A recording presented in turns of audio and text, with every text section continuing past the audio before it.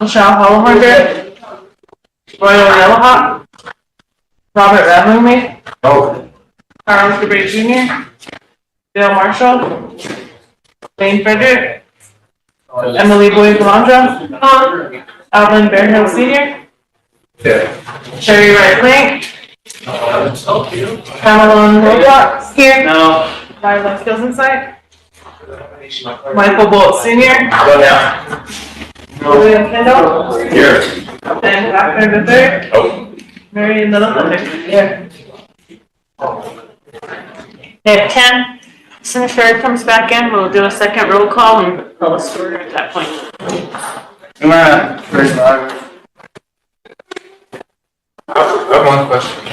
I know that in the past, presidents would count a roll call based off something inside the building, not just in the. I don't know if that's a thing or not, but I just knew that was something that happened in the past. Probably one of those things where In the grade? we'll do it this time and Oh yeah. continues on and on. We should have a full form in session. In the room?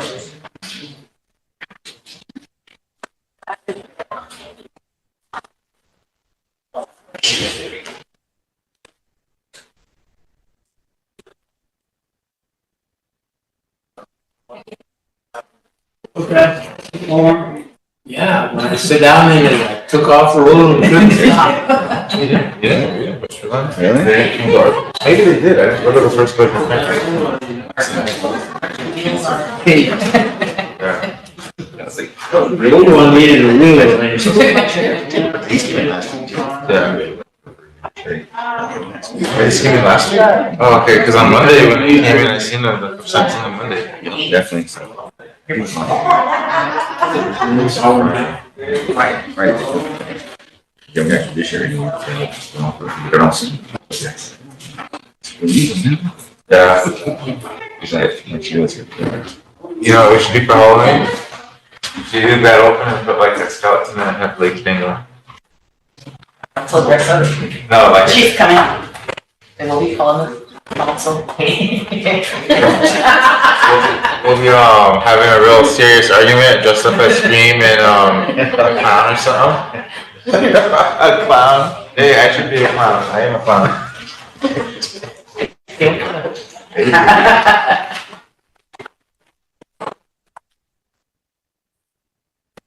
Yeah.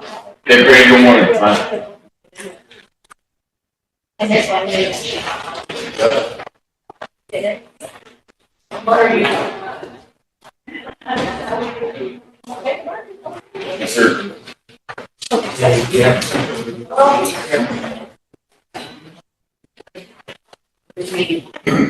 Oh. Okay. I'll call us to order at 10:07. Roll call. Good. Hold on. Christopher Eaglebear. Here. Bob Bearshaw. Cowboy Wright. Here. Sally Linux. Sounds good. Michelle Holloway. Royal Yellowhawk. Robert Radley. Carlos DeBray Jr. Dale Marshall. Wayne Frederick. Emily Boyd Calandra. Albert Bearhill Sr. Sherry Wright Plank. Here. Pamela Wilcox. Here. Lila Skills Insight. Michael Bolt Sr. William Kendall. Here. Ben Wagner III. Nope. Mary Littlefinger. There. Devin, we have a quorum.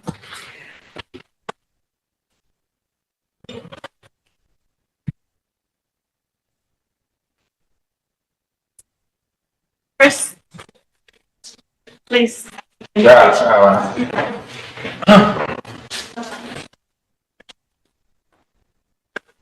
Fire Kaşla Kantak'ta bir kere çok konuşayım kalandı açan da şükür tanki atı kare Kaşla na Kantak'ta takı. I'm pretty good still. Check you. You all check you. I just want to say good morning, everyone. Thank you for being here. Thank you, thank you for allowing us to experience this 24 hours. Pray for good health. Pray that we chose on you, that okay. For each and every one of us and for our loved ones. Pray for our hearts and minds of our people, of our nation. And I pray that we can come together and get something good done in a good way. Hi, oh, hey, oh, hey, oh, hey, oh, hey, oh, hey, oh, hey, oh, hi, hey, oh, hey, oh, hi, oh, hey, hi, oh, hi, oh, hey, hi, oh. Hi, hi, oh, hey, oh, hi, hi, oh, hey, oh, hi, hey, oh, hey, oh, oh, gosh, oh, pe, oh, oh, hey, oh, keshni, le, chazik, telo, hi, hey, oh, hey, hey, oh, chate, hi, oh, ya, take, hi, we, che, chazik, ta, chale, chamuel, oh, hi, oh, got it, awesome. Thank you. Before we start, at our last meeting, I presented to everybody to do QPR. We did do it through a motion to have it for our first hour today. So this young man is here to do an hour of QPR training with us before we start with you. And you guys can be a part of it as well. Okay. Hi everyone, my name is Gabriel Goodshield. I work with Richmond Wakan Health and Healing Center as a behavioral health outreach worker. My colleague Daryl Jones, he's also an outreach worker as well. What we do is go into the communities and schools and offer QPR training, the suicide prevention training, about 45 minutes to 60 minutes long. Each of you guys will get a certificate, and to be a gatekeeper, you guys will receive a booklet and a resource guide for youth and adults and local services as well. Before we start, we would like you guys to, the first videos, you guys can walk out, but don't stay out too long. Same thing with the PowerPoint. I know suicide is a touchy subject with a lot of people, but it's okay. If you need to walk out, it's okay, but don't be miss more than 2-3 slides when you have to take the training all over again, okay? But we just encourage you guys to stick through the PowerPoint so that you guys can receive your certificates. So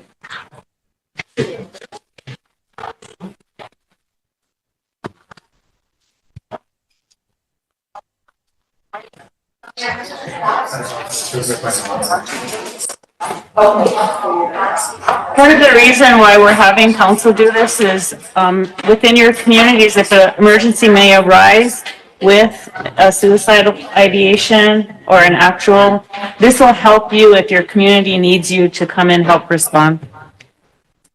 Okay.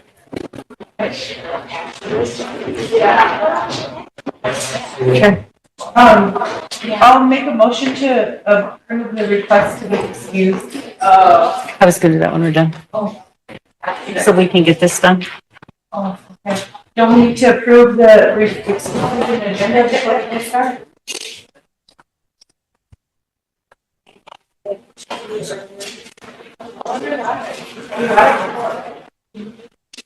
Yeah, we can do that.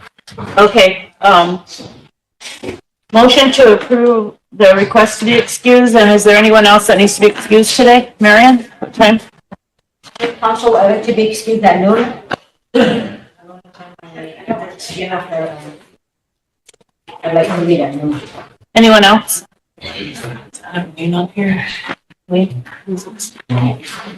Okay, so we have Todd Bearshoe, late, Bill Marshall excused, Charles. Heart attacks have public.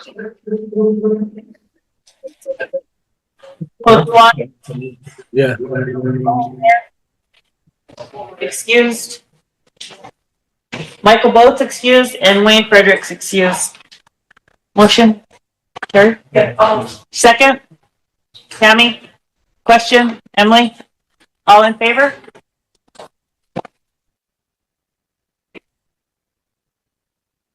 Opposed? No. Not voting? Oh, two? Not voting? Motion carried. You have to approve a sergeant arms also? Like- Sergeant arms? Okay, motion to approve our sergeant at arms for today. Ben, second. Chris? Question? Emily? All in favor? Yeah. Cool. Opposed? No. Not voting? Motion to approve the agenda? Oh, okay. And the agenda, Nicole wasn't here, so she didn't know that we were having a QPR training, so it should have been on there. I got a question, Madam Chair. I would like to add, since it's the casino today, we have a vacant suite on there. No, it's not taking out. All of these have to be approved, so we're gonna do these if time allows today, and that includes that one. Okay, so I would like to add, civil rights. Tax reports and charter. Yeah, just that. You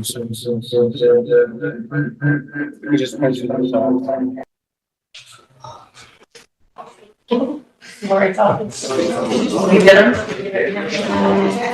Okay, you have to repeat it, I didn't hear any of it. I would like to motion to add civil rights office, employment contracts and reports, charters, entities and reports. To the agenda. Oh, you got old. I'd just like to add resolutions. No.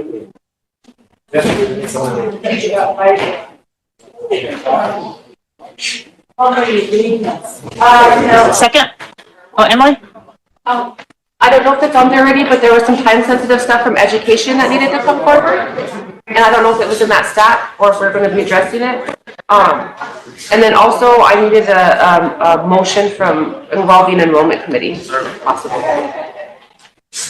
The regular council meeting.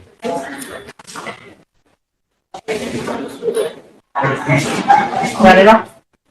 I'll move to approve the agenda with the addition. Any others? You have a question? Are you questioning? Okay, Emily? All in favor? Yeah, was there a second? Yeah. Tammy made it, Sherry second, and Emily question. For the agenda, right? Yeah, for the agenda. This is the agenda and the additions to the agenda. Well, Opposed? Not voting? Approved. Okay, now we'll start the QPR training so we can get on with the agenda. Okay.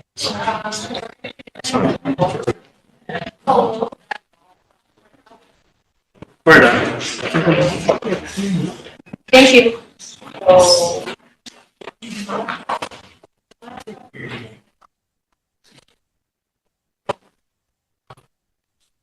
Hi, everyone.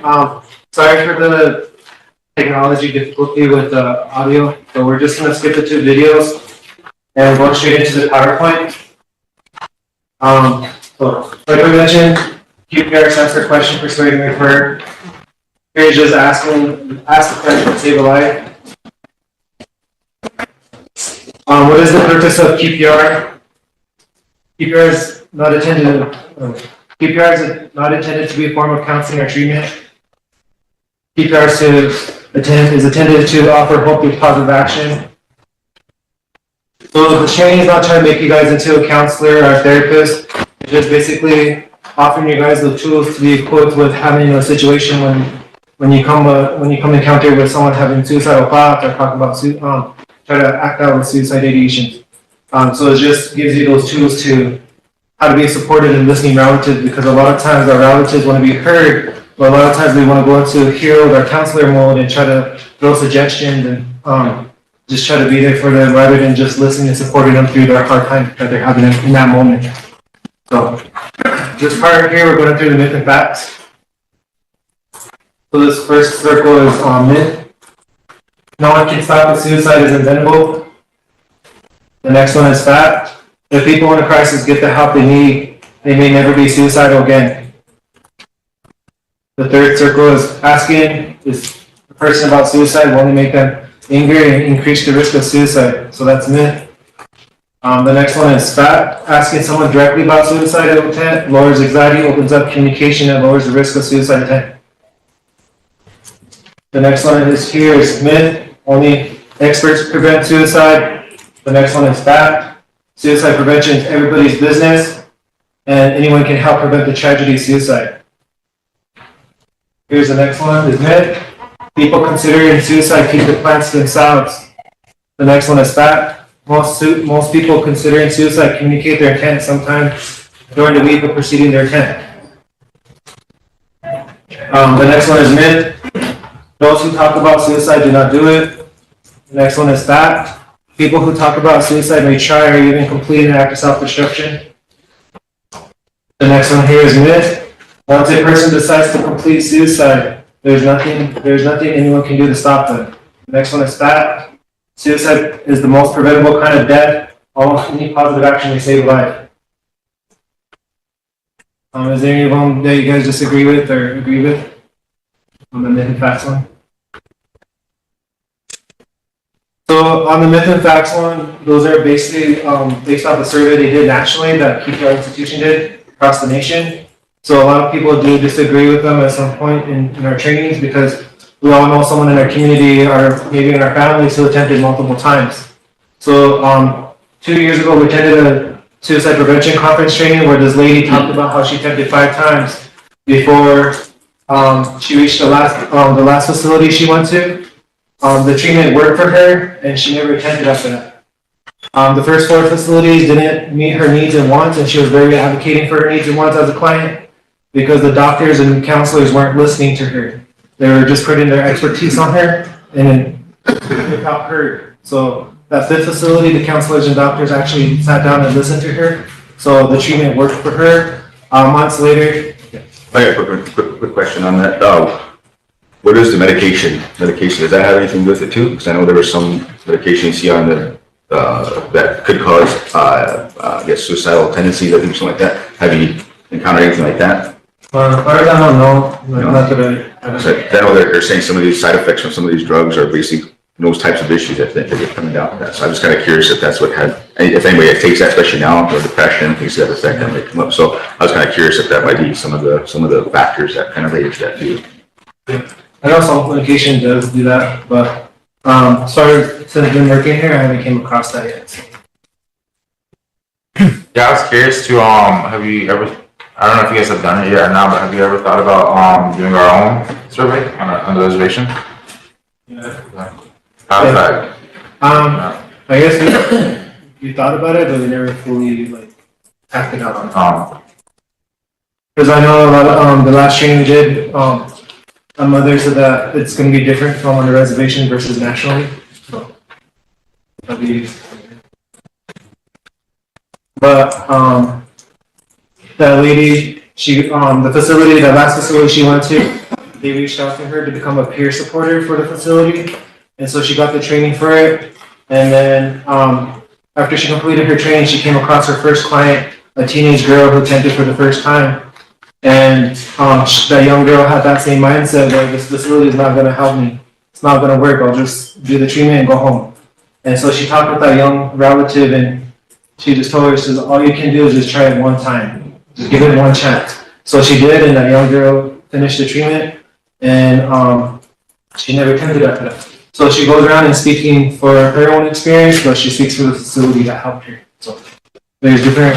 So we always try to encourage people, about don't let your bad experience with one counselor ruin it for all counselors. If counselors are like trying on shoes, which one best fits you and what connects with you the most. So we always try to let our relatives know in the community that, when you see a counselor, imagine your counselor is your shoes that are going to fit with you. So here's saying, how can you help? Ask a question. Here are the suicide clues and warning signs. Take all signs seriously. The more clues and signs observed, the greater the risk. So with this part, I always encourage the schools and the community, we don't joke around about suicide. In one of the schools, when I did this training with the middle school boys, 12 of them were saying yes to all the questions, and they were laughing about it. And so I didn't think that was funny because a lot of times too, when people are joking about suicide, they're seeing who will take them serious. And so that's one thing I had to let the counselor and principal to talk to them individually, not because they got in trouble, but just to check in on them because that's pretty alarming if they were trying to throw it out there, but we're not taking it seriously. So. Here's the four objectives: direct verbal clues, indirect verbal clues, behavior clues, and situational clues. The direct verbal clues are: I've decided to kill myself. I wish I were dead. I'm going to commit suicide. I'm going to end it all. If such and such doesn't happen, I'll kill myself. Have any of you guys heard or seen those ones before? Yeah. So the next one is the indirect verbal clue. I'm tired of life, I just can't go on. My family would be better off without me. Who cares if I'm dead anyway? I just want out. I won't be around much longer. Pretty soon you won't have to worry about me. Have any of you guys heard or seen those ones before? I think my question is that I know it's on Facebook, social media. You know, you see quite a few of that stuff. I mean, it's kind of tough because you kind of want to, I guess, see if you can reach out and get some help from them. I guess whatever. So it's kind of tough because I know some other people, relatives and stuff, do help them out. But you know, warning signs like that. I mean, again, you take it seriously, and you don't want to say, well, you're just joking around. Well, no, it's serious because again, they're putting it out there. So.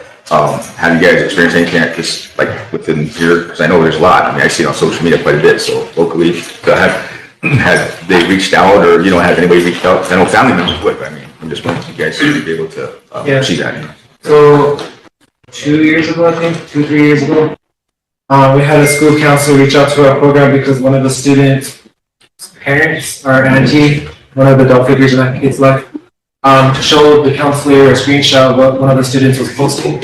So then she sent it to us and see what happens. But too, like sometimes people will reach out to me too, regardless of their kid saying this and that about the indirect verbal clues, and they sometimes. I had a parent a couple months ago. She reached out to me like, "What do I do?" through Facebook. So I just kind of helped her along. This training does not cover social media, but a lot of times people will post the indirect verbal versus the direct verbal clues. And a lot of times we don't take the indirect verbal clues seriously because we rather hear the direct verbal clues than try to take it serious or until it's too late. Because a lot of times I like to believe that, when our relatives are mentioned the indirect verbal clues, they're already trying to do suicide prevention for themselves. But a lot of times we don't take them serious until something does happen.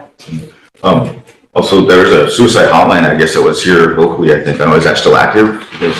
No, it's not active no more. We tried to transfer it over from the tribe on St. Francis Mission, but I don't know what happened in that process. So we just, due to the funding, we couldn't continue it.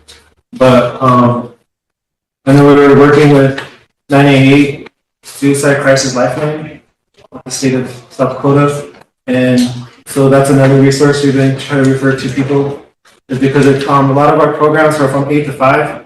So we try to encourage people to use that number. It's just sometimes level the risk of suicide. Maybe they're not really kind of fully coming with suicide, but they want someone to talk to.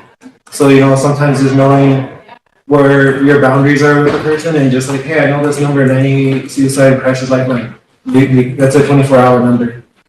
And so that's another resource we try to encourage our relatives to use. I would like to see something locally, so that way, local people can actually, find some place to, I don't know if it's social media, text message, something like that, just so we can have some understanding. 'Cause I mean, it's easy to say, call the state, call the federal. But for us here locally, I think it would be more beneficial for us to hear something from which time, and know that it's serious. A lot of these things, as you get older, especially right now, we have a lot of adults that are kind of struggling, with financials and I guess hardships, I suppose you can say, with their house, their family, things that affect. So if they can make it out in some way, I mean, it's kind of tough because you don't want to really do too much as far as like hurting their ego or their self-esteem or anything to that effect. But if there's ways like that suicide hotline, which was anonymous, I think it'd be the same thing too. But I would like to see something locally in that sense too. So. All right, do you have outreach efforts to do this? What is stopping you from creating that main outline? I guess the funding, we never really talked with anybody for the funding for it after we started doing the suicide crisis lifeline with St. Francis Mission. I guess we just tried to find the funding for it to keep going, because we tried to encourage more volunteers to help us, because it was going through just six or eight of us, and it was just every week we're switching out. And we wanted to get 50 more people involved, but a lot of people weren't signing up to be volunteers. Because we do offer the training QPR, and we do offer another training for the hotline.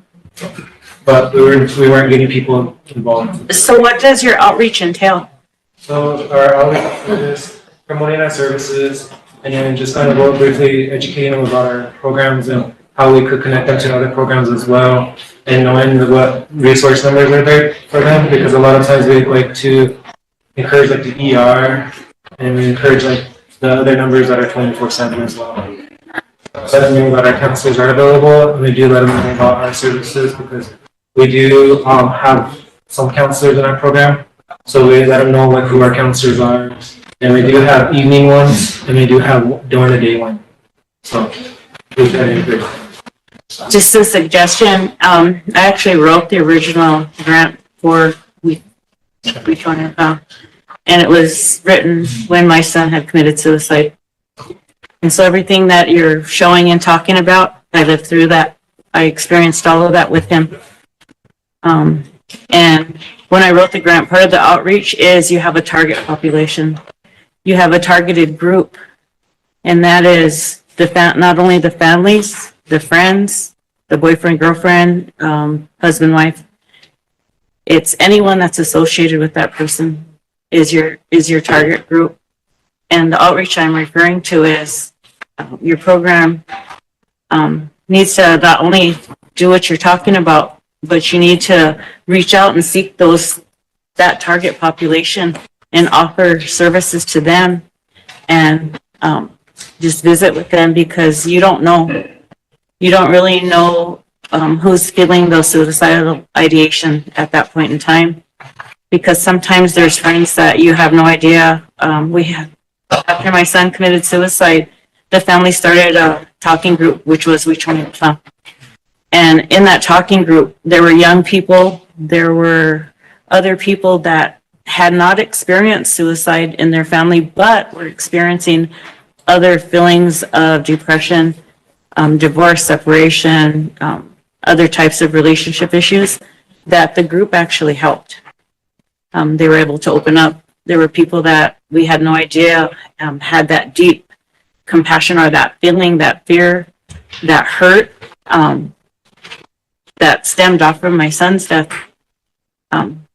We had no idea that they had these deep feelings. And so when we started the talking group, they came. Fred Littlebaldigo used to come, and he'd be our center, and he'd be the one that would pass the talking feather. And if they wanted to share what they were experiencing, they did. If not, they just passed it on. But I'd like to suggest that there are other things that you can do to help, to try to seek those people. They're not going to come forward. They're not going to tell you. So we did do house-to-house outreach, and we did come across some people who voiced their opinions about that, because we met a guy outside of Mission. He lost 6 of his friends to suicide, and he was trying to be a good friend and just be there for them, but each time, a few days later, they all committed suicide. Yeah. And then he talked to me 2013 to 2016 when he lost his last friend. And he has that anger still, and he was blaming our program, where was you guys? And we needed you. But I wasn't working at the time. And then I just let him voice of his anger, and personally he started calming down the more he was talking. Then he mentioned, his last friend mentioned depression. And that's something I always encourage our relatives and community to educate yourselves on mental health topics. Because depression is one of the biggest ones amongst our male relatives, not just our males, but also our females. Yeah. And then so I was educating him on what some of the symptoms were about depression. I was like, okay, he had that side. But then he had this other one. And he's like, dang, if I knew that, I would probably help him better. But he's like, I felt like a bad friend because, I was literally sitting at the gas station across Wells Fargo with him the whole day, just listening to him, just hearing him talk about what he was going through. And then 3 days later, he committed suicide. And he's like, I still have that anger because I felt like I was a bad friend. Like I didn't do my job. And then, but he thanked us at the end of the day. He thanked us for going house to house. And then we did start the support group, Survivors of Suicide. But we only had one family come, and after that, we never had anybody else.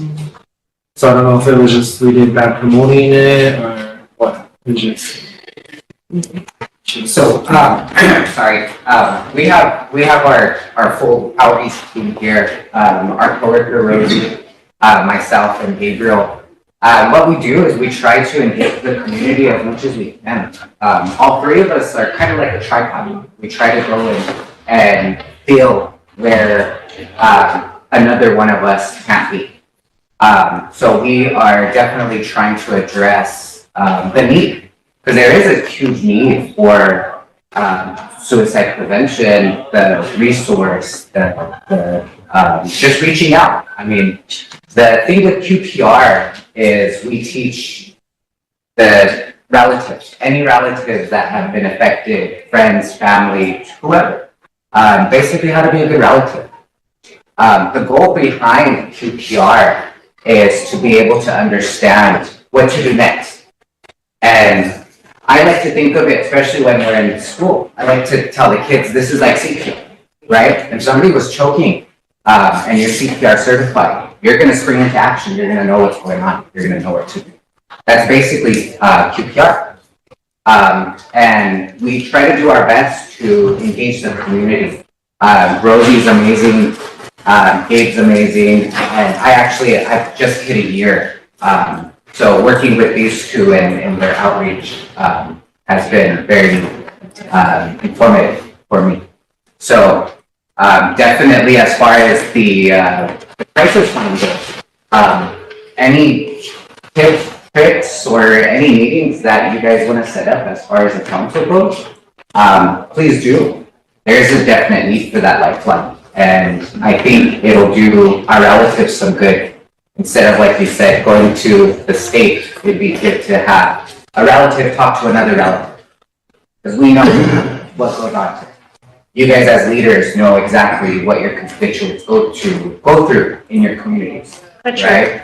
Thank you. After we have them get through the training, maybe we can ask them some questions where they need support and whatnot. Because I know we're all ready to always get into council mode and, well, what are you guys doing this and how are you doing that? But I would just like to get the training and then maybe after that they could brief us on some support that you guys all need. I don't want you to feel like you're giving us a report. I know you're here to give us this training, so just keep that in the back of your minds, what kind of support you need, especially the financial portion. Okay. So we're going to the next slide here, behavior clues. Any previous suicide attempt, acquiring a gun, stop acquiring pills, acquiring depression, willingness, hopelessness, putting personal affairs in order, doing away private possessions, sudden interest or disinterest in religion, drug or alcohol abuse, relapse after a period of recovery, unexplained anger, aggression, irritability. One thing I'd like to ask people is like, is there anything else that should be on here that's not on the slide here? That you guys can, in your opinion? Can we go back after the training's over so we can revert back to those? Because we can't ask any questions on this one now. So. No, I didn't mean that. I mean, because that's what it is, a training part, but basically report it. Yeah. Just to make sure that we have an understanding of it. Because I mean, suicide is still important to this day. I mean, it's kind of one of the things that we really look at. So I mean, the public's asking about it, so we would make sure that we address most of these concerns like this, just so we have an idea of what's going on. So, but I'm glad that you're doing this, and I'm glad we can actually get it out there to the public. So. The next slide here is situational clues. Being fired or being expelled from school, a recent unwanted move, the loss of any major relationship. So with this one, we like to encourage our relatives, our young relatives and young adult relatives too, that, when you experience your first heartbreak, your first heartbreak, that it's real, that pain in your chest, that aching pain. So we like to encourage people to checking on people who experience the breakup in their relationship, because they do go through suicide ideations, because sometimes they do feel like they cannot go on without that person. They're not going to find love. But one thing I was encouraged, you have your whole lives to find love. You have that whole life to find that person to be with. And well, a lot of times in that moment, we feel like, oh, we can't find anybody else. So, but on the flip side too, we like to inform our relatives, in relationships, suicide is used as a controlling or manipulative tactic as well. So like, for example, like, what if you break up with me, I'm gonna kill or hurt myself. Well, if you don't get back with me, I'm gonna kill or hurt myself. So one thing with that, I like to encourage our young relatives is that, not just our young relatives too, but our adult relatives, that, if you know that's going on, refer that person who's using suicide as a threat to some help. Even in the schools, we always encourage the students there to talk to your counselors, let a counselor know that your boyfriend, girlfriend, or friend that's in a relationship is using that tactic in the relationship. We try to encourage that as well. The next one here is a death of a spouse, child, or best friend, especially by suicide. You guys know what a domino effect is? So sometimes we always encourage our relatives in that situation too, to check in on someone, ask how they're doing, if there's any support that they'll need. And so just being a good relative and just checking on the moment of that when they're going through the grief of their friend, that relative too. Could even be a teacher or a favorite coach that they're close to, and so we always try to encourage people to be there, be supportive. Diagnosis of a serious or terminal illness, sudden unexpected loss of freedom or fear of punishment, anticipated loss of financial security, loss of a cherished therapist, counselor. So here's a suicide question. Tips for asking a question. If in doubt, don't wait, ask a question. If the person is reluctant, be persistent. Talk to the person alone in private setting. Allow the person to talk freely. Give yourself plenty of time. Have your resources handy, keep your card, phone numbers, and any other information that might help. So we did provide you all with a resource guide, our brochure as well, a referral form. I don't know if you guys have a referral form, but we did provide that there to you guys. We did provide local resources for you guys. Another thing I forgot to have you guys do, sorry I was on the list, but if you guys can fill out that front page of the survey, that's the post survey, or the pre-survey. You guys can fill that out before we finish the PowerPoint, and then after the PowerPoint, we finish the back part of the survey. But we did provide the resources there for you guys. We even provided youth support service there. Their websites, the direct numbers there. All those numbers are 24/7. So, and behind your QPR book. So behind your QPR books here, there's brief resource guide here, letting you know what resources here. Like they always mention 988 Suicide Crisis Lifeline. One thing I want to educate you guys on is like you don't need to be in a suicide crisis situation to call that number. If you're struggling with stress, anxiety, panic attacks, or just overwhelmed and you want someone to talk to, that number is also available for those other reasons as well, not just suicide and crisis situation. Because when we talk about that number and when we do outreach at events, people always like, well, I'm not in a suicide or crisis situation, so why do I need to call that number? But it's utilized for other things as well. So that's something we like to encourage. But here, inside this booklet here, it does inform you on warnings, on suicide warning signs here. So if you guys here, and remind you of your resource numbers. And you can rip it out too. One thing I like to encourage people is to carry it in your bags, pockets, purse. So one guy said, "What about my hat?" So I was like, "Well, that's fine." Yeah. But here, I like this because it reminds you of your 3 steps. Your step 1 is question the person about suicide. Step 2, persuade the person to get help. Step 3 is refer for help. So a lot of times too, when we handle our resource guides, a lot of people are thankful for them because when we try to help a relative or friend out, we don't know where to go to. And so some people go in that cycle, like of just turning, like, where do we go to? Because I try to go here, and I try to go here, but they're not. Well, I don't know where to go. So we did provide those resource guides for you guys. So I'm hoping that You guys get to utilize them now and to share them with our relatives out in the community. So we'll go on to the next slide. Remember how you ask questions, less important than you ask it. 3 intervention plan, 3 steps intervention plan. Sorry. Question, persuade, and refer. So the question part is approach, direct, indirect, identifying questions to avoid, persuade, how to persuade someone to stay alive, and then referring process is how to whom you will refer the person who you just helped. The question part here, the less direct approach. Have you been unhappy lately? Have you been very unhappy lately? Have you been so very unhappy lately that you've been thinking about ending your life?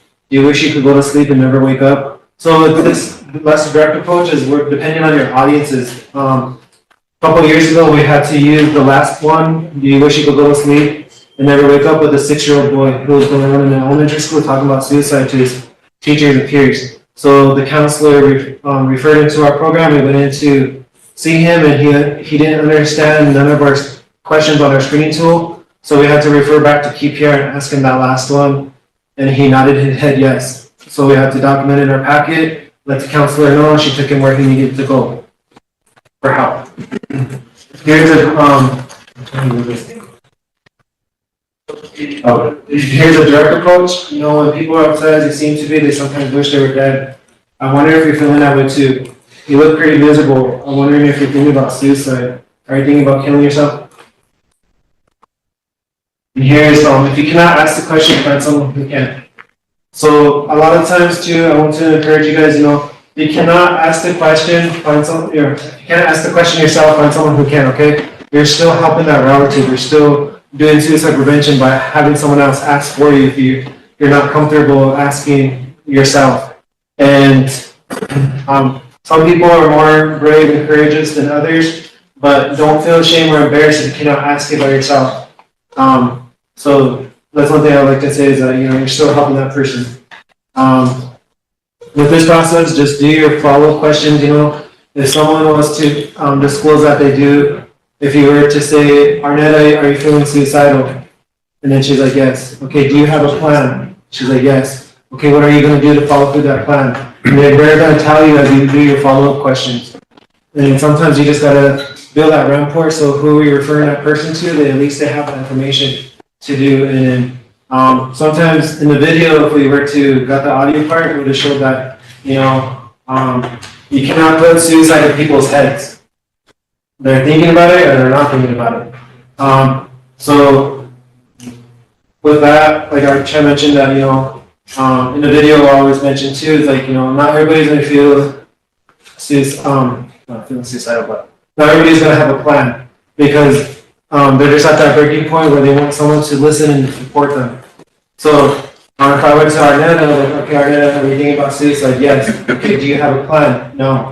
Okay, then that's when you start asking more questions to build a rapport to who you're going to refer them to. So it's just asking your questions, and then that's one thing I like to encourage in the schools and with the students is like, you know, your school counselors. And a lot of them like try to name them, but yeah, so we try to let them know that too. But also be mindful, you guys, your safety will come first, you know, when you guys deal with this situation.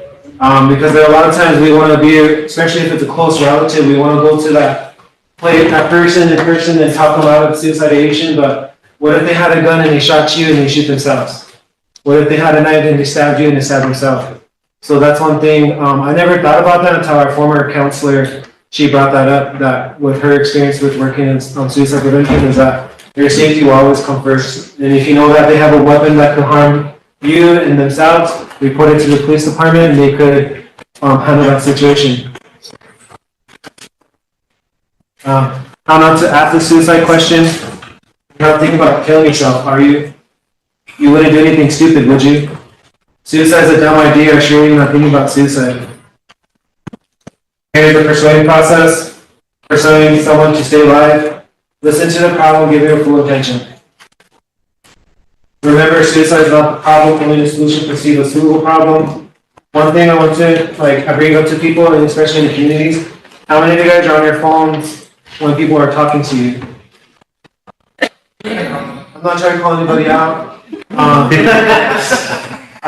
trying to call anybody out. But, when we did this training with high school students at Tahoe County, a lot of them were like, you're calling us out. And I was like, no, I'm not. I'm just, one thing I'm just trying to encourage, you know, be more present with your conversations when you're talking with relatives or friends in the community, because when you're more present and involved in your conversation, that's where you're gonna see all the body languages, the red flag, or you can see cut from the arms.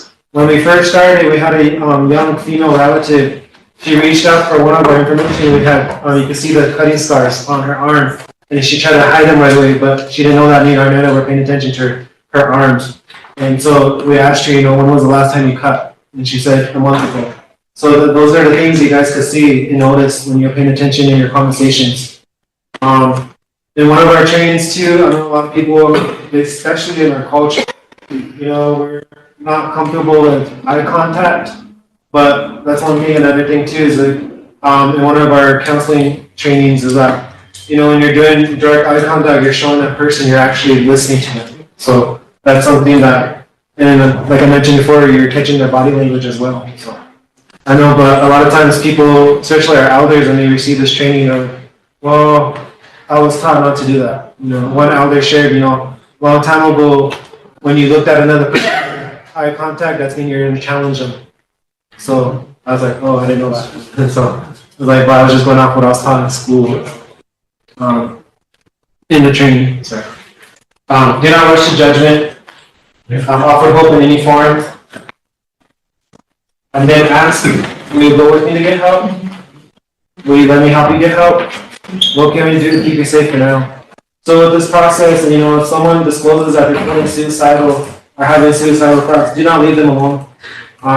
If there's more than one person with you, designate someone to stay with that person, designate someone to go get help, because here on the reservation, a lot of our new police officers and our ambulance drivers may not know where Beads Dam is, Chases, or where the backcountry is. So we may have to go to Highway 18, BIE1 to go get them and take them to the country, especially in Antelope. When I was cruising around out there doing outreach, we saw a lot of the street signs knocked down on the ground. So like, okay, well, I'm on Crazy Horse Road, okay, where's that at? You know, the ambulance driver probably driving around in circles in Antelope.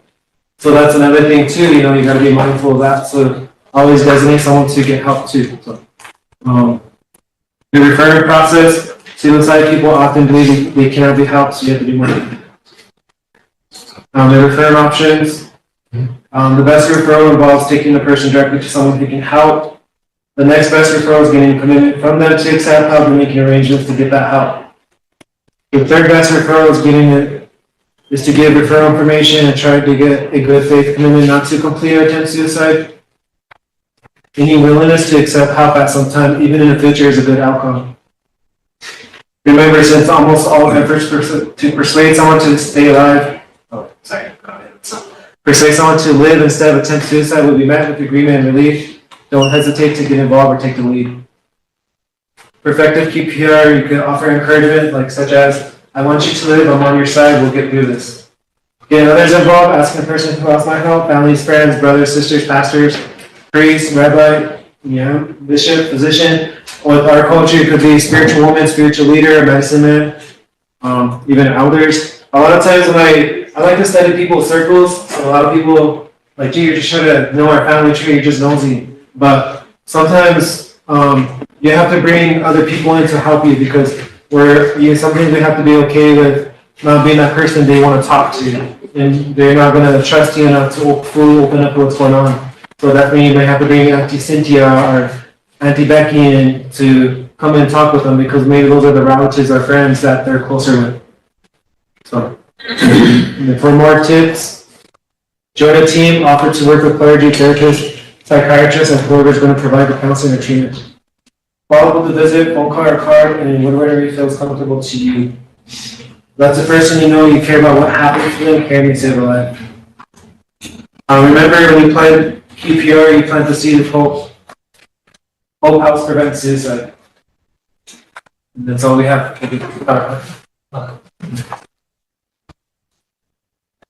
Now, does anybody have any questions? Sherry? So if, we have somebody that needs help, I know you gave us a few things in the other line, but what are these? Just somebody to talk to? Yeah. Okay. So, because a lot of our services are fucking high. So like, what if something happened at 9 p.m. at night and there's no programs available? Yeah. So they can't have someone to talk to and. So, what about, so, what about after that? Like, what do you do after that? What kind of resources? And I'm just asking, and it's kind of a rhetorical question because I know that, we don't have that many resources. Yeah. And I do know that we have like a system where everybody's really spread so thin and busy, and when, like the councilman mentioned, get our local line, I started thinking, who can volunteer for that? We four can't handle, 13,000 people. So I'm just concerned about, this is a great training and I really appreciate it, especially those questions, especially the questions where you're asking the question and not to do it. But what if these don't help? I mean, what else can we do besides just refer them? So the only thing that I like to encourage, I know a lot of times people don't like using the ER, but that's the closest resource that we have available to us. And so that's something I was just trying to encourage around to, at least that we have doctors and psychologists there, we need telehealth. Not often, but a lot of times people don't want to go to the ER because of their process or their controlling or whatever it may be. So I've called the police on somebody who is posting on Facebook, and then I'll trigger them because the police officer responded, and later they ended up posting who called the police, and the police officer, even though we showed them the posts, didn't take them into custody and take them to ER. I thought that they would have, because I would consider that a threat to yourself. So for me, I see like us as a council having some work to do as far as our programs and stuff. And if you're out trying to help somebody who you don't really know and you're just randomly seeing, and then you send them help and it gets them mad, and the thing that got posted after that was even scarier. So I guess these also youth support, so I don't know what else can we do? Yeah. The one thing like too is like, another thing I forgot to mention, if someone's having a hard time during the evening and nighttime, if they're living with someone, let that person know to just check in on them. Because when we used to have the suicide crisis lifeline here in the local one, we got with a young relative who was intoxicated and drunk, but she was talking about suicide, and her brother was sober and the dad was sober, and after we got done talking about 3 hours later, got done talking, and I just encouraged the dad and the brother to watch over her throughout the day. This is just checking, hourly check-ins. So just do that, but until you get the help they need to during the day to get them for the day programs. So that's one option, but I know that a lot of people wanted that lifeline back on so that we could have that option for the late hours. But one thing, realistically, like a lot of times people are afraid to even handle doing a phone call. Because it's a 24-hour line, and so you're gonna lose sleep on that phone because you're gonna have to attend to that phone, and maybe you have to talk 3-4 hours a night. And I think that's one thing that scares a lot of people too, is just like, what if I talk to that person, but what if they didn't follow through with it? I'm gonna feel bad. I'm gonna feel guilty of not trying to help them. Mm-hmm. But that's the only thing I can say is like, we just have to work what we have for now. And that's the only thing I have to say is like, for that. And when I used to work at ACI, there was an officer, regardless of what they say they're okay with stuff, he still took them to the ER to get checked. But I don't know where he's at. I really like that officer because he always took that initiative to take them to the ER. and stuff for even if suicide ideation. But I don't know. I feel like that's something we could do too, just as an extra step to have them be safe and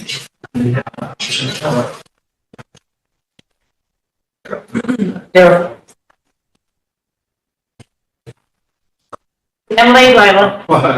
You guys will raise that thing. Good morning, and thank you so much for being here and providing that very needed training.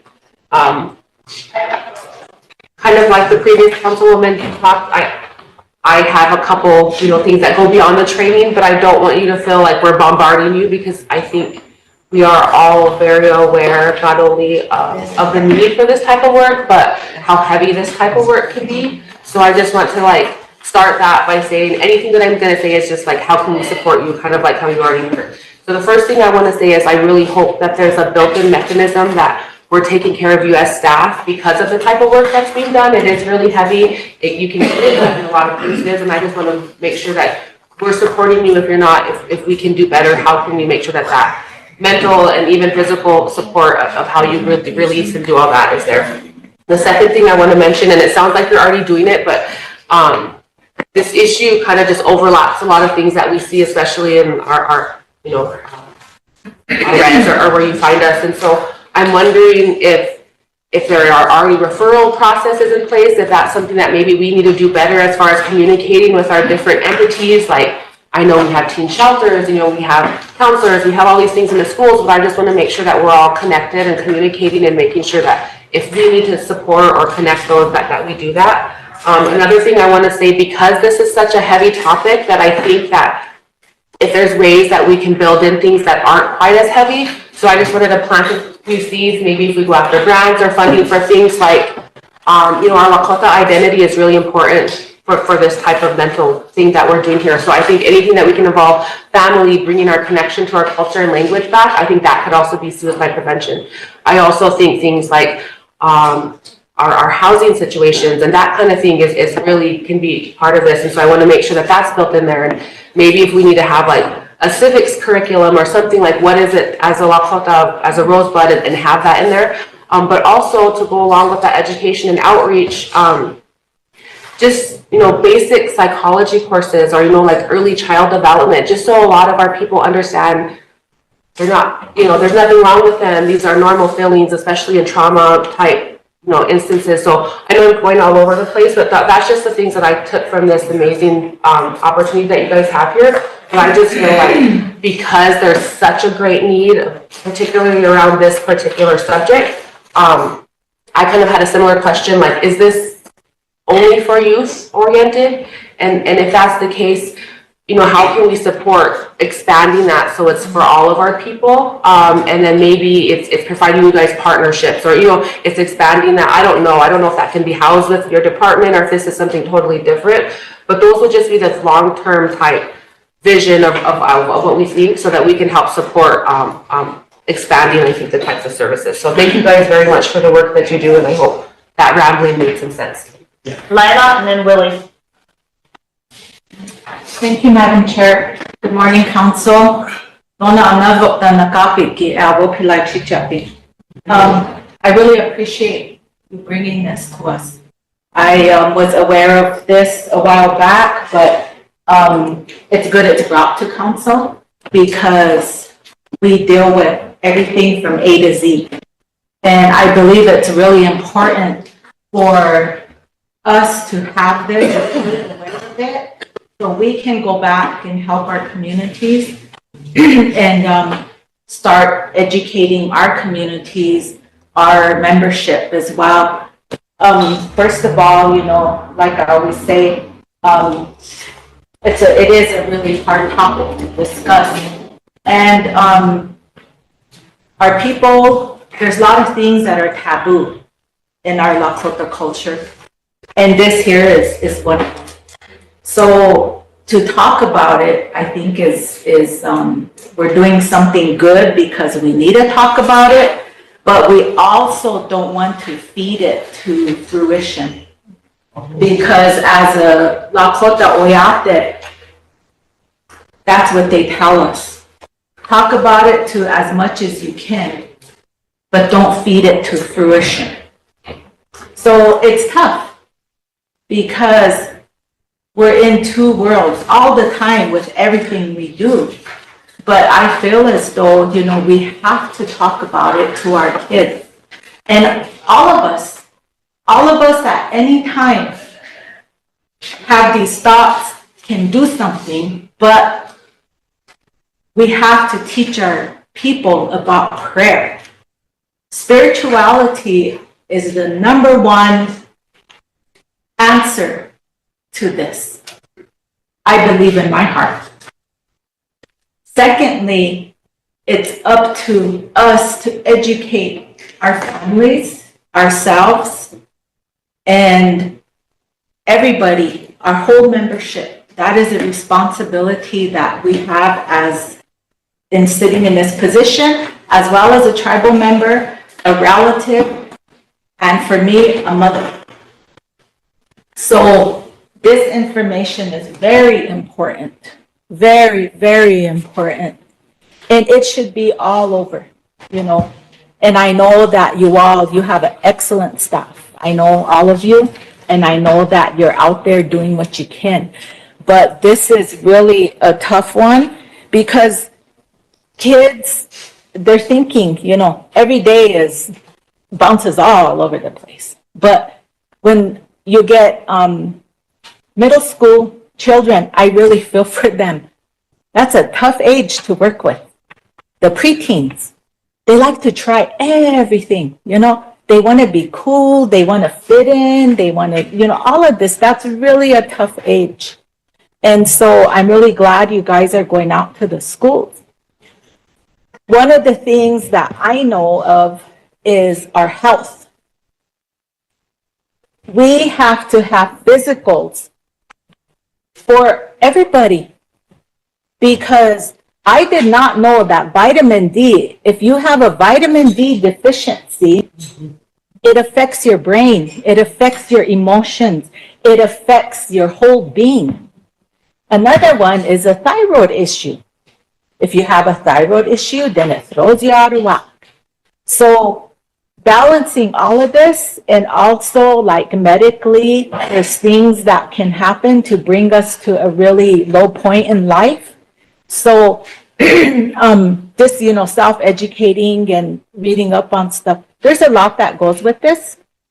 And I think, you know, maybe at some point, you know, we could have ask public health nursing as well to help you guys, because that's the other flip side to this. And the other thing is this was always a shameful thing amongst our people long ago. But today's world, you know, we're moving so fast and we have technology and all these doors are open and windows and everything. So it's like we're grasping because it's a fight for our children's and our people's minds, because we have, and what happened instead of counseling is Facebook. Facebook has become our go-to for everything. And so to look at that, like, you know, Jojan was saying, they didn't really consider that serious because it's social media. So how are we're gonna have to really look at that, and we're gonna have to do some work in that arena. But for me, I think it's serious enough to do something about it. So I'm not gonna go into it too much because it is, you know, we have this is really good information. But that hotline you guys have now, is it your program that does that? No, we don't have it no more. Oh, you don't? Okay, I'm sorry. Last year, another council rep brought it up, but it's no longer. Oh, okay. He wanted to get that going back up. Okay. He wanted to go with budget and finance to see Okay. how they could find funding for it, but Okay. we never saw any steps for it. Okay, can you help us and get us information on what we need to bring that back? Or what like a budget or whatever? If you can do that for us, that'd be great.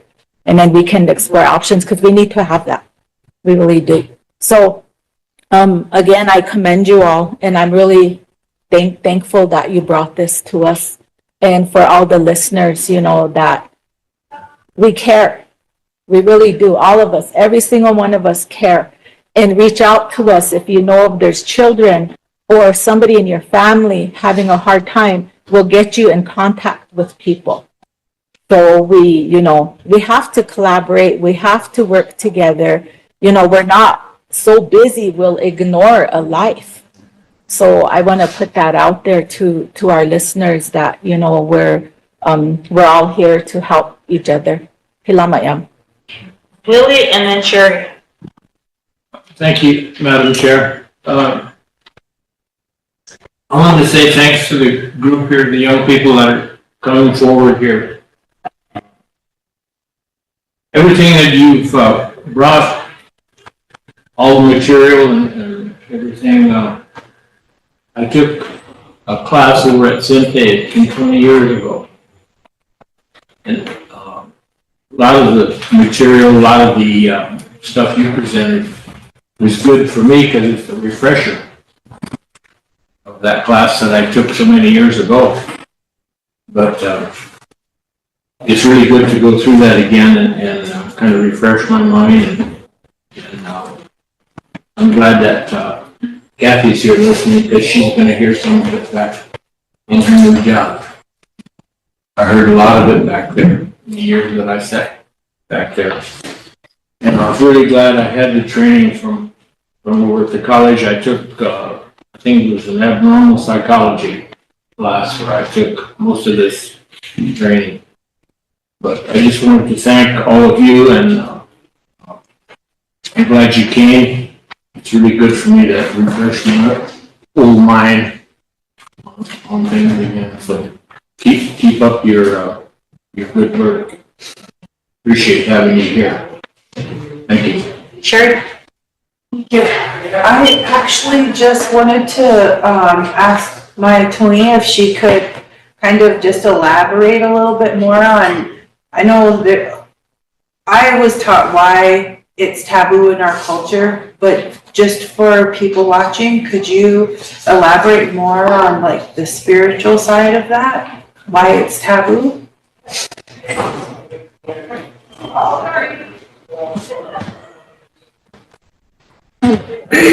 I'll share what knowledge I have of this topic when we were as a nation and as a people, and I think it goes for all Native, all tribes. They all have a story about this. But long ago, when our people were in mourning, this was always something that was a possibility. Because even as we do today, we mourn very deeply for our loved ones. We mourn very hard. So long ago, our people knew that. They knew there, and so these ways of life, we have a process. And so when there was a family in mourning, the people gave them time to mourn. I don't know how long that lasted, because back then they didn't live in our clock days. They lived in amongst the seasons. They live amongst the animal nation. So back then, what could have been a year could be 4 years. What could have been 4 years could be 7. So the people, the tribe, knew who these mourners were. They took care of them. They fed them. They went to them and prayed with them. They did all these things to help them. This family didn't mingle with the people. They didn't powwow. They didn't go to any social functions. They stayed away because they were so broken. They couldn't face people. They didn't want to be around people because they say washigla. when we're hurt, we don't want to be around nobody because we can be mean. And we all experience the process there of that in our lives at some time. So the people knew, they would say, you know, help them, but let them be. Give them time, let them be. When it's time, the leaders of the tribe or the medicine people and the societies knew when it was time to bring that family back. Because each family had a certain duty they had to provide to the tribe. So our processes were really intact. And our people knew exactly when it was time to bring this family back. And there's also a Sundance song that talks about this. There was a young maiden, her husband went to war and he didn't come home.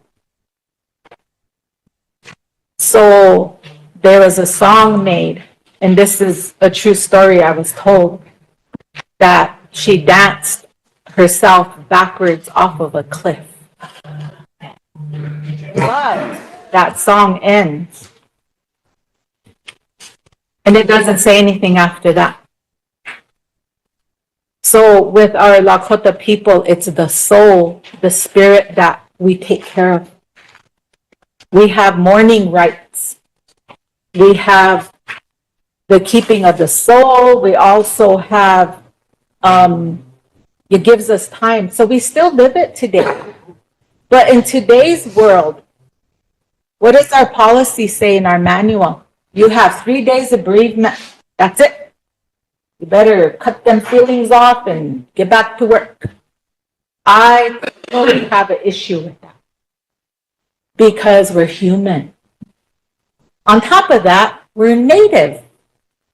So we have to find that balance. And I believe we have enough smarts with our own people to create our own this. And one of the goals in our policies and procedures is to make that handbook for our employees to suit us as Native people. A lot of times we accept everything from everywhere else. That's why it don't work. Because we don't apply our own to ourselves. So that's one of the things that we're working with personnel and everybody else. I welcome you to come to that because we're going to work with Russell and all these, elders, whoever can come help us create this manual to help our people get through that phase, that situation in life. It's touchy. I'm no expert, but I want to help. So we really have a challenge ahead of us, but I believe also we have the people out here amongst our tribe that can come and help us set this up, because we can get all the policies around us. We can get the bureau policy, we can get the college policy, all the chartered policies in the world. We can get one from Washington, D.C., all that. It is not going to work. We have to create and plant that seed right here, because I know people have a hard time, but we don't have the place here like what you people brought to us to have that understanding. So we're working on this. Also, with the communities, we have to set up some kind of outreaches like you guys are doing. I know it's hard to get to the communities because we go to the meetings and stuff, and that might be the best place to have this training, is set a community meeting up. Then you get the people to come. So that's just touching on some base. I don't want to go into it too deep because it's really a touchy topic. but we have experts that are on board here with Kathy's staff, with you guys, and counselors, but we need counselors. We need people here, full force, 24/7. And I advocated for that with the HHS. They are getting better up here. We now have psychologists. And it's a process, but I tell our people, you know, don't be scared. If you need someone to go with you, you know, ask. Because we were not good at asking for help for ourselves. I don't think any of us are. So I've been talking when they come here, I've been asking about that. But that is one of our greatest challenges, right? And is having those people, the psychologists and the counselors. We need to open and look around for advocacy from that group. We also have our traditional ways of life. And I know that plays a part in this as well for you too. So if that helps everybody or the listeners, you know, I want to encourage everybody to don't be afraid to ask for help. There's nothing wrong with that. Pila ma'am. Tammy, and then Hi, I want to say thank you for bringing this information to us and letting the public view as well, because we are live. They do know that, you know, they have resources available to them. One of the questions that I have is, I heard here our traditional ways. Do you guys have any of that available? So we do kind of go to like people who know this and stuff. And a couple of years ago, we had Rick. Mhm. He came into our office and he did a 2-day local training.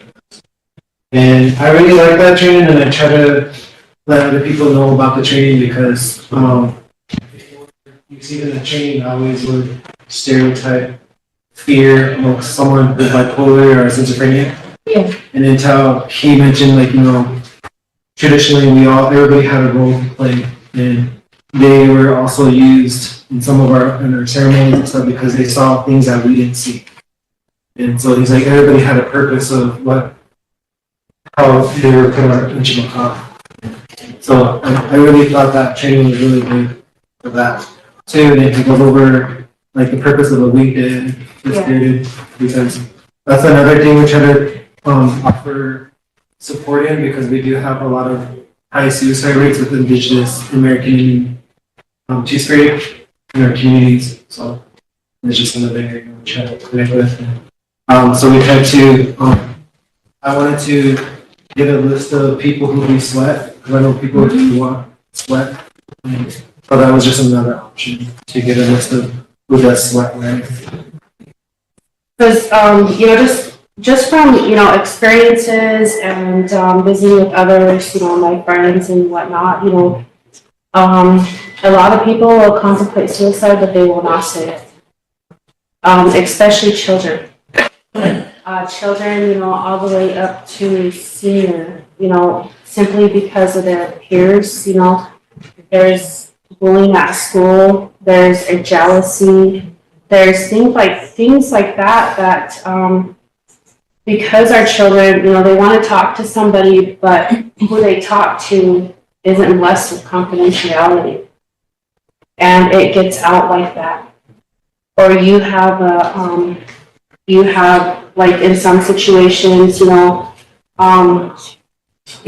child is subjected to bullying tactics or rumors that are started or whatnot by their dad's girlfriend or boyfriend or a jealous somebody, And it always comes back to jealousy.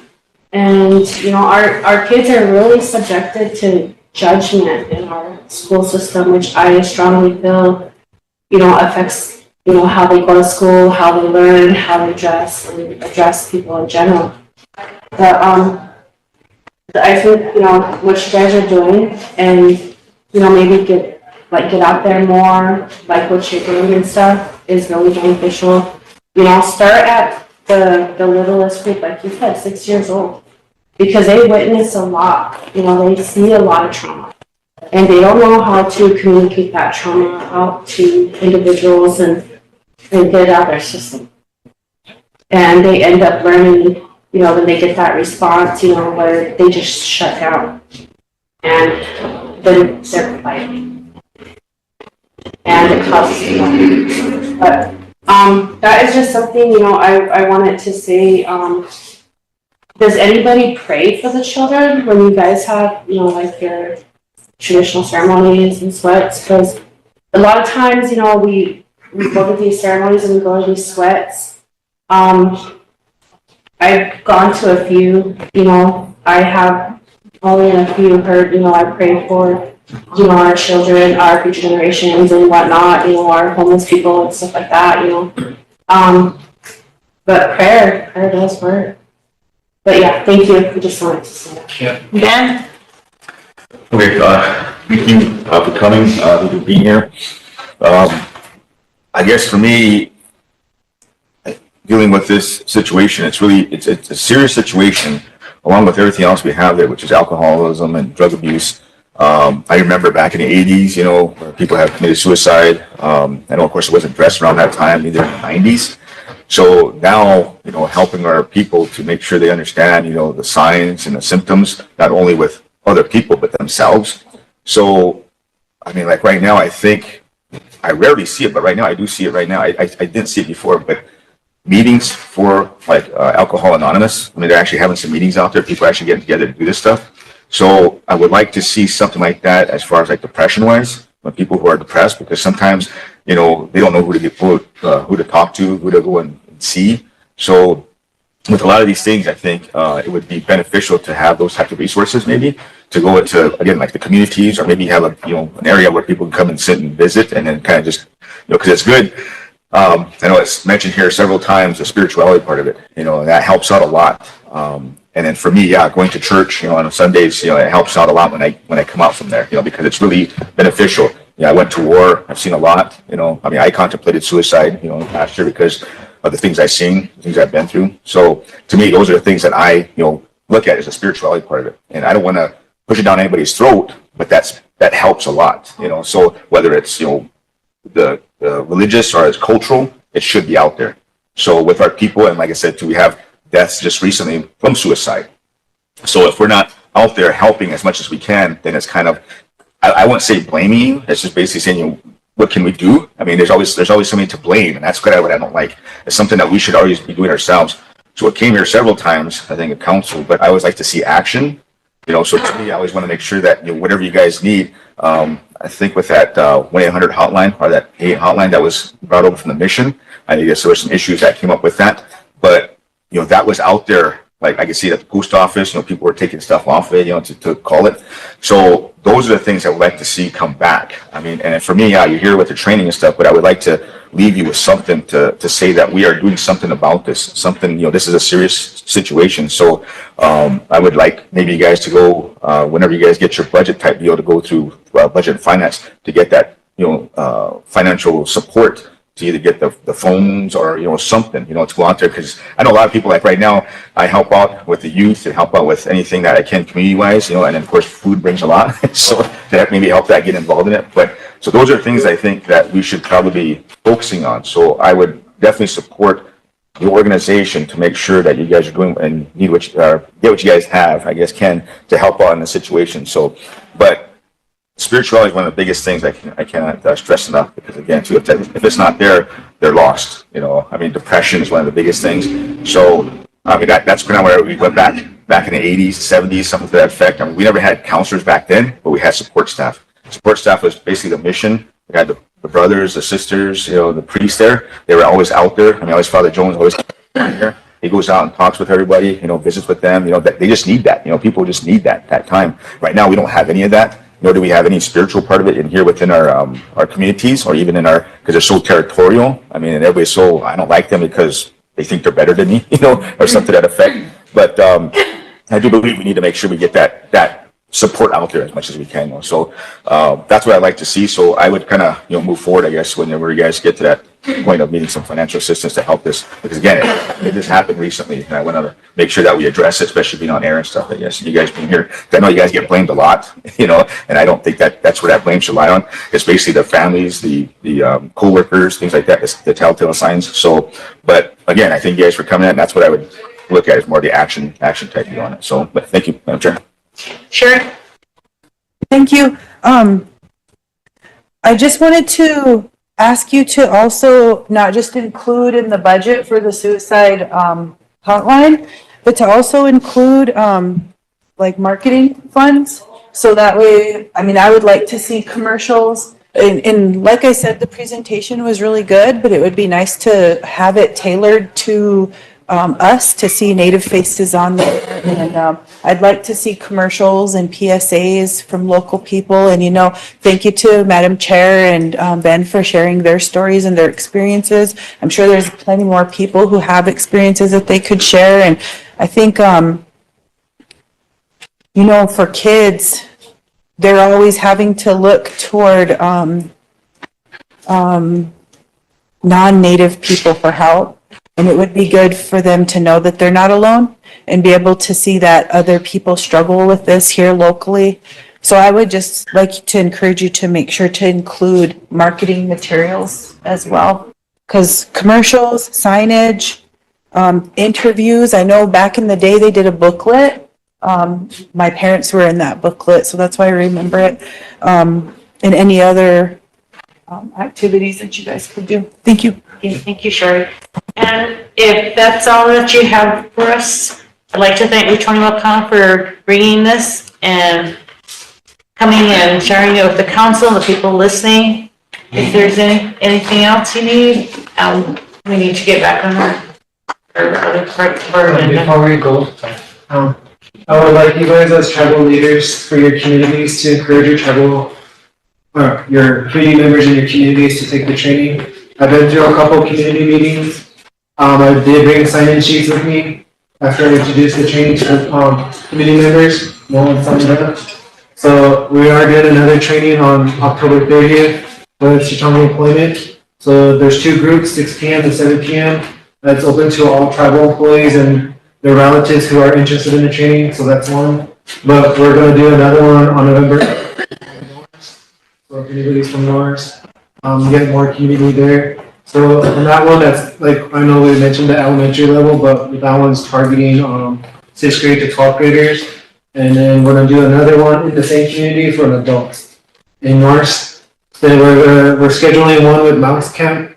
So we're still planning the details on Mouse Camp. And so one thing I encourage you guys is to speak to your community members and to have them take the training as well, because when we try to go to community, we went to 2 Stark, St. Francis, and Rosebud, and then Harmony so far, and no one has signed up from those communities, maybe like 1 or 2, but they came to the one here that we did at Chichango Employment. But one thing I like to encourage, if we could get everybody, teenagers in our communities, maybe that's 500 in Rosebud or 300 in Steam Creek, 300 in Harmony. That's more people to get more certified to help us fight suicide on the reservation. Ben? I'd like to have you gone to the community chair people. I mean, what they call CPA chair. You guys gone to them and actually did a training for them also.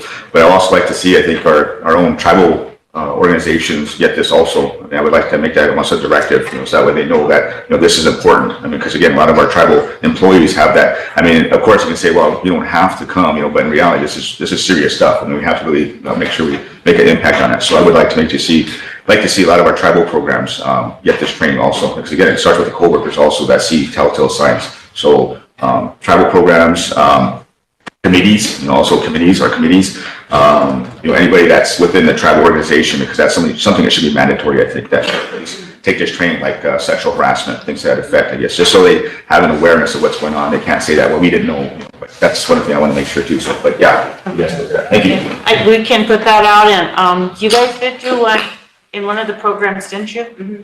I think it was Lori's program? Yes. Yeah, so we can, if that's what you want to see, is that it's mandated that I'll do? Yep. And before you leave, what I wanted to mention to the council, one of the reasons I wanted to have us do this is within my first term, I did get a call from a tribal member one night, and between myself and the law enforcement services, I was able to keep the young lady on the phone while law enforcement and other emergency services were able to get to her to save her. So that's why I said you will get calls like this. And when I got the call, because I had experience with it already, I just kept her calm and we stayed on the phone, found her location, and everyone worked together to get to her, and we did save her that night. So that's why I wanted us to have this here, because you may get a call some night from somebody that is suicidal and you may be able to save their life. So thank you for participating. One last thing, so everybody got a lot of information today. That is all yours to keep. Distribute, share. The only thing that we need back is the pre and post survey. So that is the front page and the back page. When you're done, just go ahead and either hold it up or come by and pick it up. Other than that, thank you guys. You wanna go around and do? Okay.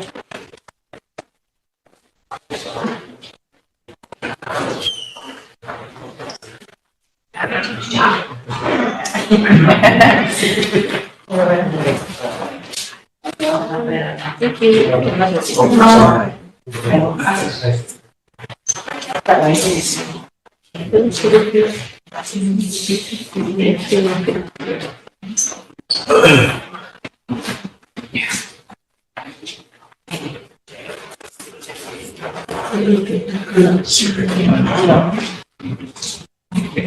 I guess it would work.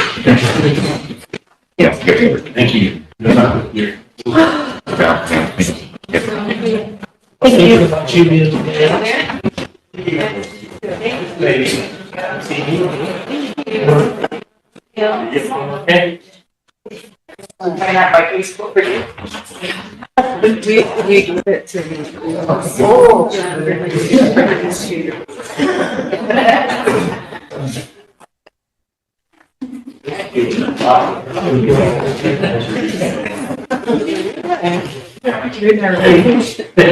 We have, the casino next.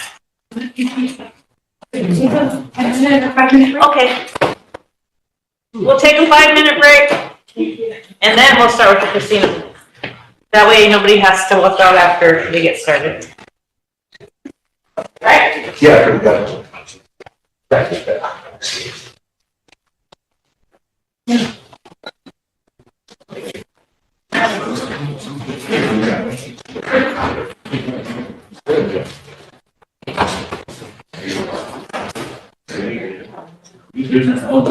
Yeah, I'm ready.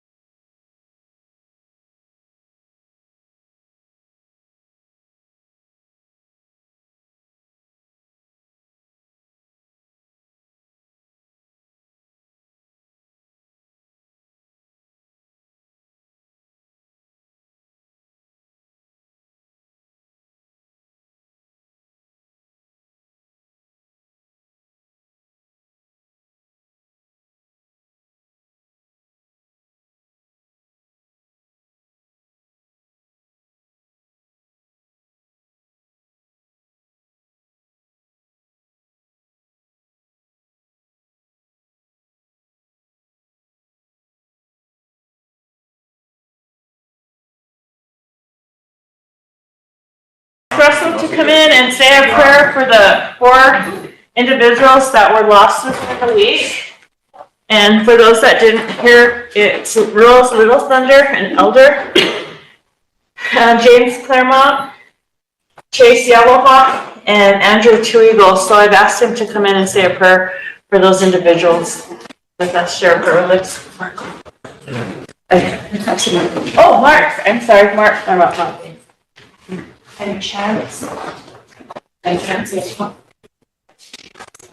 Anyway, it's really sad when you lose loved ones, especially some of them tragically, and we want their spirit to go into the spirit world. We don't want them to wander here. And sad, you know, and I know I've been asked to come to another family, say a prayer at a where it happened. And so I want to say a prayer for them and for the family to be strong, to have that fortitude to see through whatever they're going through. And I'm going to pray in my Lakota language, and that's going to be the basis of my prayer, so bear with me.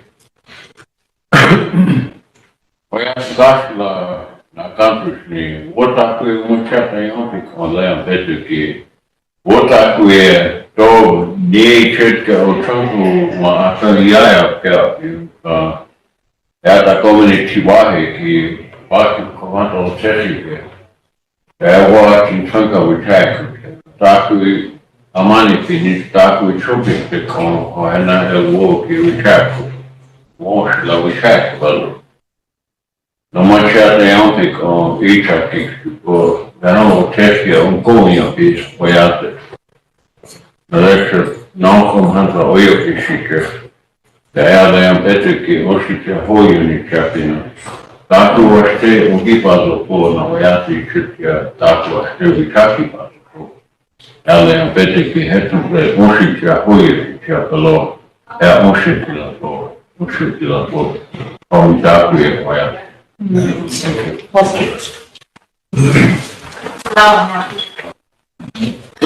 Okay, Casino? Thank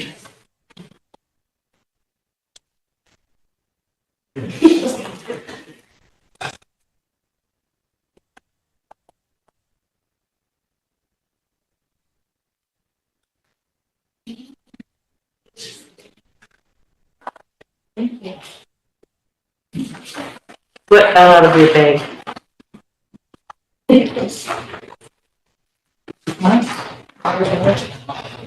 That's not Jessica, then.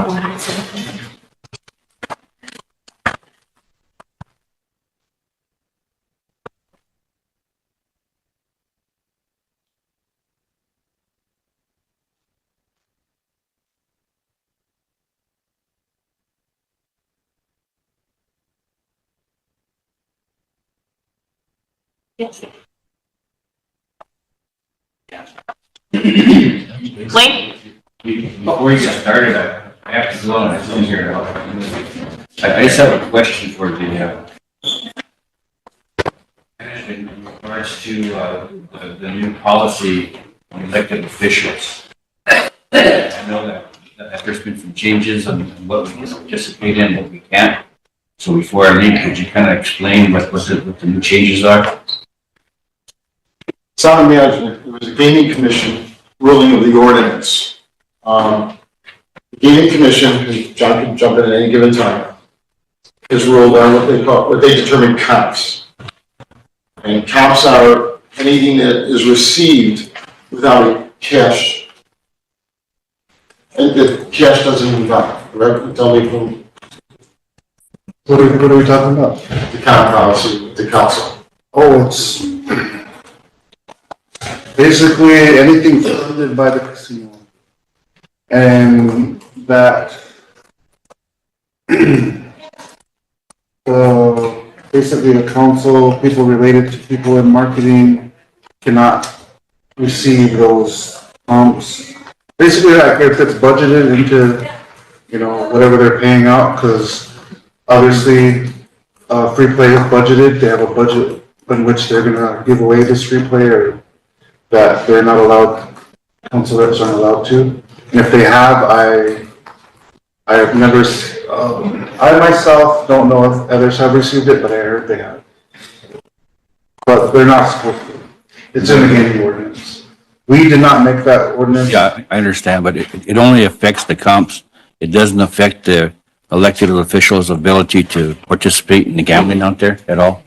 No, you guys can gamble, just can't. Okay. You just can't go in the cash cube, you can't get free play, you can't be a part of any of the promotions, Like the drawings. the drawings, you can't be a part of any of that.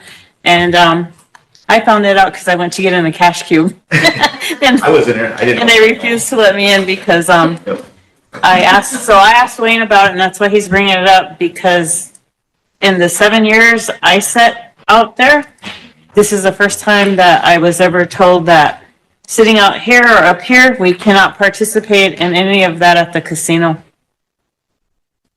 Execute last year, so. Thank you. So that information was for everyone that sits here. Good morning, council and administration. So here's my report for September. And as you look through it, you'll see that we do, of course, see the normal step down in activity that we get during the fall season starting usually in September. But that we still do fairly well. Year over year, we're still 8% better on slot net. We did go down about 2% on coin in, and that's normal trends you see the charts there in the report. Kind of mixed bag as far as up and down for performance on the cities. If there's any questions about any of the data here, feel free to ask me. Probably some of the other things we have going on. Right now, we're right in the middle of our upgrade project for our gaming floor. We have light under in the building, making sure the new software is going to be compatible with all of our different pieces of equipment. We've got a couple of promotional kiosks that will be going up at the end of this process.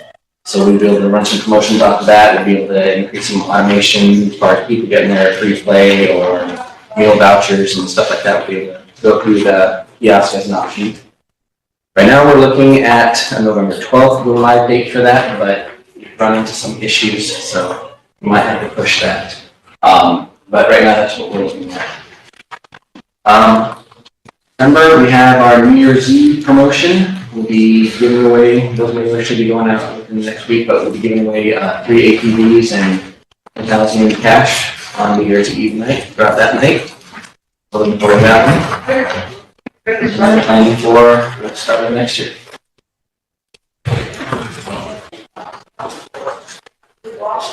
Ben? I got a question. Are you doing anything for Halloween? I missed it. Oh, yeah, we do have our Halloween costume contest this weekend. Oh, so it is, yeah, so you still have it? Yes, yes. All right, thank you. Let's ask. Thank you. Can't participate. That's, I just asked. Any other questions? Emily? Thank you, good morning. So I don't know if my question is directly to you, I just got a message asking if that previous thing about the no council on the comp things, is that for family of council reps also, or just the council reps themselves? Just the council reps themselves. Okay. And relatives that are working for the. Currently, anybody who's working in the marketing or players club, their family members who live in the same household. Okay, thank you for that clarification. I guess question too, what about the darts? I gotta make sure I'm okay with that one too. Have you guys put anything in for the darts part of it too? Like any additional funding for that, anything? Because I mean, I would participate in that, and of course at the end of the year, there would be like something to that effect. So I guess if you guys don't have anything in that. We'll give you numbers on it as we get towards the end of the year, but. Oh, he was talking about the prize money at the end of the council. Yeah, I'll get you an answer. I don't know off the top. You guys don't have, okay, but did you submit prize money for that? Yeah, we did. I'll email you all. Okay. I just don't know off the top of my head. Okay, so I just gotta make sure I'm clear on that too, because I don't want to make sure. Thank you. Can you include me in on that email too concerning darts? Absolutely, I just need to get your email address. I'd be more glad to. So this information that you just shared with us, can you get, that policy out to all the council reps so that they do see it in black and white? I mean, it's good to know because it's never been shared Copy of before. the gaming ordinance. Ben, are you asking if you can participate in darts? Well, that's what I was gonna say, because I mean, if they put prize money in there, it's almost the same thing too. It's almost like a promotion thing, whatever. So I just want to make that clear, because I don't know if it is, then I guess I can't be able to participate. So It's different from any gaming activity. It's actually, That's right. activity. So Okay. true. okay, that's right. It's not, yeah, it's not a game. Okay. You gotta win first, though. And then we can go in there. Anyway, that's the only question I had to make sure to clarify that one. Thank you. Are there any more questions for him? If not, we'll need a motion to approve his report. Motion to approve. Emily, second. Any question? Ben? All in favor? Done.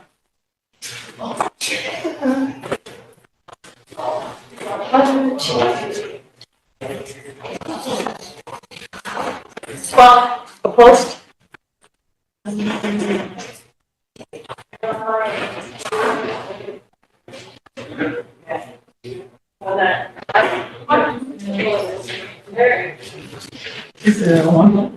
What, yeah, what? 0, 1. Okay, we're not voting. All right. Motion carried.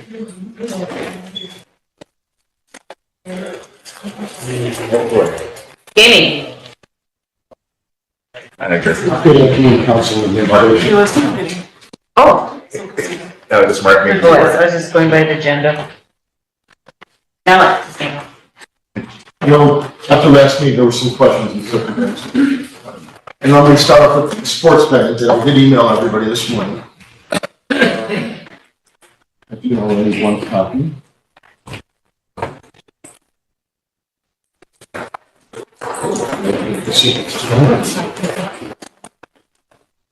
On the sports betting, which we had discussed last meeting, I have talked to other companies. I also included what the legalities for sports betting in the state of South Dakota is, what casinos have sports betting, and who the providers are. And basically, without getting very long-winded into it, being the state does not allow online betting, sports betting, which is amazingly antiquated, but it is their call. Any bets have to be done on property. And I gave you lists also via the email of people that we've contacted that were interested and weren't interested. There are other companies out there. But when it comes down to sports betting, and again, I'll say this again and again, it is not a silver bullet. You're dealing with a low hold, supposedly high volume, and if they have to be on property, you deal with even more who could come and place bets. So as I put this in here, not including what we would have to do to add it. Anyone that has sports betting in the state around puts together what they call a TV wall. They do this, everything else like that. We'd be looking at infrastructure costs anywhere from $35,000 to $50,000. For something, best case scenario, we might make that, because whoever we get in would have to share fees, $3,000 to $5,000 a month. It's an awfully long return on investment. Now, if we, as we've had discussions in the past, have looked to reopen up back, whether it be, it was just recently brought the Sherry here about possibly looking at Turtle Creek again and things like that. I could add a second kiosk. We could do this. If I can get something that creates volume, then it makes sense. At the moment, with everything we're dealing with the casinos from a financial situation and everything else, it's just not the smartest expenditure at the moment because the return isn't there at the moment. Doesn't mean it won't be, but as we sit down. And I will keep talking to people, see what someone wants to come up. If we got someone that wants to offset most of the expenses to us, and do it, it comes to us, I will bring it up to this forum here and we'll have those conversations. But right now, it's just not a profitable investment to get into. It sounds sexy, but there's a lot involved in it that doesn't give you. That's for me to say. So if there's any questions on that, again, as you receive all this stuff, you have my emails. Feel free in any such way to contact. The other thing we want to talk about is when we discussed Prairie Hills last time. Now, I did forward everybody, which I had forwarded to the administration a couple of weeks ago, effective costs for it and things like that. My biggest worry with the building, a couple of people have heard my thoughts, with the mold and everything else there, I have no idea the structural integrity of that building. So you go to the expense of bringing a civil engineer in there. Even if we bring a construction person, it's like not knowing what's good or not as they keep pulling stuff out. Again, I will be more than glad to do anything, but a civil engineer will cost us $25,000 on up. Yes, come in and tell us that building worth being invested into, and even if it is, what do we want to use it for? I was asked to get the quotes, and everything like that, and included initial quotes, some even include a fire suppression system and other things you'd want to see. So again, I am more than willing to discuss it, but I want to make sure we got everyone the numbers on it for any more conversation, maybe more down the hill. I wasn't here the last 2 meetings that you gave your report on.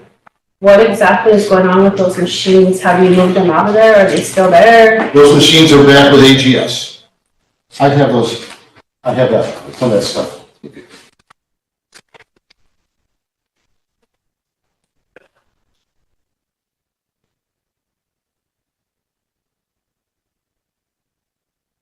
Were we fined for those? Will we find? Yeah, whenever you give them back, did you guys have to pay something? No, they pay our participation payments, but we control over the return. There's no fine on that. There's no contractual. That's a maintenance cost. Very few game makers will ever fine you for returning machines. They're gonna find a way to make it work for you. And they bring other machines and everything else like that. And we wouldn't ever sign a contract that would allow it, anyway, at least some of me. And, then we can definitely, I have some copies, go over the financials.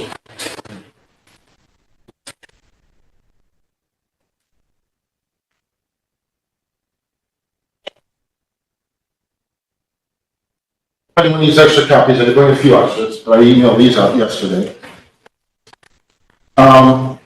As you can see in September, our slot revenue is slightly less, but it is in line with the drop that has happened in previous years.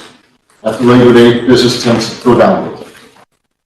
But on the kick side of this, was like, as I made comments, our cost came down as we're trying, as I mentioned, we're trying to do. You're probably going to see a better cost decline for October when it's down.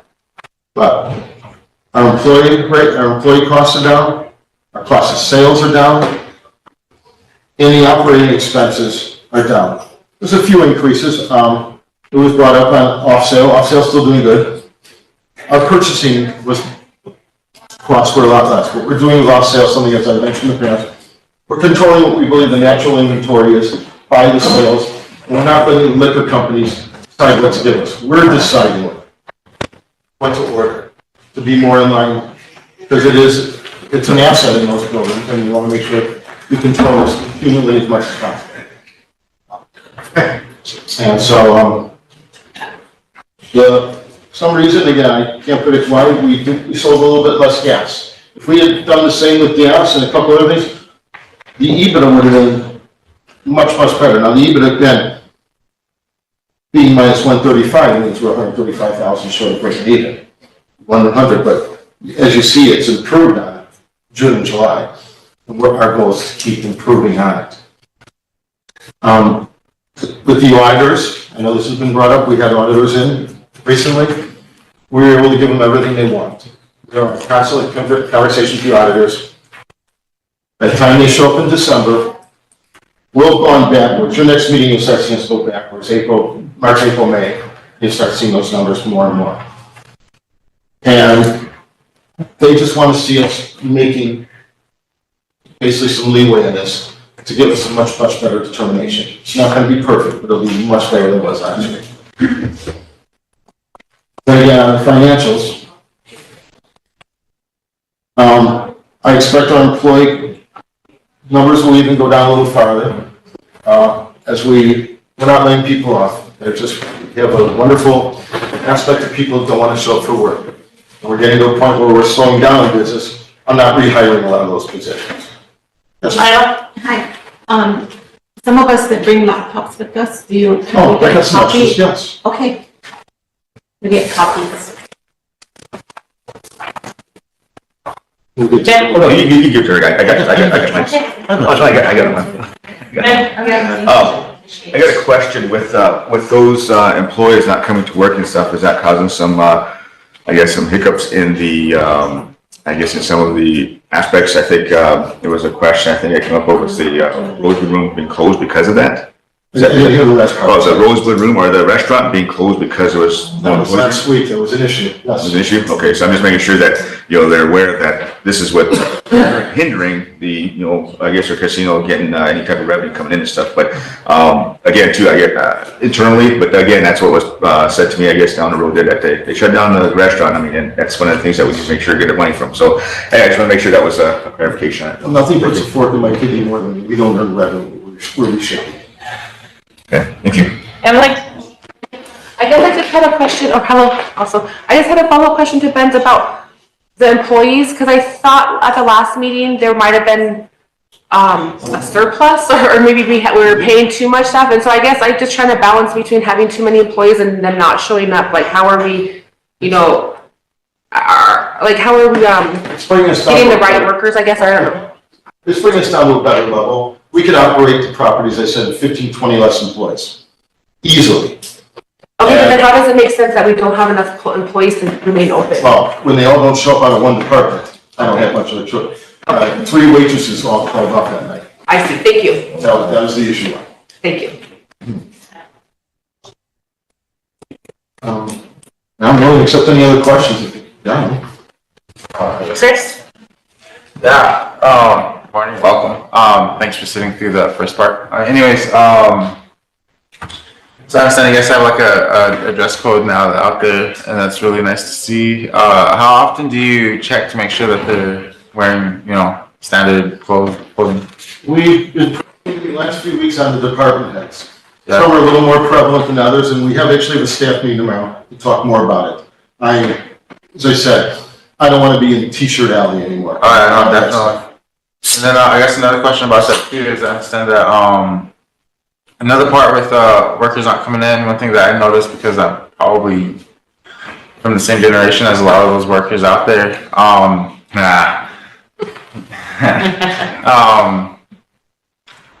one thing that to consider too, because I know that when you first came in and your office is always open unless something personal is coming up with a family issue. So how often do you, I guess, talk to your employees about like stuff that goes on that really can't be controlled, like emotions, or like people victimizing other people for what happens outside the workplace, bringing it into the workplace? It's actually ironic you said we have an issue going on right now where we have actually this morning, between Woody and myself, brought people involved in this into the office explaining what happens in the four walls of work, has to do work. Mm. Emotions are emotions, we all know that. Yes. And we do that. I am on the property any different time, 7 days a week talking to people. My door is still open most of the time. Yes. Where the one thing I've noticed in being almost 6 months here and being with the people, my staff, is that there are no secrets. Everyone likes putting everything on social media. You hear about it eventually one way or the other. What people do off of work, 9 out of 10 times I don't care, as long as it doesn't violate their gaming license issues or casino policy. But if it comes inside of work, we talk about it, and I don't. I understand issues. Everyone's got personal issues. We talk to them. But we have to make it absolutely very, very clear that we're a business. We're a business to make money, and them being there is part of that solution. Yeah. It's huge in our cage, and that doesn't happen. And other departments. Security, believe it or not, is getting better. I know there have been issues on certain gaming issues that have come up in the past. And where I will not make excuses for our people, we work corrective action. We at one time had 25-30% monthly turnover in gaming. We finally have security. We finally put a security measure, and that number's under 15% now. Everything is on training and talking to people and them being involved. I agree with you 100%. I will be also remiss if I tell you, every casino once in a while has yours. It could be Harris, it could be Sioux, it could be Dakota Nation. We don't have the same training budget or anything else they do, so we try our best to do things hands-on. We are gonna make mistakes once in a while. I don't fire people for mistakes unless they're truly malicious. Yeah. And we try to train them and explain to them, literally explain to them what happens with the mistakes and why their departments are so important. So, little by little, getting into all that. We put attendance contracts down in front of all the departments.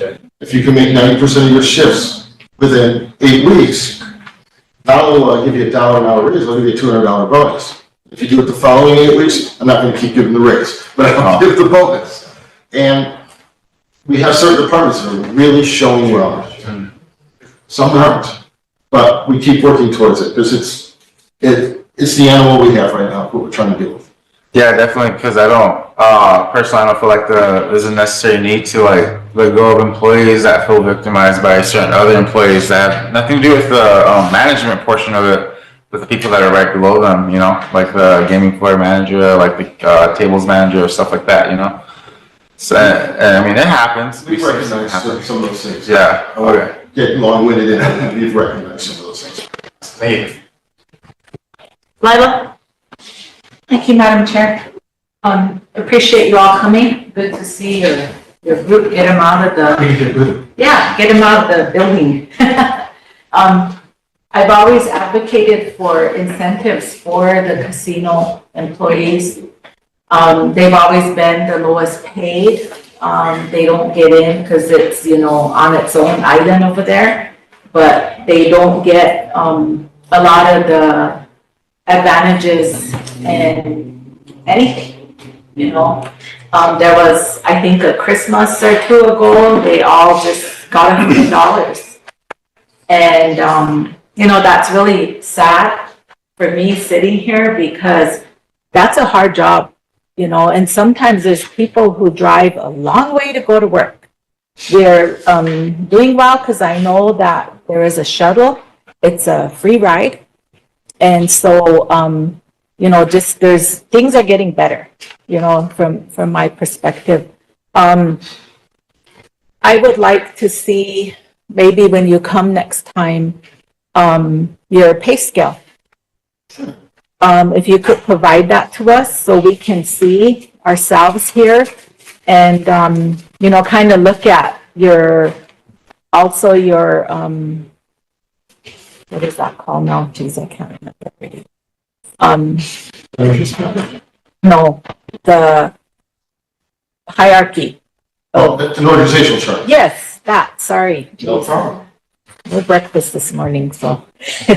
I'll just give them all email to you. Okay, sure, that'll be great. Because, you know, I always think that, you know, we got to keep our employment stable as possible as we can.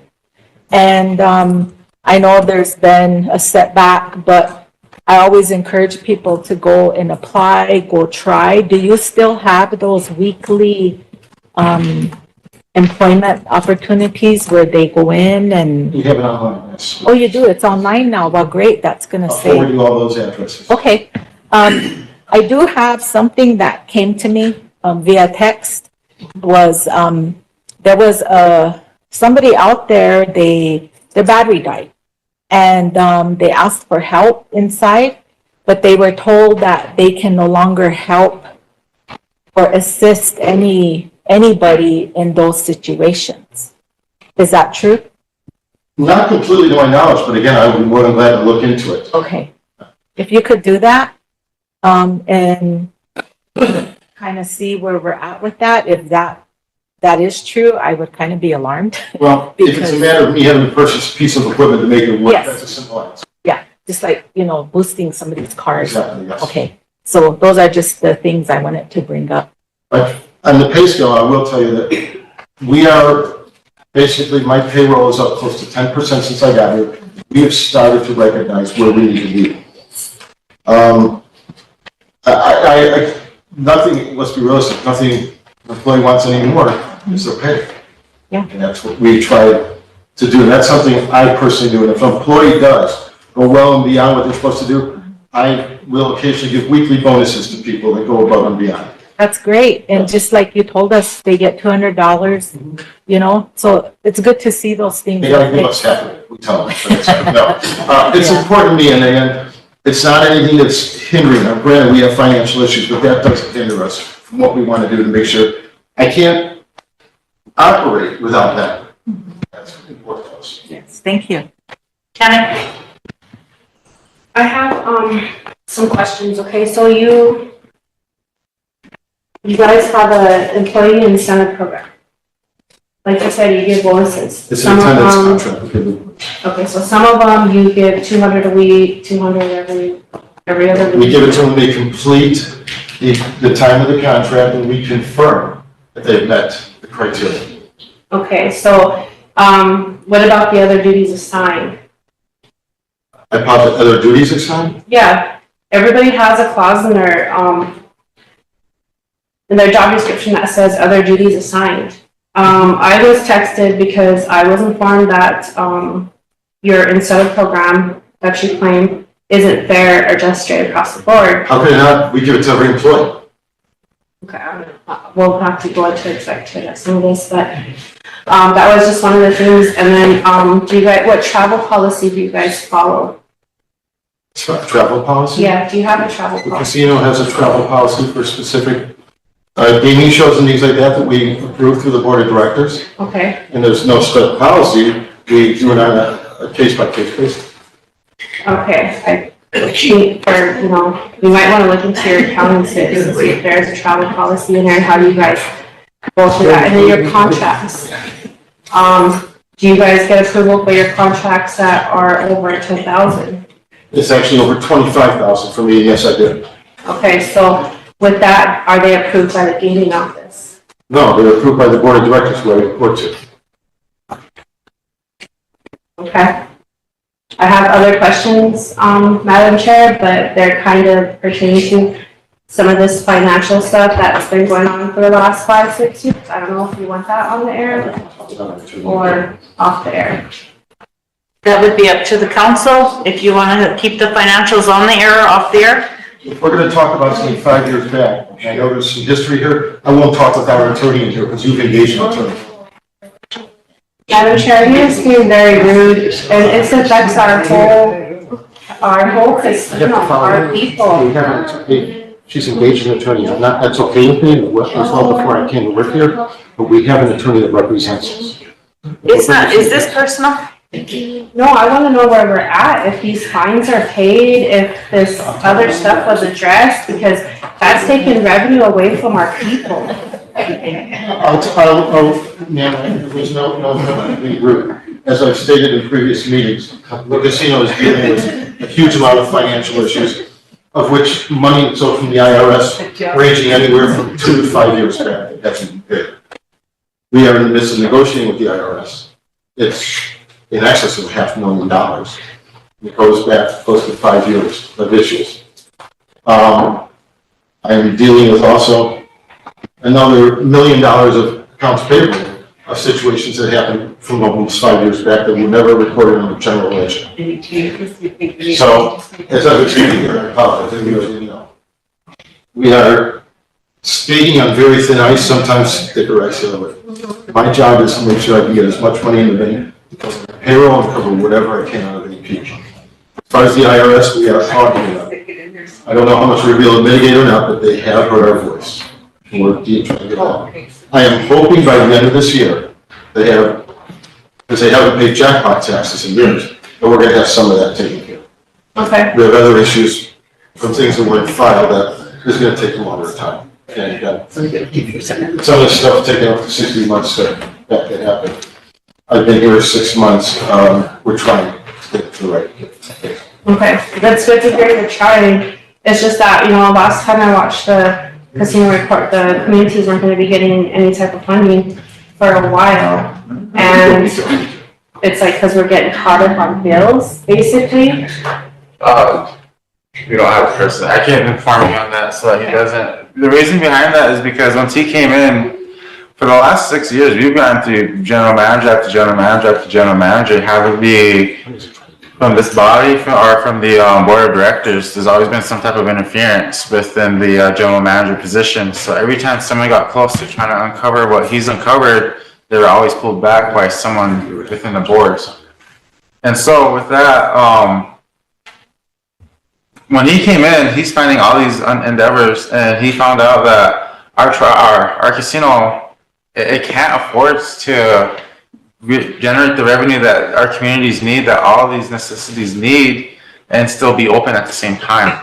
And so right before he came on, we switched over the allocations from the communities from the casino over to our general account budget. So the communities are getting an allocation now through the general account budget. We're taking care of that and how they can start creating the revenue again. And it's not gonna happen overnight, you know? Yep, I understand that. And to jump real quickly on top of that, the treasurer and I have been in consistent conversations. We are still, it's a slower pace, but giving money to try against actually getting the check this week. It's just, again, it's a tight line of line. To make sure I can take care of it. So I wasn't intending to be there. It's just, there's a lot that we're trying to do on a daily basis there. Okay. I have an issue that I want to address, and it has to do with the council, it has to do with this council and the casino, and it's a personnel issue. So I would like to go into executive session and address it. We want to make a motion for executive. I'll make the motion. Ray makes motion, need a second? I want to say something. When it comes to a personal action, that has nothing to do with legislation. It That, does, though. that has to do with Kathy's office. Personal action, No. Personnel issue, issue, same thing. The count with the casino the or? casino and this body. So we have a motion, Tammy second, you have a question? I have a question. You have a question? Question. So, good morning. Yes, go ahead. Are you suggesting that there's a conflict of interest between someone, Yes. an authority down here and employees out the casino? Is that what you're suggesting? Kind of, yeah. It's an employment issue Okay. that I just want cleared up. Personally, I'm not a fan of executive session, you know, but we have, but if we could keep the executive session to 5 or 10 minutes, something reasonable. Sorry, questioning, so that we can move forward. Thank you. You question? I'll call for the question. All in favor?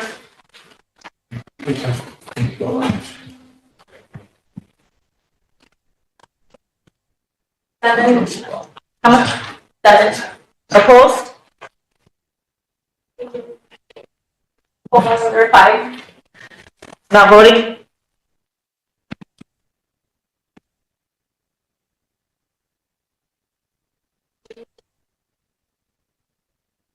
Okay.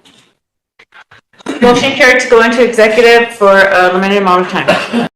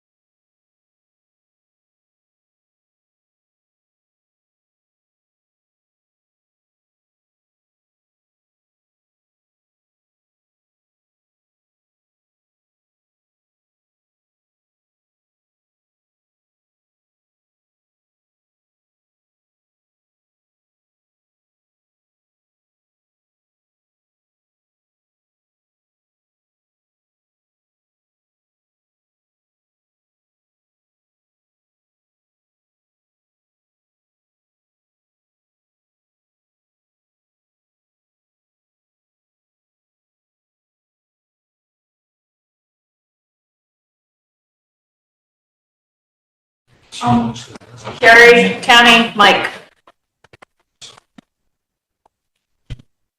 All in favor?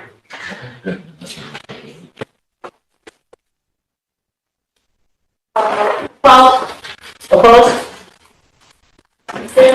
Not voting? Two. Motion carried. Thank you. Shake hands. Thank you, sir. That's good, sir. Madam Chair. Yes. For the matter of record, I'd like to be put down as, being absent from the executive session because I firmly don't believe that, if our Oyata people don't need to know what's going on, I don't need to either because I represent the Oyata people. Oyata ki mitita kwetona na kuna kogena ochita kamna taku ale iwog laka bhena oma khashne mecha iwoma laka bhne asle they had to executive yelp charge na off partition and now the Oyata ki le ha le makecha ha le oma partition cha ikha hatika makela mnija yohap cha and mecha iwoma laka bhne cha ochita kabachi lama below. So we're gonna do gaming and then after that, we're gonna take a lunch break. I see you. Oh, my son.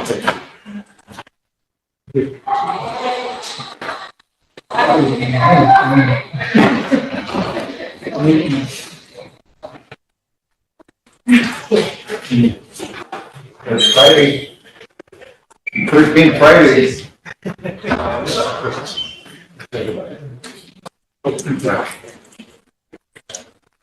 What's eating it? It's us. Afternoon, good morning. Thank you, sir. Did you bring us some food? Shitty stuff outside, it smells like. You were not able to get this because I didn't have your email. I got the, me stepping off head to do it. I haven't started. We have a copy. Does anybody else need a copy? Meeting report? I should have sent it to everybody. Yeah, Mike Bolts.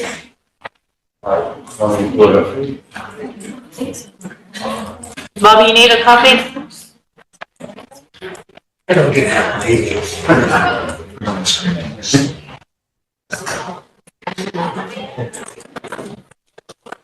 All right. So these are just finding incident reports and all these have been discussed with administration, so we've all probably got together and talked about them, dealt with them, but I just wanted you to let you know what we've had happen out there. We've had customers threatening our rewards people for misunderstanding the payout, customers throwing pens and threatening to fight our employees. Somebody got overpaid for, basically, they forgot to clear a number on their account machine. I don't know what happened with that yet, but I'm gonna find out. Customer fell, he was possibly intoxicated, but he was picked up by the people he was with, and left with his people. And the cage accountability has not been reconciled to the general ledger, and we're still working with the accounting firm with that, the consultant that Fox is working with them still. And hopefully, he's working backwards, so hopefully after that's all caught up, we'll get where we need to be, and the shortages and stuff like that. Those are also, I have not seen anything investigated, which they need to be. We still have 39 machines down, various day by day they're working on them.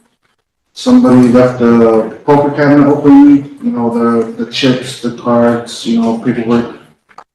And it was negligent, faulty equipment that was handled. The casino closed on the 10th, as everyone knows, from 10 to 6. The water outage shows our office for that day. Blackjack chip tray was found unsecured. That was handled. Training was recommended. Security staff ensuring that our visitors and tent badges logs are need to be filled out. have signal sevens every now and then, but those are all taken care of. Intoxicated people? Yes. Okay. And we've had 2 vendors, SCA. I have a question from Emily for you. Sorry, just real quick, while I was making my notes, what type of training was recommended? Or I don't know, you were just saying training is recommended and that's. for the blackjack chip, like at the end of their shift, make sure those covers are secured and locked. Thank you. Because those are chips, those are, you know, they have cash value. Thank you.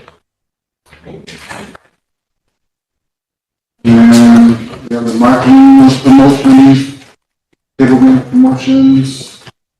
And I did not, I forgot to send you guys last month, pictures of moving the machines from radios and all the damage. I forgot to send it. As soon as I'm done here, I'll send that to everyone. Thank you. And that's all I have. Mike? How do you do, man?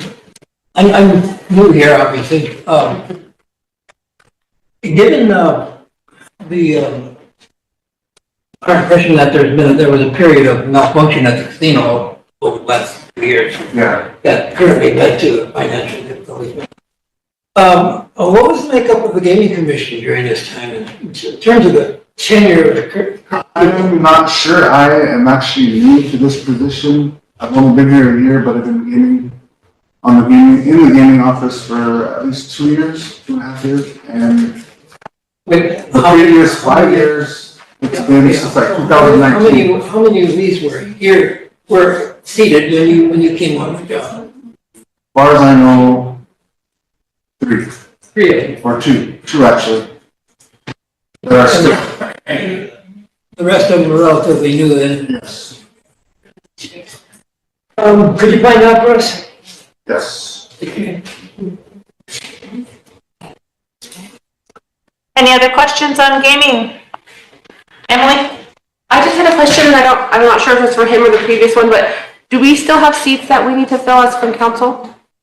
Is it the commission, I think? Yeah, we're gonna do that sometime today. It'll be today, okay, thank you. I didn't know if we usually get recommendations or how that usually went, or if it was just all council stuff. The general's supposed to do the background checks on our candidates or you guys, and then send them out. I guess you vote for them. Okay, thank you. Tammy? I have a quick question. Your statistical data is this concurrent from month to month, or is it just? Yes, it's always month to month. Oh, okay. Any other questions? If not, can I have a motion to approve his report? Emily, Lila, Mike. All in favor?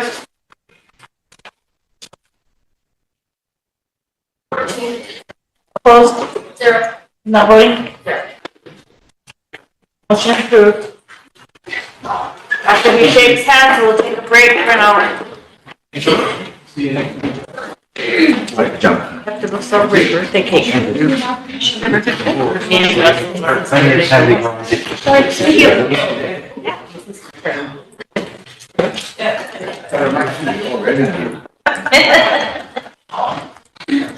Hour. Yeah. Yep.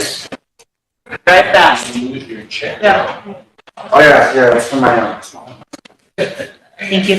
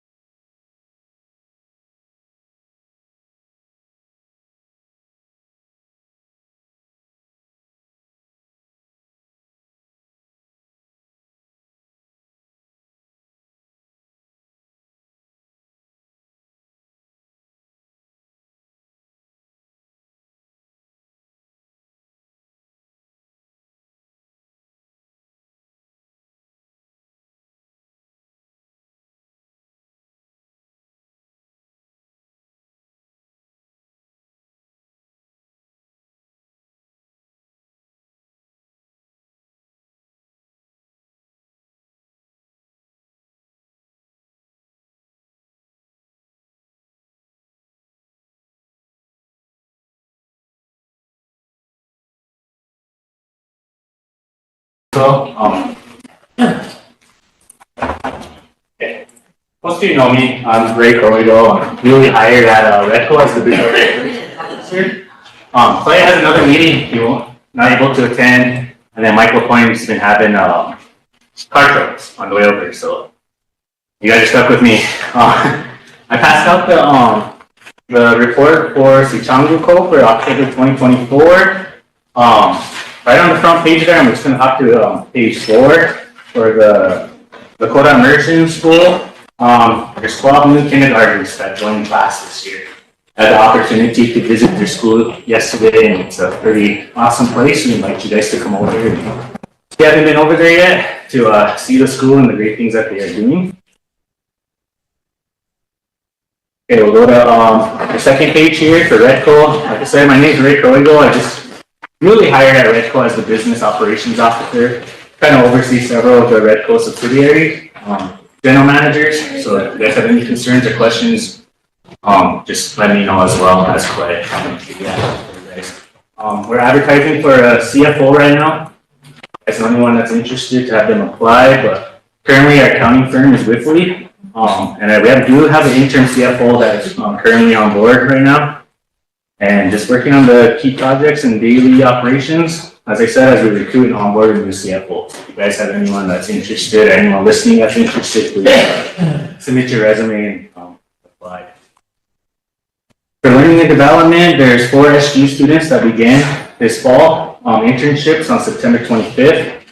I know the last time that we reported the NASA trip that was coming up, and then also the Be the Change celebration in Dubai. Just to update on the NASA trip, I know there was like a handful of students that were going to go, but it got canceled due to the hurricane that was down there. So they weren't able to attend, but we do have 3 7th Gen interns that are preparing to attend Dubai next month. And thank you guys for passing a motion to help assist those individuals as well as they go over there and experience, new things. For marketing, our Sacred Roots podcast will start soon. This hosts conversations about indigenous lands, agriculture, focusing on land sovereignty, food sovereignty, and the experiences of local and out-of-state producers. At the Wolakota Buffalo Range, Sioux shared Wolakota jerky at the One Lacoste Gathering on the National Mall in Washington, D.C. on September 7th. The Rosebud Office Solutions, they closed out fiscal year 24 with unprecedented positive revenue. So they're doing good over there. There's still several things that I know unpaid bills that'll be coming to budget and finance on the tribe side to give more detail into that. PEGICO, we're working to establish the opening date. A lot of the staff had been working with Legislative Affairs and the Cannabis Commission submitting the employee licensing applications. So they all have those, especially with the AG office. So we'll get all those approved and going. But we're working close. Next week, we'll meet with the Cannabis Commission and just kind of draw a plan to have a concrete opening day for the dispensary in Mission. For the CDC, the Florida Res on Saturday, September 14th was our first tour of home gardens and local food production. They had over 40 participants attend the tours. The Fall Bash, I don't know if anybody attended that. That was a successful Sioux Harvest Market. It was celebrating the last market of the year, and that happened on the 25th. There was over 200 people that attended. And it was based on the 218 people who signed up for t-shirts that were given away at the event.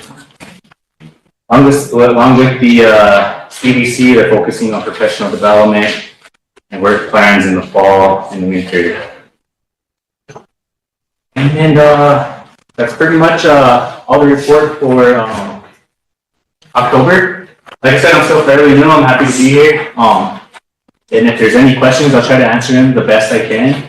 If not, I will jot them down and get the correct answer for you guys. So if there's any questions, I'll try my best. Go ahead, Sherry. I can't hear you. Thank you. Resolution. I don't necessarily have a question for you because we discussed this at Economic Development Committee, but I wanted to share with the council and make a request. So I believe a few years ago, Redco started coming and presenting monthly, but according to ordinance 8613, section 9B, annual reporting, Redco should be reporting annually. And I wanted us to revert back to that just because I would like them to start coming to our Economic Development Committee meetings. And one of the things that we did was we required Redco and SRM to be in attendance at all of our our Economic Development Committee meetings. That was a piece that's been missing, is having them there. So I'm not sure why. They used to. Yeah, they've been coming, but it's just a lot of meetings to ask them to come to, 3 a month to the council, well, 1 to the council and 2 to Economic Development Committee. So I just wanted us to revert back to the ordinance, follow the ordinance, and have them report to the committee. I know in the past, maybe 3 years ago, that it was, council had changed it to have Redco report quarterly. And a couple years ago with the audit situation, then we started having them report monthly again. So I don't know if they do go have a yearly report, would that include like all managers that come in? And I think that would be good. Emily and then Ray. Thank you. I just wanted to ask Sherry or maybe somebody, were you able to have that conversation at the Redco board? Because I know at committee it was discussed options. Like we would really like them to be at least one of the meetings for economic development because we're kind of restructuring so that we have more programmatic stuff and then more of like planning and development and visioning type sessions as well. And so we thought that it would be really important to have somebody, and understanding that, you know, Clay or the high ups probably can't be at every single one. And so that was a thought there. And then if they preferred to still, you know, or if council, I guess, preferred to still have the reporting done here, then the option was then, well, can you at least come, or not at least, but would you then be able to come to one of the economic development planning meetings so that we can have ongoing communication between not only what's going on, but also what the needs are and how we can meet them and make sure we're not duplicating, but rather, you know, complementing each other. Yep. So that was part of the discussion that we had at Economic Development. I mean, it's whether me, Clay, or Mike will always be at the Economic Development Committee meetings, just for any questions, planning, whatever it may need. But annual reporting would be more beneficial to tribal council and bringing in managers to give a more comprehensive report of all the entities and what's going on out there. But yes, we'll be at Economic. Okay. The ordinance. So with what you mentioned earlier, Nicole just showed it to me, where Redco is only required to report annually, not quarterly. So if we don't have it in resolution format, then they can return to that. Otherwise, we need to rescind that motion. Okay. Look into it and make sure. Yes. And if there is a motion, then let's have it rescinded and revert back to the annual, not the quarterly. And like I said, like when I first got on council, I was on economic development, and that's where SRD and Redco came and reported at that time. Why, if they haven't been, I'm not sure, but they've been coming. They've been coming, but there's been a lot of conflicts. And then whenever I did talk to the chief economist this last meeting, he did say that it would be beneficial for them too, because not only do they report to the council, but their board meets twice a month, sometimes more. So they're constantly preparing reports. yeah, because at that time, the purpose of them and SRD coming is to help bring in opportunities for the tribe, to bring funding in for the tribe. Yes. And at that, when I was first on council, we were able to reach out to them for programs that needed financial assistance or more grants written, whatever that process, whatever that need was. That was their sole reason why they were there, to help bring that to our tribe, so. And SRD does come to every meeting. So we'll have, Nicole can research it and see if there's a motion, then we can get that motion rescinded and revert back to having them just come here annually per 8613. Thank you. Yeah, just in addition to all of that, I think a part of our discussion as well is it'd be beneficial if we do revert back to annual reporting, that it be done within the first quarter of the fiscal year. First, After October. So we report on. Well, like Lisa explained, that it was done at that time quarterly due to some reporting or audit reasons is why it was switched to a quarterly reporting. So yeah, if there's a motion, let's reverse that and we can move forward with this annual report. Perfect. You see that motion now? She's just gotta find it. Okay. Any other questions for Ray? I appreciate you guys, and like I said, we'll be at Economic Development Committee meeting, so if you guys have any questions, we'll be at committee. I'm always available. I'm always available over there as well, so. Motion to accept Ray's report. Sherry, second. Ben, question, Todd. All in favor?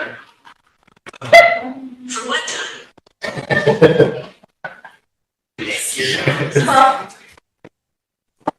Sorry.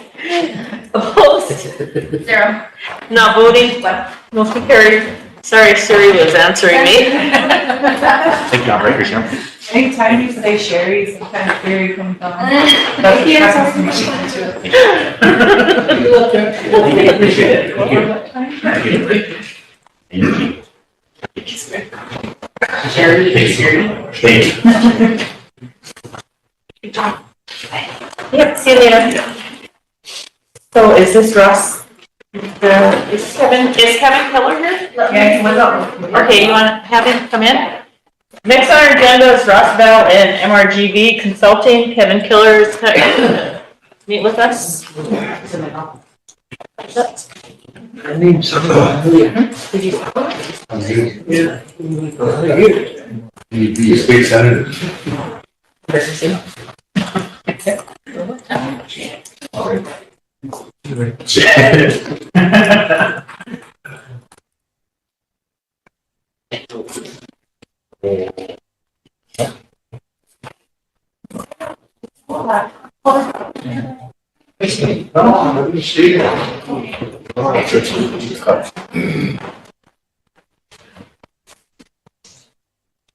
Madam Chair? Yes, sir.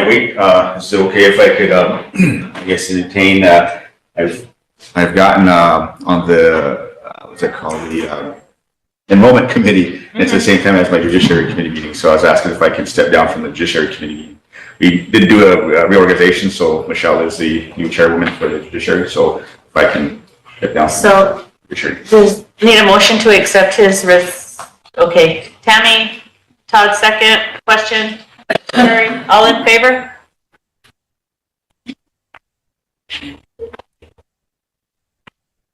Are you voting?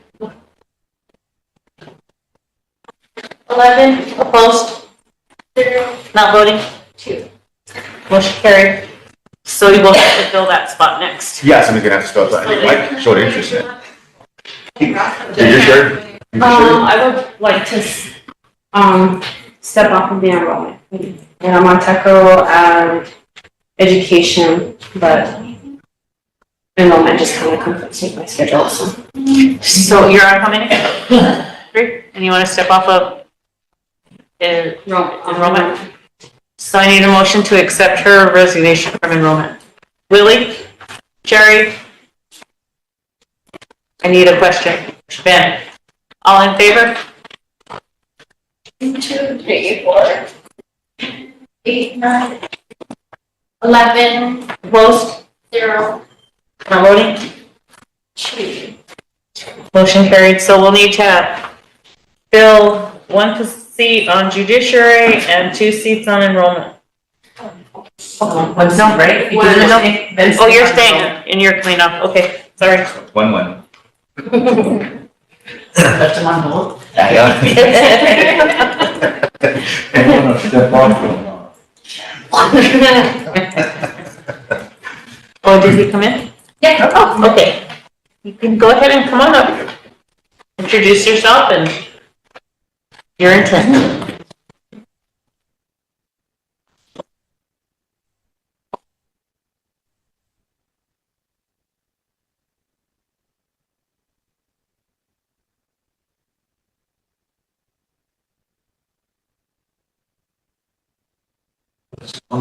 Just for the TV. Yeah. If you can turn it on though. Yeah, the green light. Awesome. Okay, all right, cool. Hamdak Yapi, Maka Ikilia Hime Chante Washte Nape Chuzapilo. Greet you with a warm handshake. My Lakota name is Close to Earth. And it's good to see you all, and congratulations on the recent elections, for those who got back on or who were newly elected. It's always a good opportunity to come and sit and visit. My colleague Ross is actually in meeting with Yankton right now. So he's on his way here. I think he's coming. He should be here, hopefully, like within by the time we get done. But, we just wanted to kind of just say hi to the council, just, identify ourselves. Also, just put a face to a name and just understand that some of the stuff that we wanted to prioritize and work on, and just give an overview of this kind of upcoming state legislature and what's been going on. And we know that there's also the federal election piece that we'll talk about here shortly. And the biggest thing is just trying to make sure that we're always just having that two-way communication, because, we need to always be first and foremost understand the needs of the Rosebud Sioux tribe, their council, and their resources, and what do we need to advocate for at peer, but also at the DC level, and understand that we first and foremost, we're always going to put your priorities first. So moving on, I think the biggest thing is just trying to figure out how do we look at the state right now and some of the dynamics. And there's kind of two schools of thought. I mean, we've all kind of, I served in the state legislature for 10 years, and it's interesting because I was flying back last night and I saw somebody who I worked with on the plane, and we all came in at the same time, but he was transitioning out. But it's just a totally different environment right now from what it was in 2008 when I first got elected to 2018, where I had the honor to serve with Troy Heinert and over that time. And we were roommates and all that, and it was a really good experience. But now it's like you see a whole different environment, and I know that, Representative Emery and Senator Bordeaux, who I also had an honor to serve with, and, just them dealing with some of the dynamics going on right now with the state. And one of our concerns is just looking at some of the pass-through funding that might go on, depending on, the relationship with the governor and how that might go out. But also just, especially at the education and at the health HHS funding that might come through.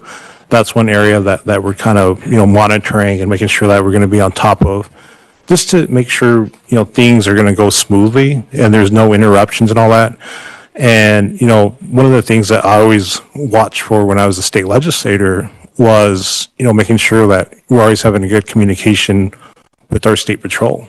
And, on the way over, I got pulled over and I got a warning, which is fine, but the interesting part was, usually you don't see state patrol in that area, which is kind of, which was rude, but also been seeing it in different phases. And so we just, make sure that little things like that, we're treated fairly equally, and we're always treated good, as both sovereign citizens for our nations, but also as citizens of South Dakota. And we always have those rights honored, and we have a dialogue. And I know that we're just looking at little things like that. So again, we just want to make sure that we're always kind of on the periphery of understanding, these complex relations, because they are, because of the other part too is that, when I first got in as a state legislator, it was like the very first time they ever established term limits. And there's an argument there, and as sitting council members, and you kind of have your own term limits as the ballot box, but in South Dakota, it's every 8 years. and you can kind of go back and forth between the House and the Senate. And that's good for our legislative districts that help represent Native people like Pine Ridge, Rosebud, Cheyenne River, because you have some consistency there. But in other districts where you don't have Native state legislators, you might have a good rep that's there for 2 years or 4 years or 6 years, but then after 8 years, they have to leave and then you have to re-educate them. And that's the whole thing you'll find, being a newly elected or, even as an incumbent elected official, is that it's a constant education process. And it's kind of frustrating because it's kind of like we have to live these conditions and these issues every single day. But at the same time, that's what what you all are elected for. And we just want to make sure that we're having that dialogue and prepping everybody the best you can for those meetings. If they're in Pure, if they're in DC, what the issues are. So there's that. On the federal level, what we're really, I'm sure everybody's tuned in right now around the elections. And so, I'm not going to give a assessment, right now. I mean, I could tell you stuff. I mean, we're I think with the battleground states, and we all know the battleground states, Arizona, North Carolina, Michigan, Wisconsin, Nevada, and I say those 5 states, and even Atlanta, there's significant Native populations in each one of those states. And I know that they're reaching out, they're trying to make sure that turnout's good, and just people are getting the right messages around that. Because, when I first served in, when I first served in the legislature, it was, it was President Obama. But when I came back as tribal president, we had President Biden. But what was unique about that was they had a strong turnout from Arizona, from Georgia, and North Carolina. And they had really strong turnout from Native populations. But what that strong turnout meant was, you had a unique once-in-a-lifetime opportunity to get funding for our communities, that we might not ever see again. And hopefully with this new election, and if President Harris is, Vice President Harris, sorry about that. If Vice President Harris is making exactly. If Vice President Harris, is successful in what she's doing, there's going to be that outcome. The other part of this too is that if former President Trump gets in, then we have to prepare for that reality as well. And that's what we kind of want to make sure that we're here, we're talking to, because as a political body for a tribe, we just have to talk to both sides. The other part of that, which we have an advantage in South Dakota for tribal nations, is Senator Thune, who's in leadership right now. And so he has a really good opportunity at staying in leadership, possibly becoming the majority or minority leader, depending on how the elections look in different states. So there's that aspect, and that's something to think about. And I was just visiting with Treasurer Boyd about some of the priorities around the energy initiatives that you're working on, the broadband initiatives that you're working on. So there's some possibilities there, both at the state and federal level. And and again, I just wanted to make sure that we were having a dialogue, and hopefully you're getting our reports that come out about once a month. The last couple of months have been kind of this, we've been on the congressional recess in August, so that's why we didn't see anything there. But it's just in the election, a lot of the legislators right now are focused on the elections, and we're just trying to make sure that we're just communicating in a good way. So with that, and Chairman, I don't know if you have any questions or any comments or anything like that. I'd love to do that right now. So, Any questions or comments? Thank you. Thank you for being here. I just want to start by thanking you for coming, because I think I got on council last year, so I've been here just over a year, and this is already the second time that we've seen you. So I appreciate that, and I also appreciate the monthly communication. And along those lines, I just wanted to kind of maybe pick your brain, since you're here and since I'm new to this, is as far as like what other tribes are doing in order to stay in communication with entities like you, because oftentimes we kind of get a contract going and kind of just sit back and expect things that are going on our behalf. But recently there's a lot of kind of new issues or maybe some potential controversial issues, especially around land and things like that. And so I just wanted to know, like, how can we make sure that we're having good touching kind of conversations as far as like, if there's a potential touchy subject, that we're briefed on it, that we're made aware of, so that I think the goal is always to remain like, as in unified with our Truckee Shop only, but I think also that's on Rosebud's terms. So I just wanted to make sure that, you know, that we are establishing that relationship, because there's been a time within this last year, I want to say, and not particularly with your entity, but with some of maybe our others, where we don't have the best communication, and we don't, or at least I don't want to feel like we're ever pitting some people against each other when we should all be kind of working towards the same thing. So I don't know if any of that makes sense to you, but that's kind of where I'm coming from, is just how can we make sure that we're doing our part to make sure that that's ongoing communication, and then especially to get that, you know, back to the people, because like with this upcoming election, we're constantly hearing like, well, what does this vote mean? What does this, you know, change mean? And how is it going to affect us here? And so I think even just having access to some of that knowledge about what that is, and then how it could trickle down, I think would be helpful too. Yeah. Thank you. Thank you, Councilwoman, for that. And it's always a tricky thing, you know, because, you know, just being a former tribal president and being a state legislator, it's kind of contradictory to, you know, each one, but it's also, you know, gives us a unique insight, because, you know, we have experience, and we have people who served in both roles, and Senator Heiner actually walked that line as well, being a state rep and being a state senator. But there's very few people actually, because, you know, from just me being in office since 2008, I've probably only met maybe two others who actually held the role as a tribal chair and was a state legislator. And one was Albert Hale from Arizona, and he was the Navajo Nation president. He was he served as a judge for his tribe, but he's also a state senator. And the other one is actually our first Native woman elected in the state of South Dakota, was Senator Teresa Tubles. And I'm not sure if anyone had the honor to work with her, but she was also a tribal president and an amazing mentor. You know, I really loved working with her. She was super helpful when I first ran. You know, she would take me to all the feeds and all this kind of stuff when she was running, and it was kind of mutually beneficial. But, you know, through that, it's just always establishing conversation also with our state reps, you know, and making sure that the tribe knows what the state reps are doing, because, you know, sometimes the state reps, sometimes they have their own agendas, you know, which is fine. You know, I mean, I think that's okay, because they believe about certain things. But I'm specifically talking about the native state reps, you know, just staying in contact with them, visiting them. Anytime you go up to Pierre, always checking in on them or checking how they're doing, making sure that there's communication. And Representative Emery, I'm sure, does a good job, as does Senator Bordeaux. And Senator Heiner did a good job. I tried to do the best job I could when I was meeting with with our tribe. But it's always tough, because you're always trying to establish keeping that two-way communication.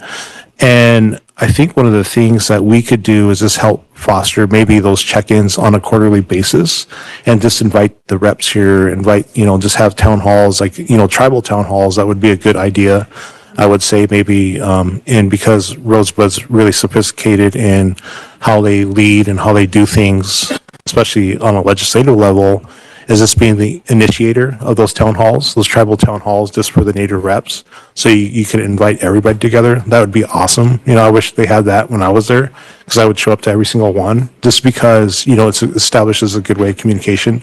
Because even if, you know, the relationship with the governor right now is not the best, at least you still have advocates there. You could still have, you know, knowledgeable people there. And you know, it doesn't have to necessarily be in the frame of a Great Plains Tribal Leaders meeting, because they have their own kind of issues they need to meet on, but just have it just strictly on state issues, you know, and that would be a good way to kind of start that, because they do have the state tribal relations and all that, but it's also been, that committee's been kind of fragmented. So I think it does speak to the ability of tribes just to organize and just work with each other to do some of this. Hopefully that's helpful. Yeah. Maybe before Sherry talks, but maybe give us a little insight on any state legislation that the tribes should be looking forward to anything we need to support or object to, maybe you can let us know what's coming up. And I'm sorry, Sherry, you have a question? Okay, yeah. I think one of the areas of looking at this would be really looking at how the current energy would be looking at how the utilities that some of the tribes are actually working on and beginning to look at that, especially in the areas of broadband and all the energy work that you're doing, like clean energy work, making sure that that's pretty clean, that there's a good area there. One of the potential issues that came up when I was just visiting with Treasurer Boyd was this issue around the potential tax, and that comes with like establishing a franchise and understanding that, you know, when these franchise taxes were first established, tribes weren't included in that, and meaning that it was utility. So anything that was power related, anything that was broadband, anything that was basically an essential need that somebody else provides. And I know that Cherry Todd does that, and I know that Golden West does that. But even having to kind of navigate some of those Golden West relationships, all these issues kind of came to the forefront. So that might be one area to kind of think about. That might be good. On a federal policy level, I would say, again, around this energy conversations. And one of the areas that we're looking at is how each candidate, Vice President Harris or former President Trump, how they approach this energy conversation. You know, one school of thought is Vice President Harris is going to continue on with what President Biden's been doing. And congratulations to the tribe on getting the microgrid grant. That's really impressive. That, you know, there's only like 5 tribes, I think, in the nation that got that through the BIA. And there's a ton of interest right now in doing some of this. But also but you know, we don't know if former President Trump's going to keep that going, you know. So something around there, maybe meeting with Senator Thune, either before or after the election, I would say next month, just to make sure that, because he's going to, I think, eventually be in a position of leadership. And he might be the minority leader, he might be the majority leader. It's hard to say right now, depending on what happens in Texas, depending on what happens in what was the other state that was kind of on the Nebraska, interestingly enough. And I know that, you know, Rosebud has, you know, good relationship with Senator Fisher. So again, you know, I think that will be a good opportunity either way that election goes. But there's potential pickups there. And so meeting with Senator Thune on the priorities as kind of a buffer to any kind of things that former President Trump might be planning or, you know, trying to take up for Native tribes, you know. So that's one area. And, you know, and I think there's just, you know, just other ideas, especially around MMIW, just trying to figure out how do we strengthen the laws around some of that? How do we build a Amber Alert system that I know that the state of Oklahoma is kind of developing right now? And how do we kind of figure that out for what South Dakota might need? That might be a good area to look at. And, you know, there's just all kind of possibilities, but we'll see well the elect, because right now, Vice President, it's kind of hard to say what, you know, what's going to happen. But those are some of the areas that I would just be painted, like just maybe being aware of. So, Sherry, did you have a question? Thank you. Thank you for coming. And thank you guys for showing me around and helping navigate me when we did the testimonies to the budget committee for Senate this year. Do we have any on that? I'm sorry. The testimonies that the tribes gave to the budget committee for the Senate? I'm sorry, you broke it. When you asking a question, I didn't hear it. Oh. Or just, yeah. Yeah, was there any updates? I think Ross had those updates. Okay. Yeah, but. So it's still that same, where there's the proposal, but it still has to go to the House? Yeah, it would go to the House. And I know that they took the testimony and they were able to kind of, look at what was proposed. And I know that Ross would have a better update, and I think he's trying to call in, so I don't know if there's a number that we,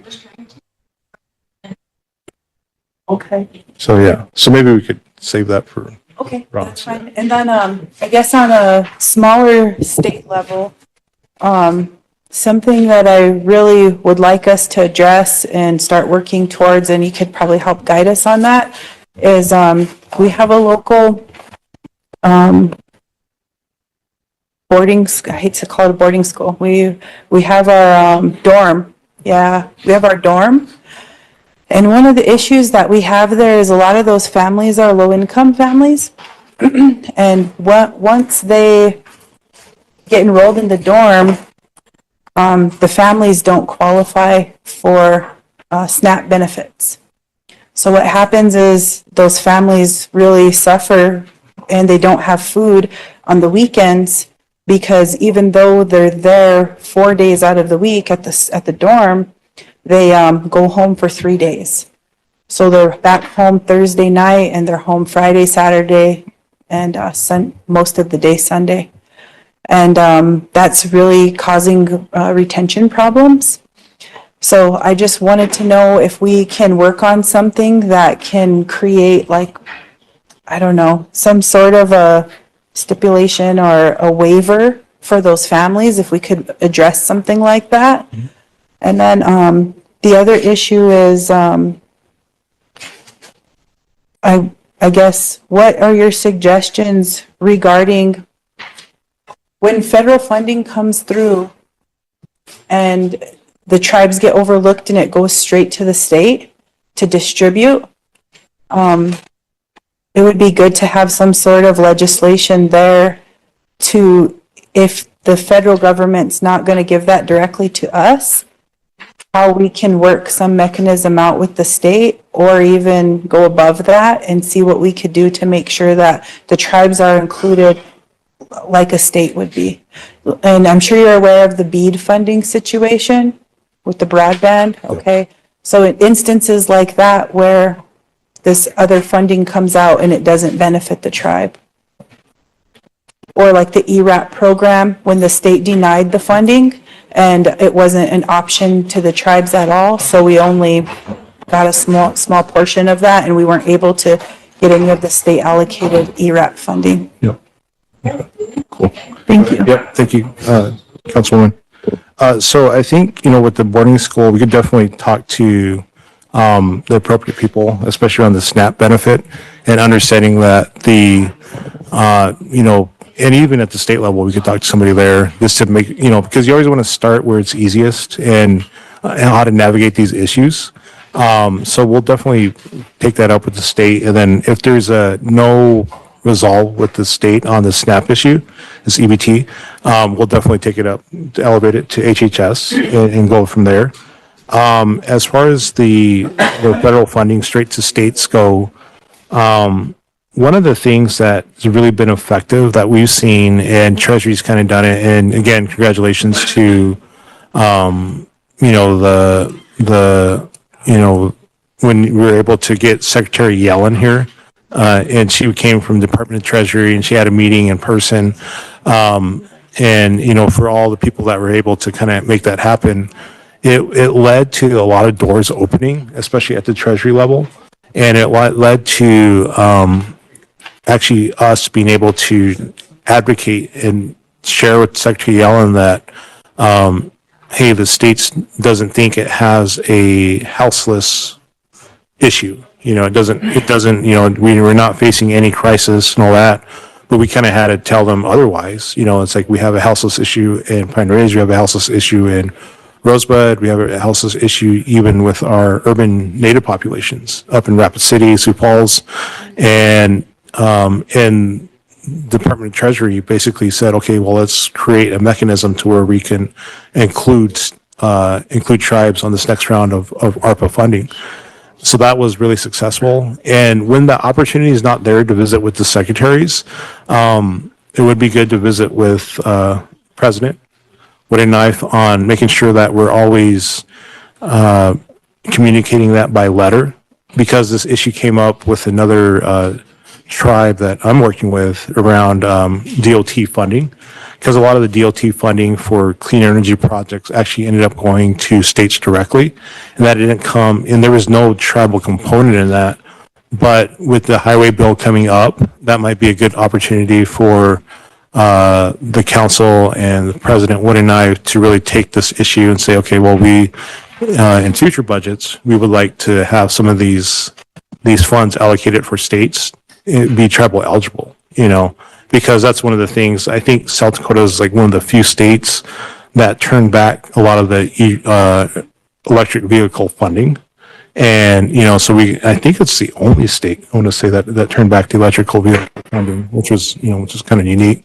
But it's just little instances like that of where we can kind of include ourselves as tribes to really assert our sovereign authority on funds that are meant for our members, members to have better lives, really, so there's that.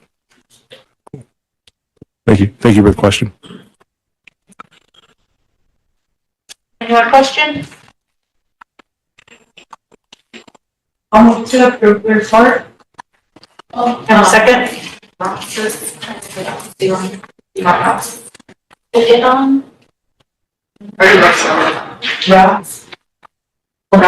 He's calling in on Zoom? Yeah, definitely.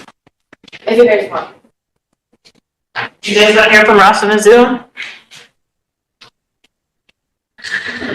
Yeah. Okay. Oh, there he is. If you have any questions for Ross? Some parking lot. Yeah, or don't need in a car. I apologize for getting stuck at Yankton. But I've been listening, and Kevin's done an excellent job in explaining most things, as always.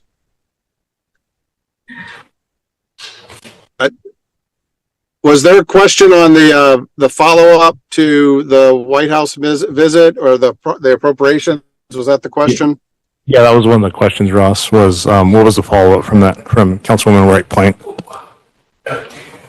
Well, on the law enforcement, as you guys have seen, the Attorney General's gotten involved, and we have seen some movement on the state level, which is great. And I believe there's now a series of meetings going on to try to find funding and more activity for law enforcement. As far as the appropriations requests, that's all been, it's gone through the House. The Senate has gotten through some of their bills, not most of them though. And it's now in a continuing resolution through December, the end of December, I believe 20, which means everything's on hold. Most likely what will happen because of the election is if the Senate flips, they're going to try to push that CR into the new Congress into January so that the new majority in both chambers will be able to rewrite the bill as they see fit. And appropriations, you'll be looking at a giant omnibus in that case, most likely. If the Senate doesn't flip, which is not likely, then they will get an omnibus done in December. And there is an increase in law enforcement funding in particular, but I don't think it's nearly enough to cover the shortfall that's out there. So that's where you're at with those requests from there. I think we talked to the Department of Education, or BIE, about their funding, and they weren't hopeful, and that they look like they're just as usual level funding. I think they made the statement they can do 2 new schools a year at the rate they're funded, which is not a sustainable situation. So that's where we're at with that. But in regards to that, I didn't know if Kevin got a chance to talk about the state stuff a little bit. You are looking at education on the state level being a big issue next session, with vouchers and school choice. And the question on that is how that will impact BIE schools and tribal education. And will parents be able to take their kids out from the BIE school to go to a private school somewhere else? And how impact aid will follow the kids as well, or will that leave different school districts like Todd County at a disadvantage if homeschoolers are able to do choice, which is what these bills are looking at doing.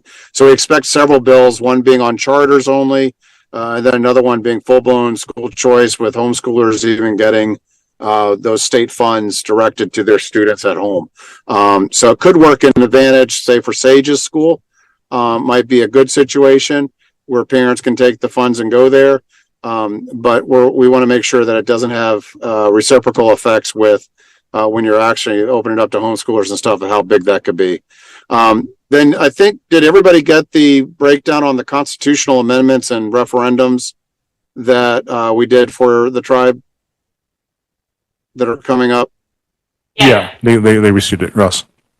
Okay, great. So you saw in there the food tax is on that list of items, any consumption except for alcohol. That also includes, I believe, tobacco. So it is going to have an impact. That is looking like it's going to pass. That's really hard to fight when it's been put on the ballot to pay no tax. The question was brought up at the State Tribal Affairs meeting, and I'm sure Leona brought that up, how that will impact the compacts.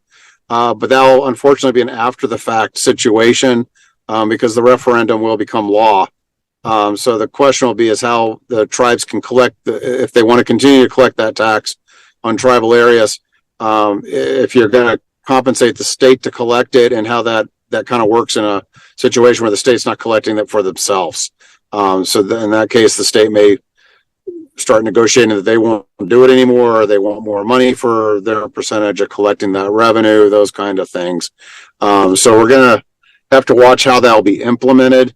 And that goes for the other referendum items too. Once they pass, it'll be up to the legislature on some of the details, such as like if the marijuana referendum goes through, and then the constitutional one on like primaries and abortion and other things like that. They'll be coming up at the state as well. So those are some of the items there. Kevin, did I miss anything that I don't think you wanted me to cover? I think that was it, Russ. Yeah, that's the only question that Councilwoman Wright Blank had. So, and on the federal level, do expect the when the election happens with the new appointments, that's going to be going through in January and February with the cabinets. You are looking at the governor putting a big hard push to look at interior agriculture. And so we'll be watching that too, because if the Senate's expected to flip, if John Thune's the Senate Majority Leader, which is what my bet is, then Kristi Noem may have a good shot at getting one of her cabinet positions, even though she shot a puppy. She may be able to sneak through with the majority that they would need. And usually when it comes to cabinet positions, they are very lenient with who the president wants to serve. It's a little bit different than, say, the Supreme Court. There's only been a few cabinet members in the whole history that have been denied based on a vote. Some have withdrawn because the scandals come up that are too big. But most go through the process. So we'll be watching that closely. And of course, we won't know the election results probably on November 5th, but we'll be watching to see how they play out for the tribes moving forward. Any questions? No? Wayne? I have one more question for Kevin. Okay, Emily and then Sherry. Thank you. No, I just wanted clarification on this document. This is kind of what I was referring to earlier, if we could have something to share. And so I know there are some recommendations on there, but I just wanted to make sure that this was okay for us to share with our constituents or with the people.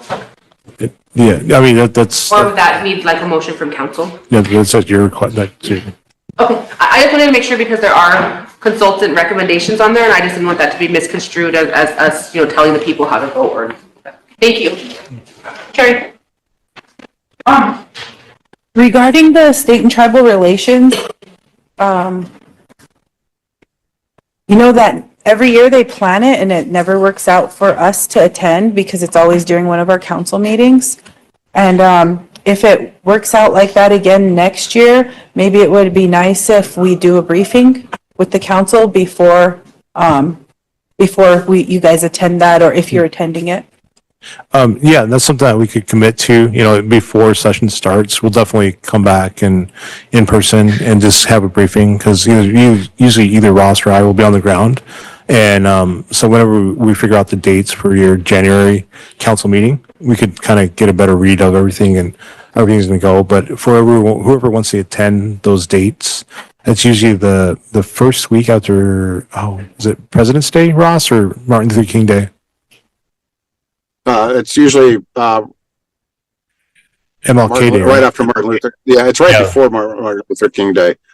Okay. So they have scheduled it, I believe, I want to say the 11th of January. It's a little later this year than normal. I can get you the exact date on that. They have not selected who will be giving the address yet. I think they have, had some suggestions, but they haven't selected the tribal leader yet that they want to do that. And I would recommend, Councilwoman, what Yankton does, which I think is good, is they do meet with their delegation prior, like in December. That's going to appear so that you can find out from the delegation what they're looking at, or maybe ask them to tackle some issues too, specifically for the tribe.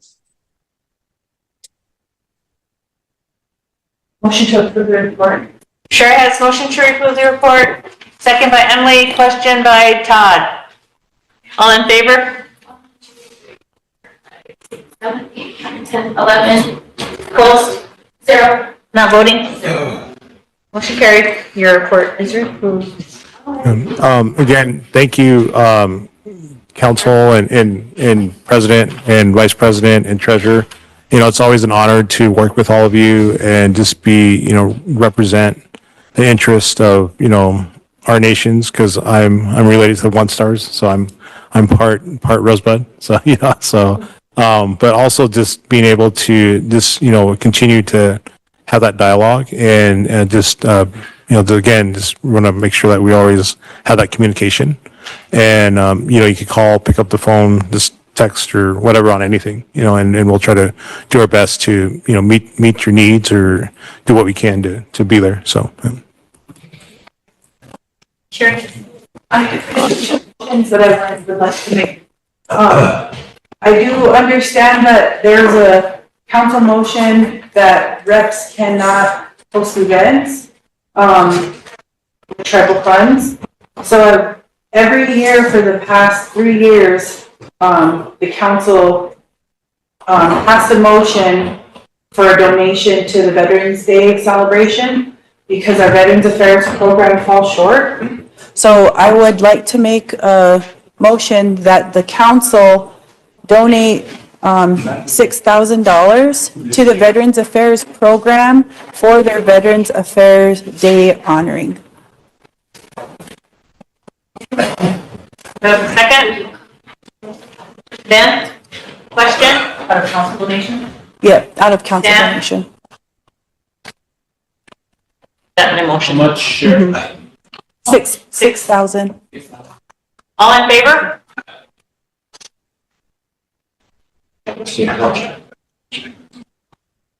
Yeah. All in favor? Bye, everyone. Thank you. 0, Ross. 11. Opposed? 0. Not voting? 0. You kind of did it right when he was. I know, I'm sorry. Sorry, Kevin. A bit of confusion there. Then I have one more motion. I want to make a motion to rescind a council motion in the minutes of April 24th, 2012. The motion to change council meeting for casino reports, gaming in Redco, and the adult correction facility JDC report to be the 4th Wednesday of the month. We should remove the adult corrections facility and JDC from that too. So I would like to make a motion to rescind and, shall I amend it? So that way we keep the casino. I'll make a motion to amend it, the motion, so that it only has the casino reporting on the 4th Wednesday of the month. Casino and gaming? Yeah, casino and gaming. Yeah, you need to leave those two. Mike? Can we ask why? According to the ordinance, the Redco only needs to report annually. It was only reporting quarterly because of, But, audits. Okay. Emily? I was just wondering if I could request this to get tabled and all come back together at once, because I totally understand, but I don't have this in front of me and it's not really fair for us to be voting on things that we don't really know. So I totally, if it's going along with what we were talking about earlier about the researching if there's an existing motion and coming back, then I think that should. Yeah, that's it. Okay, well, I just think it would be better to have time to at least look at what we're talking about. Thank you. Okay, well, I can resend it, but I just, Why don't you withdraw and then we'll bring it back up? Get it to everybody to review, and then Okay. you can bring it back up. that sounds good. But I just want to make mention that this does include adult correction facility and JDC to be reporting too. So that we'll, So, let's review it and then withdraw, and then we'll review it and bring it back up at our next council meeting. okay, I'll do that. Thank you. Thank you. President? Yes, Emily? I'm just wondering, is it possible for you to also work with the JDC and ACF, just reach out to them since they're named in that, so they're aware of what's going on? Thank you. Can I get a comment? Go ahead, Wayne. The reason why JDC and all corrections were on there is because they were put on there when those buildings were being built. But since the buildings were all completed, there's nothing over at the time. And the reason why Redco is on there every month because of their audits. We get so much reports from the audit, so the council wanted them to meet every month. But that's why they're on there. And that's why a lot of times we need to have that follow-up, because this has been there for how long? And so they've been doing that when it's actually per that ordinance that it's only annually. But sometimes when motions are made like this, they're out there standing until they're brought back up again. And so that kind of causes that confusion and inconsistencies. So it's always good. For a long time, I have always suggested that we redo how we do our minutes, and we actually have a line that is for follow-up, who's assigned to it, and whether it's done or not. Someday.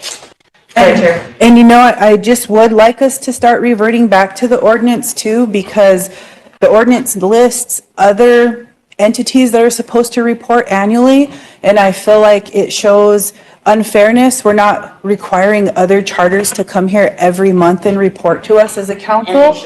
Yeah, and those ones are all supposed to be annually, and in here it says quarterly. So maybe we could, maybe during your next report, you could bring us back a schedule of your recommendations for the annual reports for all of the entities who report annually, and also those that report quarterly. Okay, thank you. Thank you, Madam Chairman. I could not, ma'am. I wish to make a motion at this time that at some point in the next 4 months, that this body arrange for a session here with all entities that are involved in education on our reservation to discuss the state of education, K through 12 and higher education, on our reservation, and to discuss all issues, that seem to be pertinent, that are pertinent, including, our tribal education goals. Yeah, second?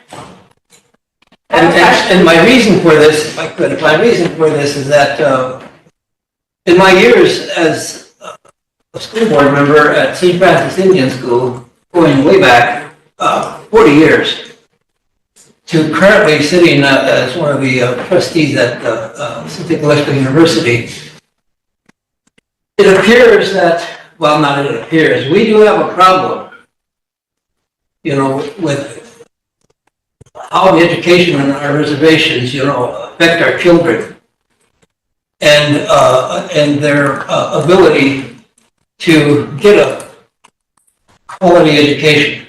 And there's data that supports that. I don't feel qualified to really get into and speak to it, but we have people that can opine, professionally as to, the fact that, we do need to be looking at our educational system on this reservation and see whether or not our children are being educated in a way that benefits them. That's my motion. Sherry and Emily. Does it need a second? Does it have a second? I was seconding the motion. Oh, you were just second? Okay. Okay, Emily. Thank you so much for bringing this up. If it's okay, I'm just gonna sit down.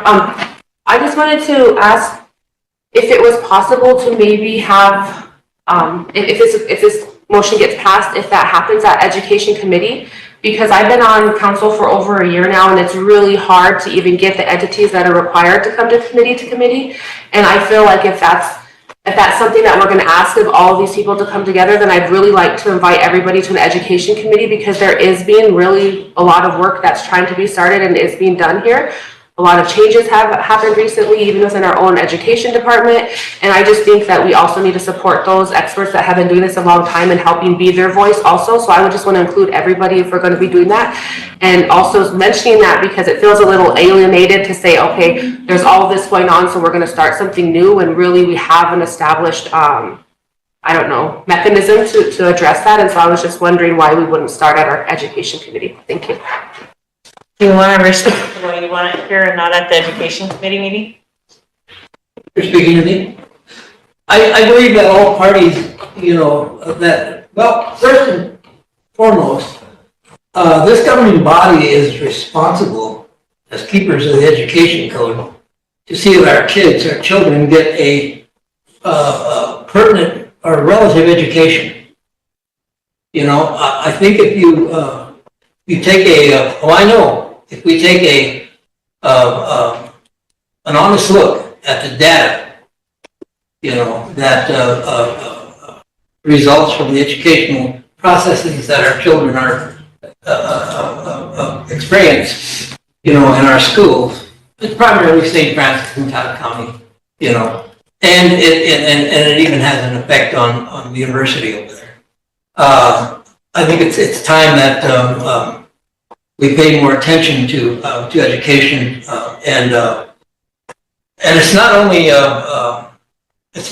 our own schools here. It's also the impact, if I could use that word, that state education regulations have on the education of our children. So we have something wrong here. When you have children who are not performing at grade level,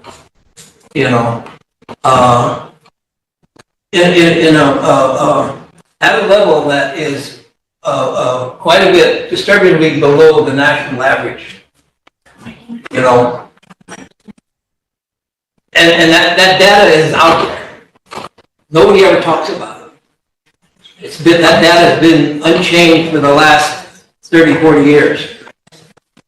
Our children are not getting the kind of education that they need. We need to ask why, because the data shows that things aren't changing, things aren't improving.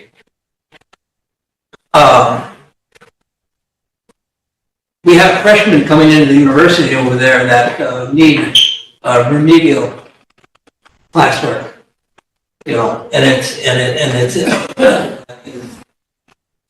I can't speak to the data. I can't quote it rhyme and verse here, but it needs attention. And if you ask the questions of the schools and ask them to produce that data, I think you'll see that there needs to be some attention paid to our educational system and our educational processes. I think maybe too many of our children can't learn, within the current educational system for And it has nothing to do with their intellectual level. I can't say any more than that. But we have plenty of professionals that can speak to the issue, tribal professionals that can speak to the issue better than I can. Tammy and Emily, and maybe if with everyone that you're wanting to come, it can include the rest of the committee members from education to come to the council as well. And I would also remind us that, we talk about our children being sacred. How much time gets spent talking about education in this body? Honestly, virtually none. We spend more time talking about school clothes, and we have, those things are all good, good. But my goodness, the education of our children, now that's not, this is not all the children.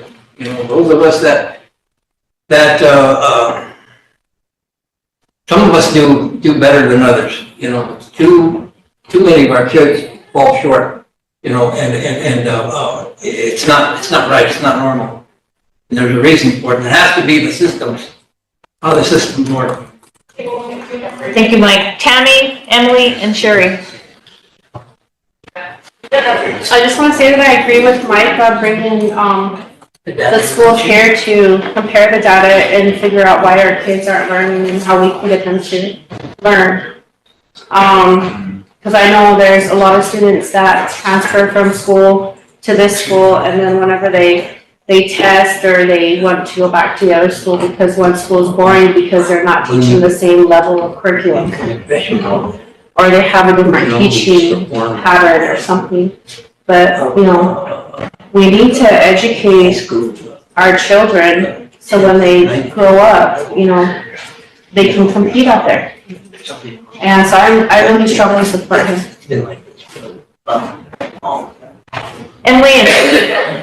Emily, Sherry, and then we need a question to the motion.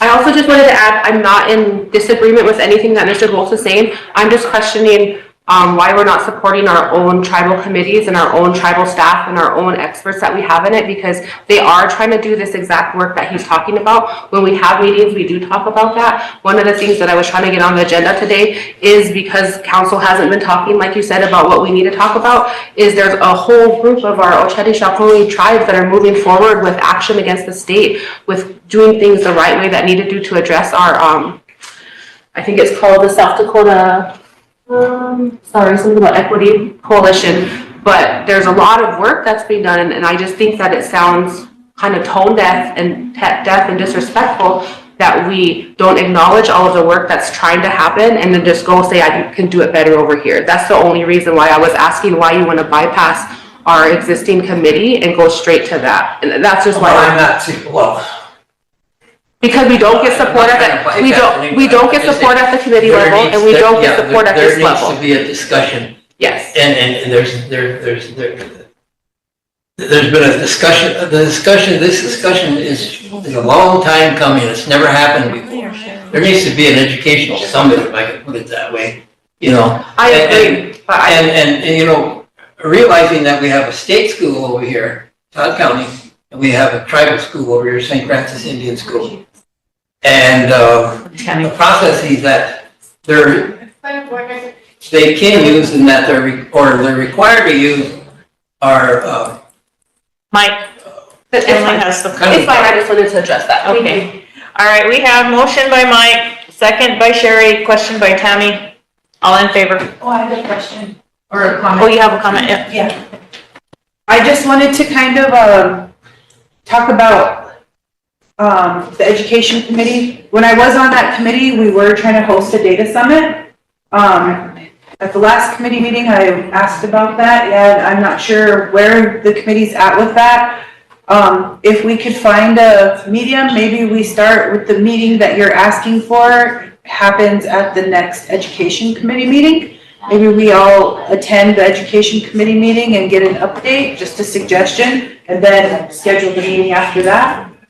Is your motion to set the meeting or have the president set the meeting within the next 4 months? I would like the administration to set basically what I'm asking for is a summit, if you will. I mean, the status quo, and this is no reflection on the past, the current tribal education committee or past education committees. The point is, these entities have been in existence for decades, and the data is not changing, it's not improving. There's something fundamentally wrong here. We need to talk about it. Simple as that, you know. And this body is the creator of the tribal education code. That's the law that dictates education that our children should and could receive. And are they being done justice by our current tribal education code? You know, and the people that can talk to it better than any of us can are the people that work in that system. Tribal people and non-tribal. I was just trying to find yeah, so we can do that. I'm not trying to bypass anybody, I'm just saying, something's gotta happen because nothing's happened for 40, 50 years, my view. Okay. So we have a motion, a second, and a question, and my office will work on getting a summit set up. Could you repeat the motion, please? motion by Michael Bolts to arrange for our session here within the next 4 months with all education and entities, K-12 and higher education, to discuss all the issues that are pertinent, including tribal education. Incidentally, that does include the states, if they'll participate. Again, I would just want to include the action that's happening. Okay. All in favor? Education Summit. 1, 2, 3, 4, 5, 6, 7, 8, 9, 10. Opposed? Not voting? 2. Motion carried. Can I say something? Sure. This is a little off topic, but I just came back from endeavor I was doing, but on the way back I was listening to it on the radio, and our radio is really shot. Like it goes, you can hear us talking for about 5 seconds, and it goes straight into static for about 10 seconds, and back into us talking again, then straight to static. So I just want to make that let you guys all know that our radio station really needs something to happen, because there's probably a lot more people that are experiencing it throughout the reservation. I thought it was because I was coming from Norris, but as I got closer to the tribal building here, it's still doing the exact same stuff. So Okay, we'll have them look into it, and they can let us know what they're doing to improve the broadcasting. Yeah. Tammy? I have a question. Is that 88.1 or 96.1? 88.1. 88.1. Okay, council, we added to our agenda civil rights. I can't even read that right. Civil rights, attorney contracts and reports, chartered entities, contract and reports, resolutions, and enrollment. So we'll start with the civil rights. Okay, I asked for the civil rights to be on the agenda because I would like to know where we are at with that. When I came on, I asked about it as well, at the request of your, respectfully, at the request of your mother.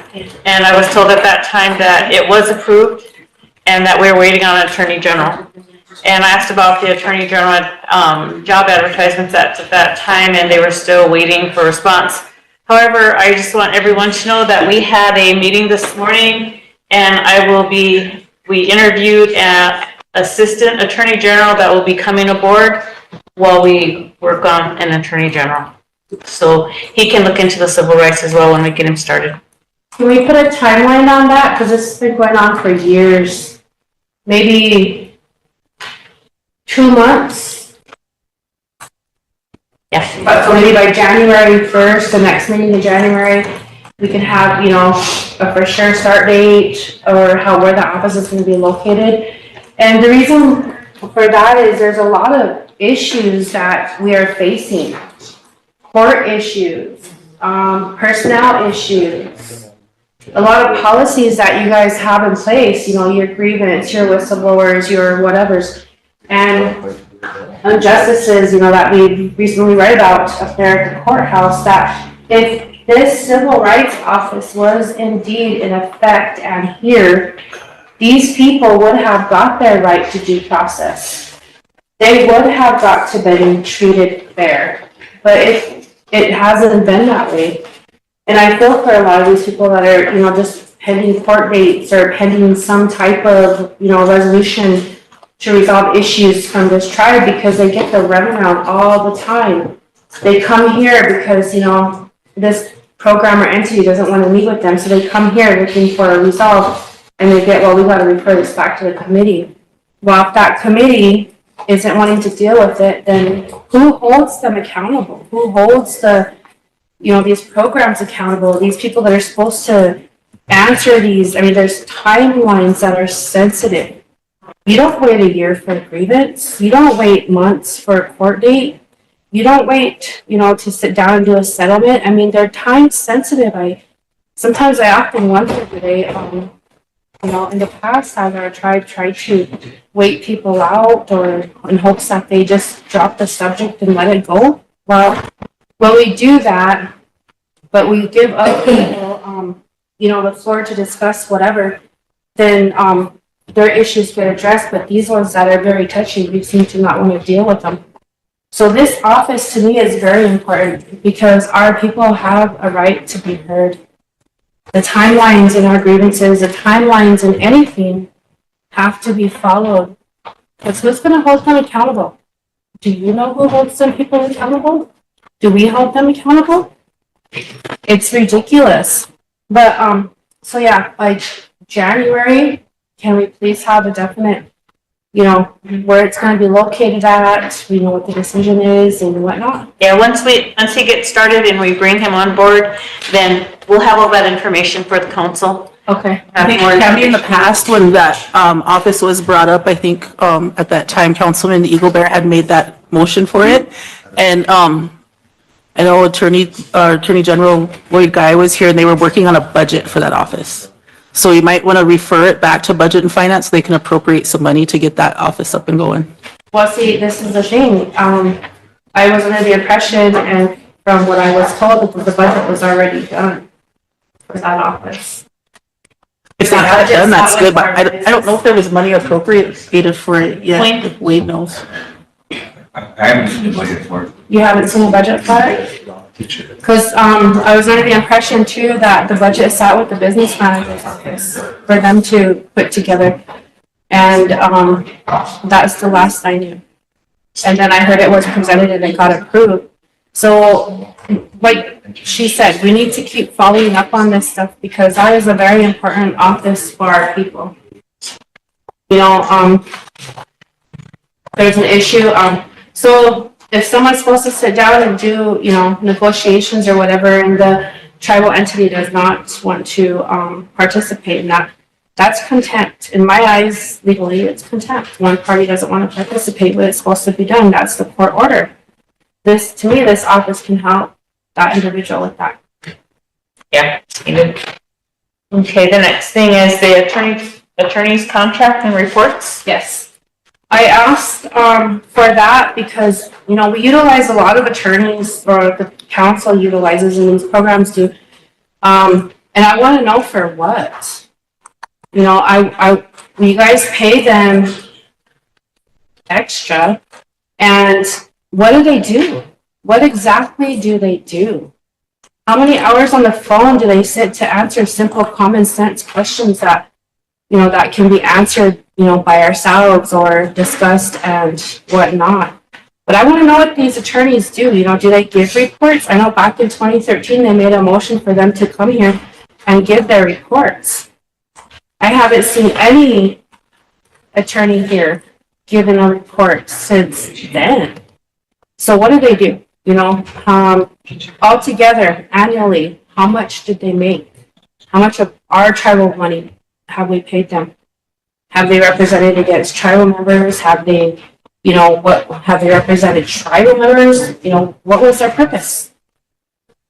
Well, back then, I'm probably one of the ones that may have made that motion asking, because I had the same questions that you're asking. Yeah. So I can make some arrangements to get some of them to come here. I don't know exactly who they all are either. Yeah. But we can request that they come and give a report to the council on what they're working on, what they're doing. Okay, sounds good. Mike?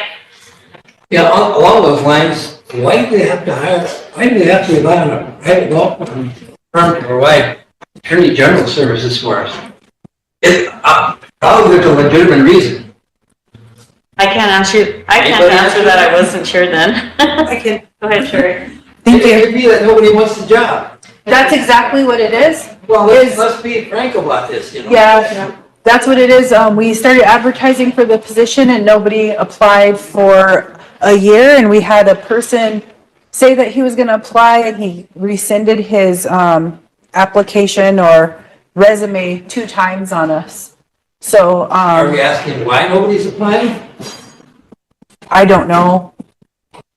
When I came in, Mike, I asked the same question, and I asked where we're advertising, and also made the statement that we needed to continue advertising because it's taking, where are we advertising? How far out are we reaching to try to recruit somebody to come in?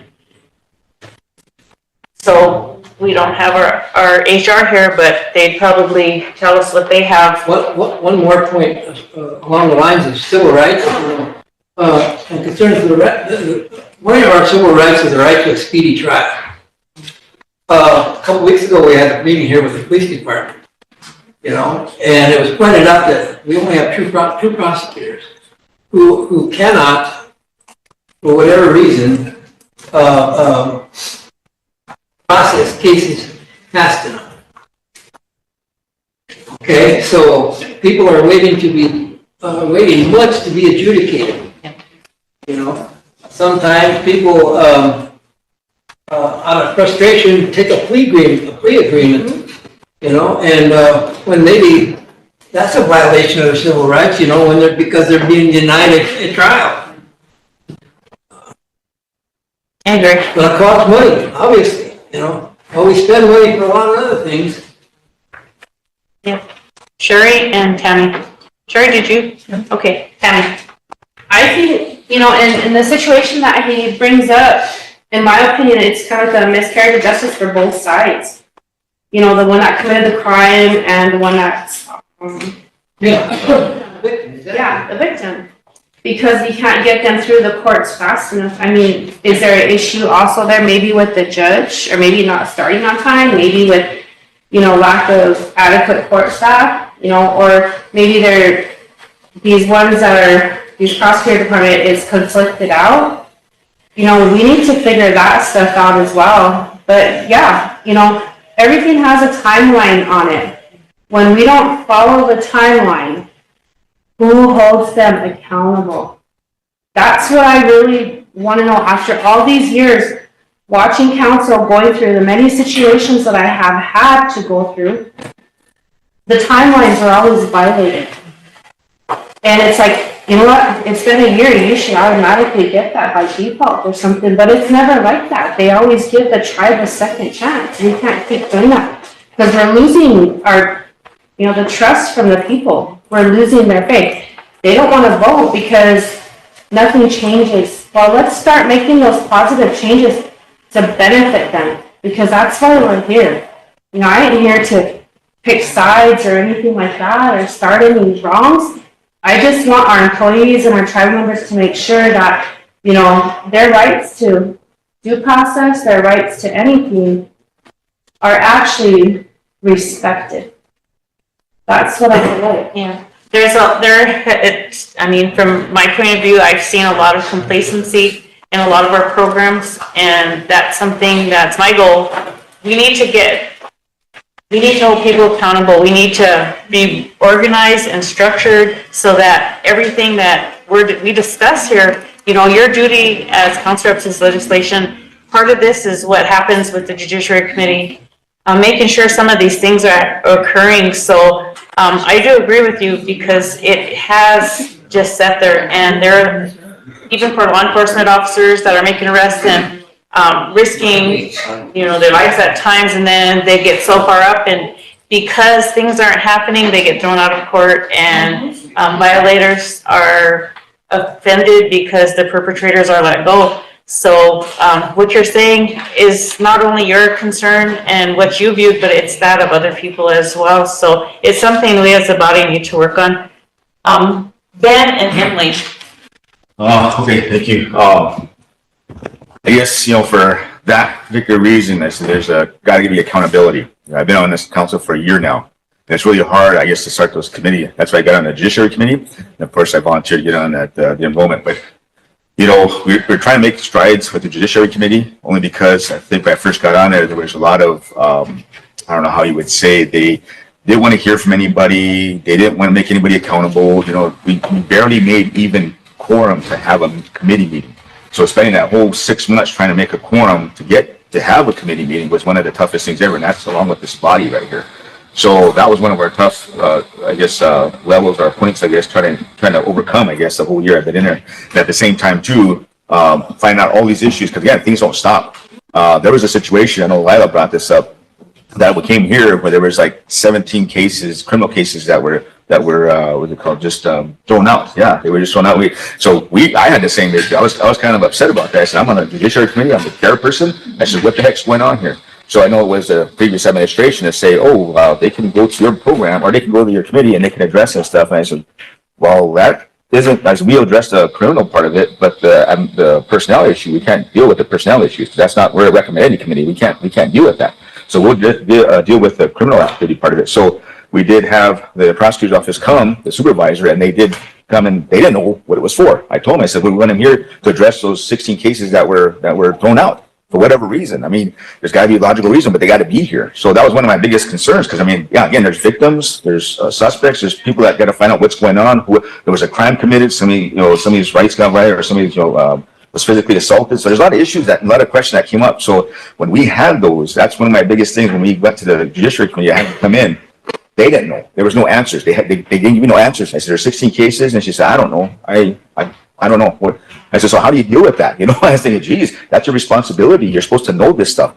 So the prosecutor's office went under the attorney general. So that's what they were saying too. Well, it's got to be judicial. So we'll send it to judicial committee. So okay. I said, well, we'll handle that, I suppose.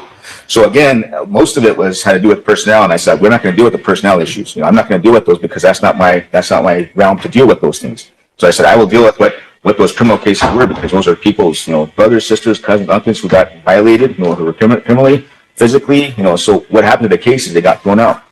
I still didn't get an answer from that. Still to this day, I got no answer for that. Why? So I'm like, what? So what do you do? I could say, man, we're going to have to, what do we do to that? Because we're just a recommending committee. So how can we push that forward to have some accountability? That's what's going on. And to this day, with the judiciary committee, we are bringing in people, also the concerns from the public about all these entities that are, they have concerns with and stuff. So that's what we started putting in today. I said this past Friday, we had 7 that came in for concerns, just concerns. So we heard them and we actually helped them remedy most of their concerns and stuff. And these had to do with like 5 years back. And I told the committee, I said, this is the first time ever that these 7 people were able to come in and address the committee, because before that, they could never address the committee. People were labeling them as troublemakers. People were labeling them, no, we don't want to hear them because they're going to cause trouble. But why? That's crazy. So now that we're making strides in it, I do believe that we can move forward. And again, I didn't want to step down from the committee because that was a good core that we had going. But again, the conflict with the enrollment part of it is another big issue. But anyway, so that's where we're at with the judiciary and also the accountability process. But I do believe it's through the administration that the accountability should start coming into play here. So that's where I'm at. We can address it, but there's also got to be some aspect of the accountability of what's going to happen, because people are getting paid to do a job, and if they're not doing it, then there's got to be something going on there. So those are just my way of thinking on that, because again, it's just something to help deal with a lot of these issues that are coming up, because I've been in the same boat. There's a lot of people that came to me and said they went to the courthouse or the police department, they got turned around, they told them, oh, deal with it. But again, these are just some of the things I guess with the judiciary committee, that's what we're trying to address. Well, I was trying to address now, but so I hope they continue to do that as they move forward on that, because again, that kind of sets a precedence right now. So I hope they continue on with it to help bring people in to voice their concerns and then find out what's wrong internally with our programs, so that there can be some, remedy or some disciplinary action or actually accountability to those, So that's what I'm looking at. I guess my time here on council, that's what I like to see, is that these things, so that way the public can start trusting in what we're doing here and what we're trying to accomplish here to help them. Because again, it is their lives that get disrupted by a lot of these things that come up here. So, but those are just my comments on that. I just wanted to make that clear so we have an understanding of where we're going in that direction with, I guess, civil rights and also, the accountability of our programs, as I do believe that's what we're trying to make strides for. So again, it hasn't been brought up, but I would like to bring it up I guess a lot, just like with education. So all these things can be touched on no matter what. So hey, that's just what I wanted to comment on that. Lisa, Emily, and then Tammy. In the past, I know that a lot of those issues such as that weren't addressed because if there was a pending case and you just don't want to, as legislators, you don't want to overstep the separation of powers.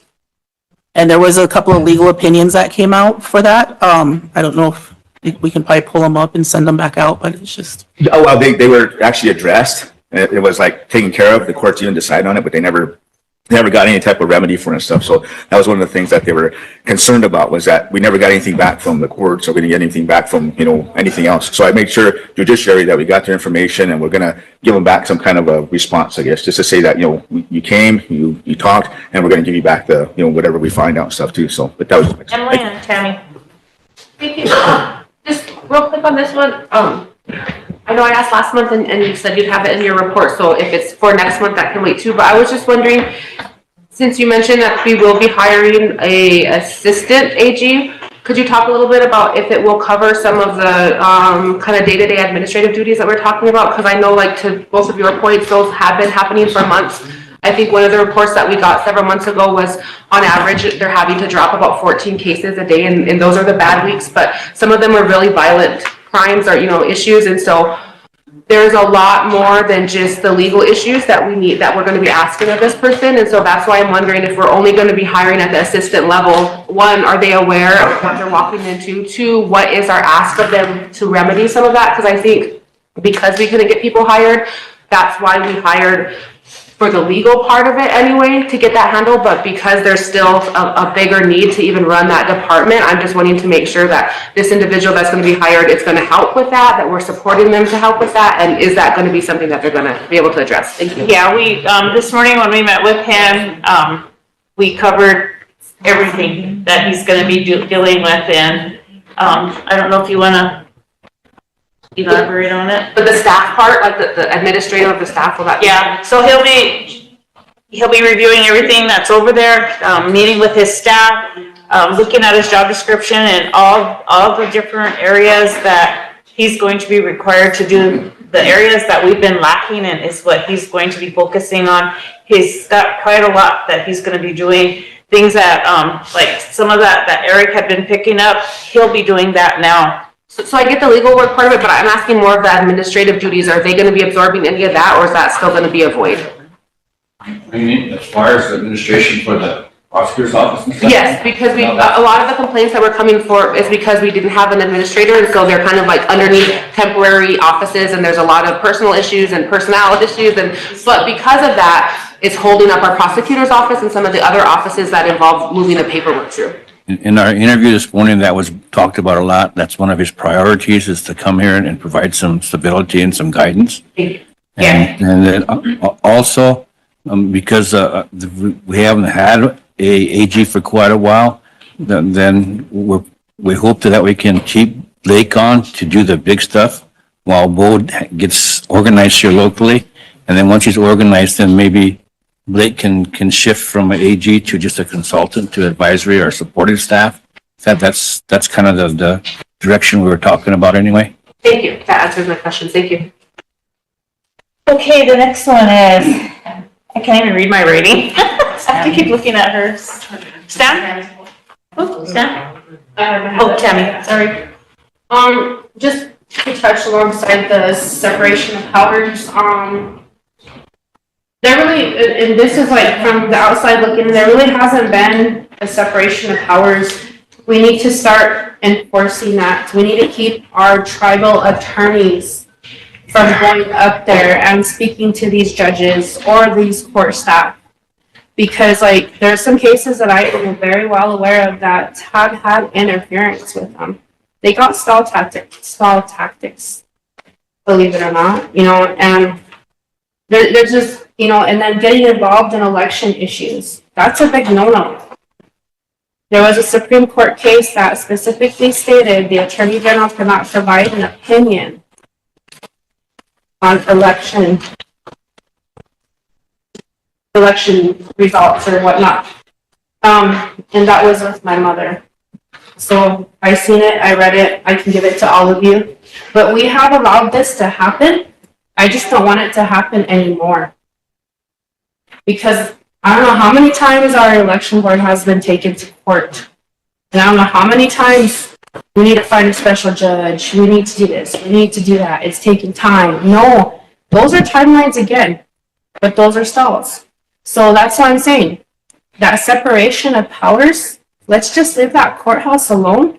Once it gets done, you know, whatever you guys plan on doing with it, and let it be, let them do the job. Because we get a lot of complaints on that too. If you know somebody up there, they're gonna push this, they're gonna push that. It's kind of really discouraging to actually see it happen, you know, and then having to bring it here and then nobody wants to deal with it. Well, I would like to see that. That's pretty much it for me. The other one was Sharon got that covered. Emily got some of that covered. One of the things that, okay, so I know we have a really touchy subject here. And I don't know how, you know, you guys plan on dealing this out, but I went up and I requested that Supreme Court order from the courthouse myself last week, and I got it. And in my opinion, if our school board our St. Francis School Board does not want to seat or swear them in, then either we do it or the election board does it, or we suspend the charter for 90 days and put it interim in there. Because that's a court order, a Supreme Court order. That's another issue of people just not wanting to follow the law. But that's something that really disturbed me because I heard about it, so I went up there, I requested it, they gave it to me, and I read it, and I was like, wow, you know. And I know this went before judiciary, and the meeting minutes do reflect some of that. But anyway, that's just what I wanted to bring up.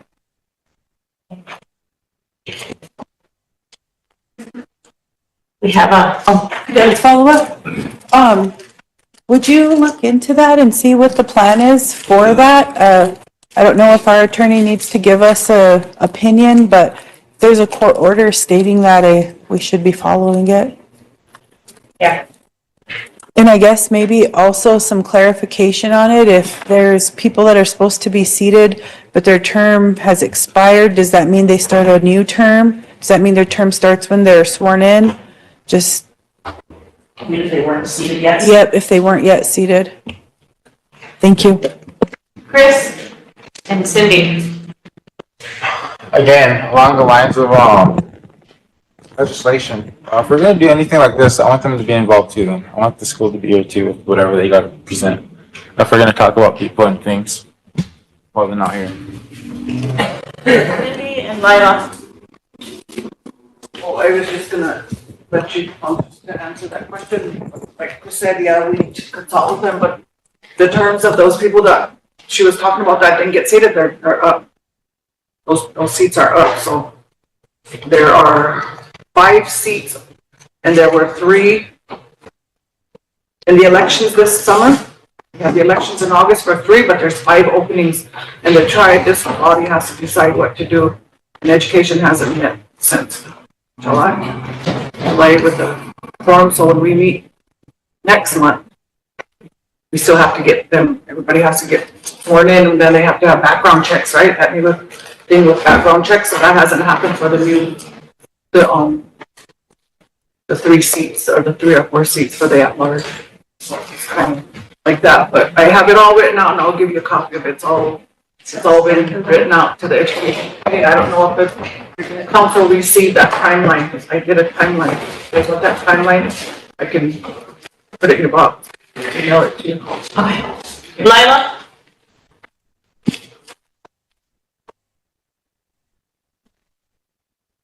Thank you, Madam Chair. I also feel like, and this is just going back to us following processes as council, because, you know, everybody that is involved in these situations, we need to set up time for these things. We can't just, you know, we can, but we shouldn't, you know, because again, we need to have all the parties involved that are in that, both parties.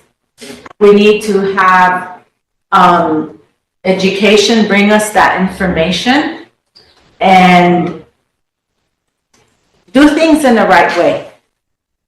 Do things in a good way, because St. Francis Indian School is our tribal school. And we should be, you know, on the same page there, I agree. But we have to do things in a process. So that way, we don't have all this, you know, we're trying to avoid misinterpretations, you know, all of this stuff. And if that Supreme Court order was given to one individual, they should have given it to everybody. So there we go again. People have dropped the ball. And we're 2 months in and we're getting things straightened out here. But when it comes to St. Francis Indian School, that is a tribal school. We should not kick it around like it's nothing. It is a school.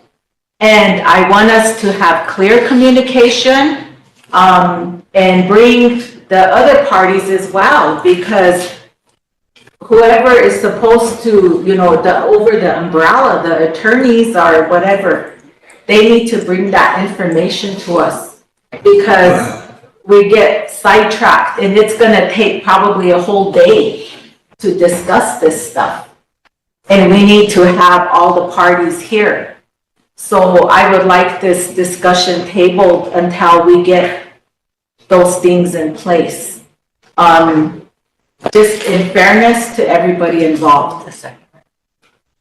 I did motion. So, Lila's tabling the motion? I did motion. Discussion. Okay, or discussion? Yeah. Tabling discussion? So we can get all the Second, parties Chris. together. Okay, thank you, Council. Do you need to vote on it? Okay. All right, Tammy. Just real quick, for the record, I requested that. I had to fill out a form up there at the courthouse and leave it to me, so the form is on file up there with reports. I will make copies for each and every one of you, because it was not personally delivered to me. I requested it. It is public information. Emily? This is something separate, is that okay? I'm gonna ask something not associated with that, is that okay? Yeah, because it's tabled, so we're done. Oh, I just wanted to make sure.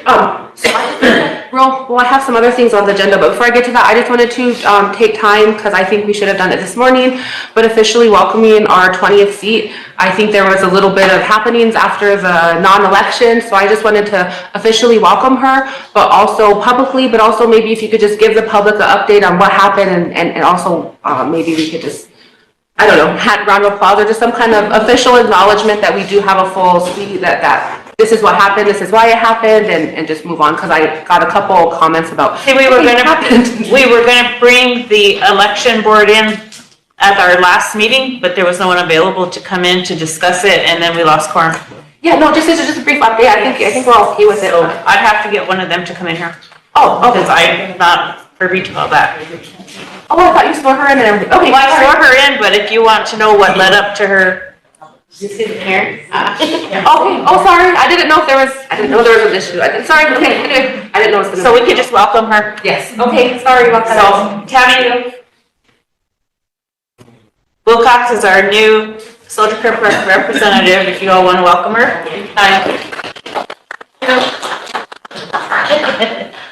You know, you have to give a speech. Yeah. I have one more to say. Okay. Emily? Oh, Can you say something? Yeah. Go ahead.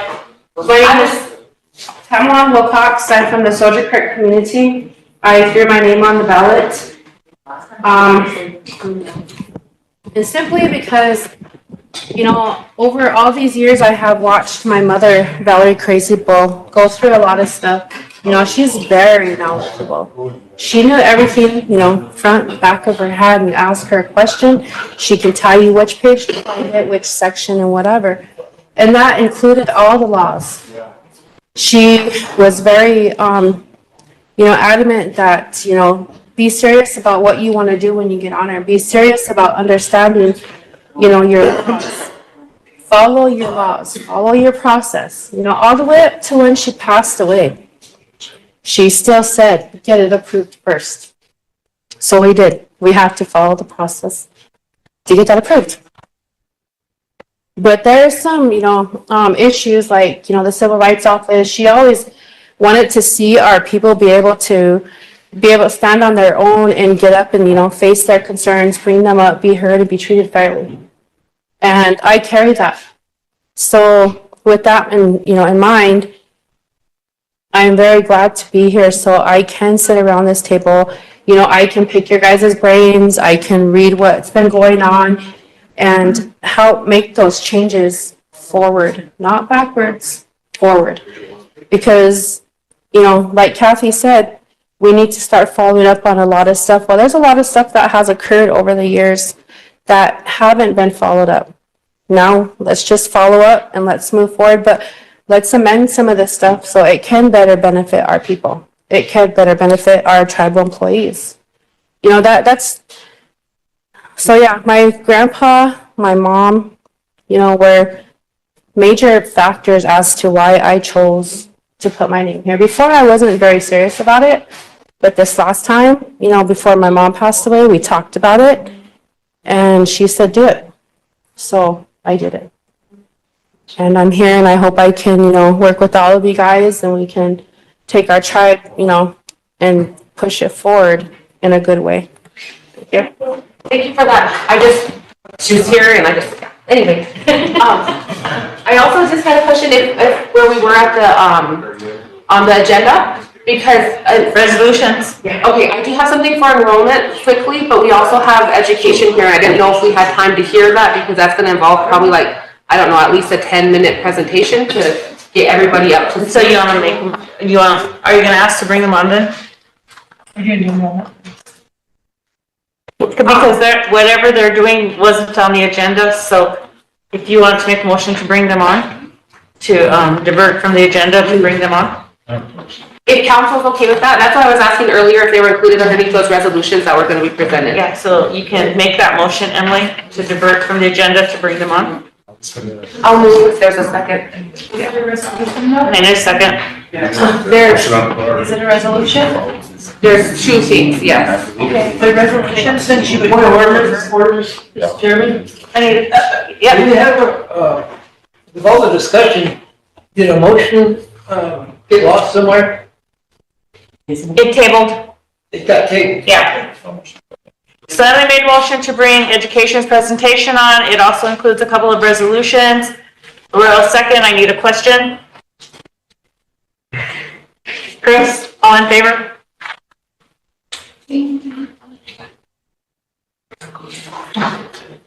Opposed? Zero. Not voting? Okay. Cindy, are you ready? We're trying to, set up the Zoom. I thought we had a Zoom set up with our office is Zoom, but he said it has to be with the tribal council Zoom, so. Well, just doing it, I didn't see him in it, talked a little bit ago.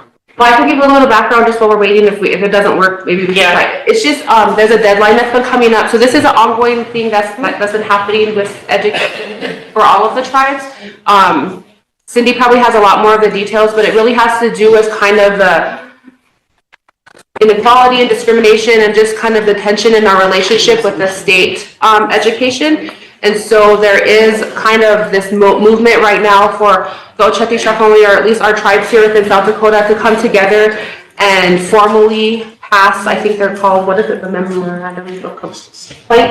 Yeah, it's a two resolutions, Office of Civil Rights Complaints, and then also the accord, where we're trying to do, accord is like, so the MOU with the state. Yeah, so the first part is kind of just where we're all gonna collectively come together as tribes passing these resolutions to say, these are the issues, these are kind of cited, that there was a lot of, as you know, there's a lot of background between us, the state, and some of the entities there. And so that's what the first resolution has to do, is having that official statement or the memorandum of complaint. The second one has to do with an accord, is what's called, and it's basically like a joint agreement that's gonna be presented as an option, as a remedy or a path forward. So we're not just gonna complain about it, we've actually got lawyers and lots of brilliant minds together to say, this is a pathway forward that we can see. And one of the big deals within the accord is establishing a relationship between the state Board of Education and each of our tribes' education, I don't remember what they're called, the directors of education, basically, for all the tribes. And so that's all laid out in there as well. And so I know it seems a little bit rushed. We did have a presentation. Hopefully you're able to get some of that background information. But there have been a lot of people working on this, a lot of educators, and there's also an amazing tribal law. I don't know if she has her own law firm or she's just a lawyer, but she's also put a lot of time into getting these legal documents drafted for the tribes to come together on. I don't know if any of you are familiar with kind of like the social studies standards and a lot of that kind of back and forth and all of the stuff that happened between the state and the tribes. And so that's what stemmed a lot of this, but also just continued failed relationships, I think. And there's a lot of things cited, and there's, like I said, Cindy can probably give more, but like there was actual, you know, conferences held that were just in not the best manner, I guess, as being sensitive to our culture and who we are as Lakota people. Committee meetings, I'll Yeah. Committee meetings. I can just do the presentation. I guess it's gonna be so much, it'll take too much time for us to try to get them on. There's a lady that does the presentation she works for the LEAD program, where Laura Antoine work organization. And so she's working for the South Dakota Education Equity Coalition with Sarah White, and she's, there's an office over there, and they work with Indian Collective. She's in the Indian Collective building, and a bunch of programs in there, so they're fighting for our rights. So they have this leaf owl that her project is to help us get recognized, because the push with Governor Crispino is to kind of get rid of Native American curriculum, and like what they did in Arizona and other states where they want to get rid of their curriculum. So it's in the works, it's been in the works. I guess Christie got in there. And so this is a way for the Great Plains Tribal Ed Department directors to band together. We've been working together for about a good 5 years. Now we're gonna have bylaws and whatnot, but I started working with a small group of them probably 10 years ago. And then now we've just gotten really big, and it's all formalized, and Dr. Johnson from the systems walked in, Oyake is kind of our leader, one of the more recent directors that been there for a while now. Not every tribe has a department. Out of the 9 tribes, there's only 5 of us that have one. And so the smaller tribes do a committee. So that first resolution, the first one is the Office of Civil Rights Complaint. So we start with the South Dakota Office of Civil Rights office, and that second resolution from the Mississippi is their sample that they sent for us. So just so you see how pretty their resolution is. And then ours is, we were sent a template, so we just use the template and insert the information specific to our tribe. And so I was supposed to be doing this all last week. I just did it today. So that second page, because I've been working on my 638 reports, and people have been sick and whatnot, and Rosemary's sick. That's why she's not here, and she represents us with this situation here. So I did the second one, which is the most important one, the one that says the Intergovernmental Education Accord, where they do the MOU as something that we're going to try to get passed, like Emily said, to get us through until we get a new governor who might work with us a little bit better, and we might put an end to some of the stuff that's being proposed. So the first one is the complaint with the office, and they'll give us advice on how to go about this. And the second one is kind of the meat of the work that is being done with the South Dakota Education Equity Coalition and the Great Plains Tribal Ed Directors, we're all working together for the same result, that our kids are not treated, that they are treated fairly, and that we are not pushed out of, that our culture, our standards are accepted. So if some of you may know about this, but I think it was what Lydia worked on that. Lydia Rosebud from our office is doing ours, and ours are almost done. That we have our own Sioux Lakota OSEUs that the state did, but she was on that board to represent the Rosebud Sioux tribe, and then we handed it off to Sage after she retired. Sage moved up, so he's carrying on that work with the state, but they ended it now. They had a grant that did it, but no one was trying to not push that out, and it's been, I think, 14 years. 12, 14 years, they were going to make it be mandatory, but that went out the door 3 or 4 years ago, so now we're just trying to save it. In the public schools, it's basically from the public schools, and of course, the only public schools that are using it are the schools around the reservations, the public school in County County, and around the right here in Sioux tribe, all the other tribes, those schools will be using it, but of course in Sioux Falls and here and Rapid City schools are not mandated, but we do have schools in Rapid City that have predominantly large amount of natives from Pioneer Hills, but people that do use these. My grandson is in one of those schools that's more advanced and recognizes our culture and stuff, thank God, so we try to keep him there. His parents can't move nowhere else, because we want him to go to school there, but this is there. And at elementary school, then he has to go to middle school. So what we're asking for is I'm asking for you guys to approve this, and so that we could join this fight. When I first came on working here, about 3, 4, 5 years in, I should remember that, we had a lawsuit going to the BIA, the Bureau of Indian Affairs, how they were reorganizing and getting rid of they got rid of our line office, who was Karen Eagle and Nebo Sherwood, and that we were just put into groups, so we operate with groups. We work with Dr. Sosi. I've learned who Dr. Sosi is, so she's a person, the BIA person that covers our region, Pine Ridge and Rosebud and Rosebud.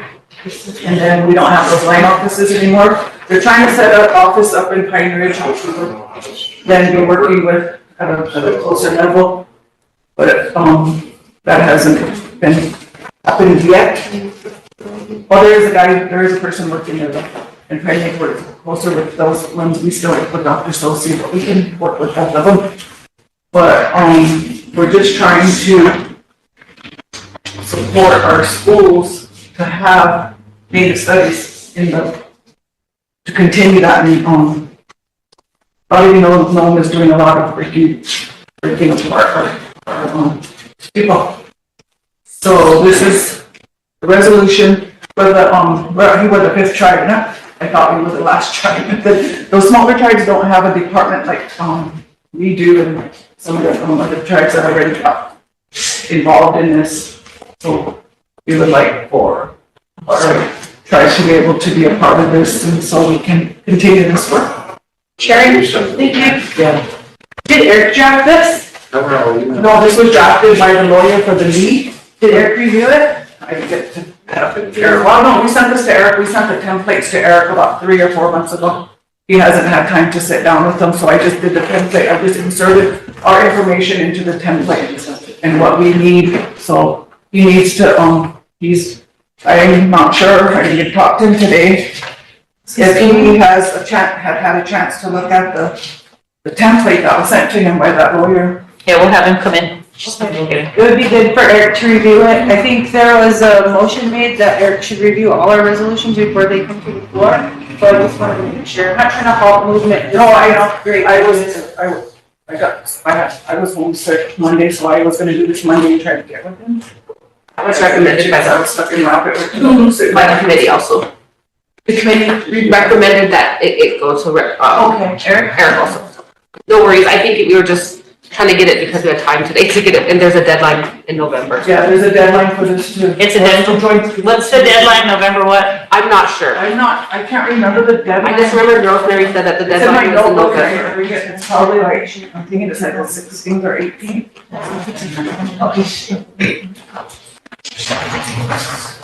Is he coming? I'll just take it in to him, send it on. There's two of them, do you have both of them? I don't have both of them either. Okay, no, this is the Office of Civil Rights, and this is the accord, this is the complaint, and this is the accord. Okay. And then accord's a fancy word kind of for MOU, there's a kind of a more extensive MOU, or MOU, So Emily, were those the two resolutions that you were concerned about getting through today? Yes, because they were time sensitive for education. I do have another issue for enrollment, if we're moving on. And then. Yeah, while we're waiting for Eric, if you want to. Okay.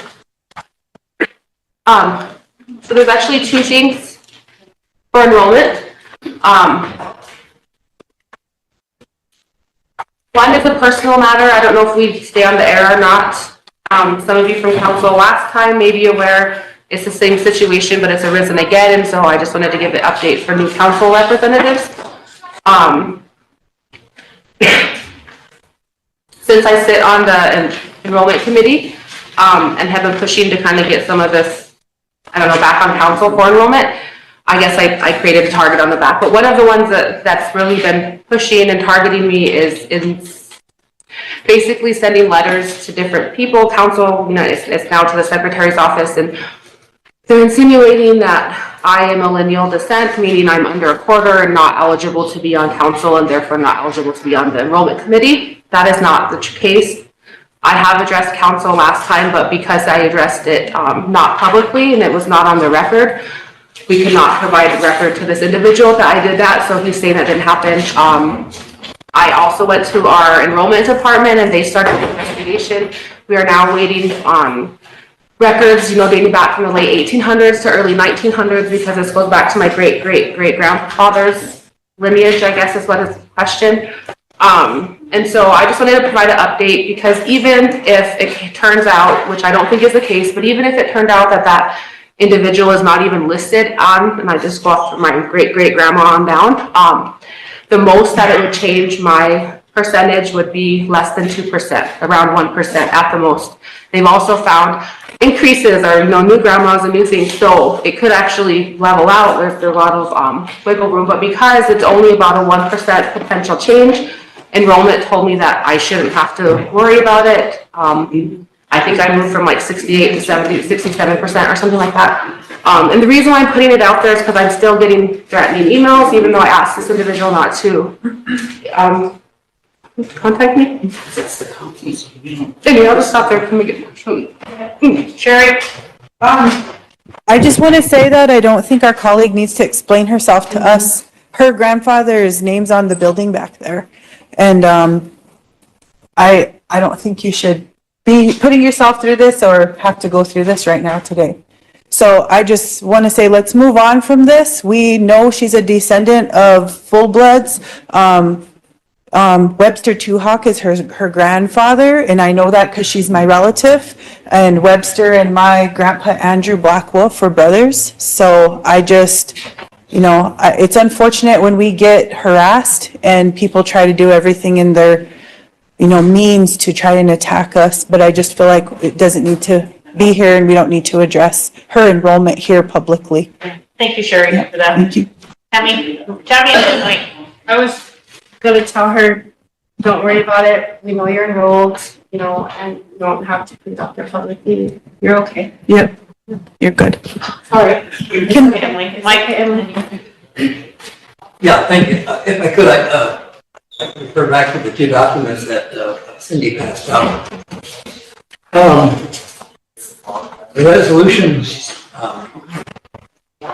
if you look on the second page, whereas speaks to the concern that I have that we need to start paying attention to education our children. and we need to start talking about it here. And this resolution, as I read it, I see nothing wrong with it, you know.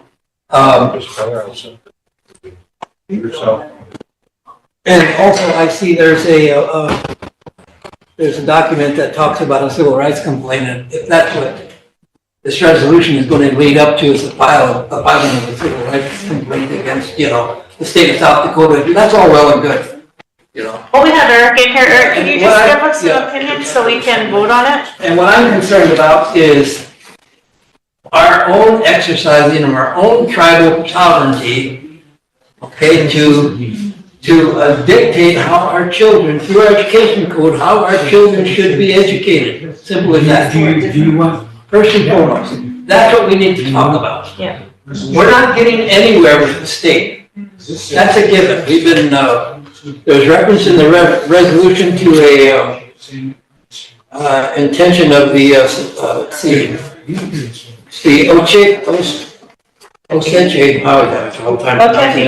essential understanding and standards of effort that I understand, you know, has been instituted and tried and really hasn't solved the problem.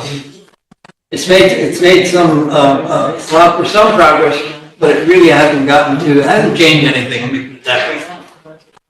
The state basically is telling us how to, or better yet, what we can't do to educate our children.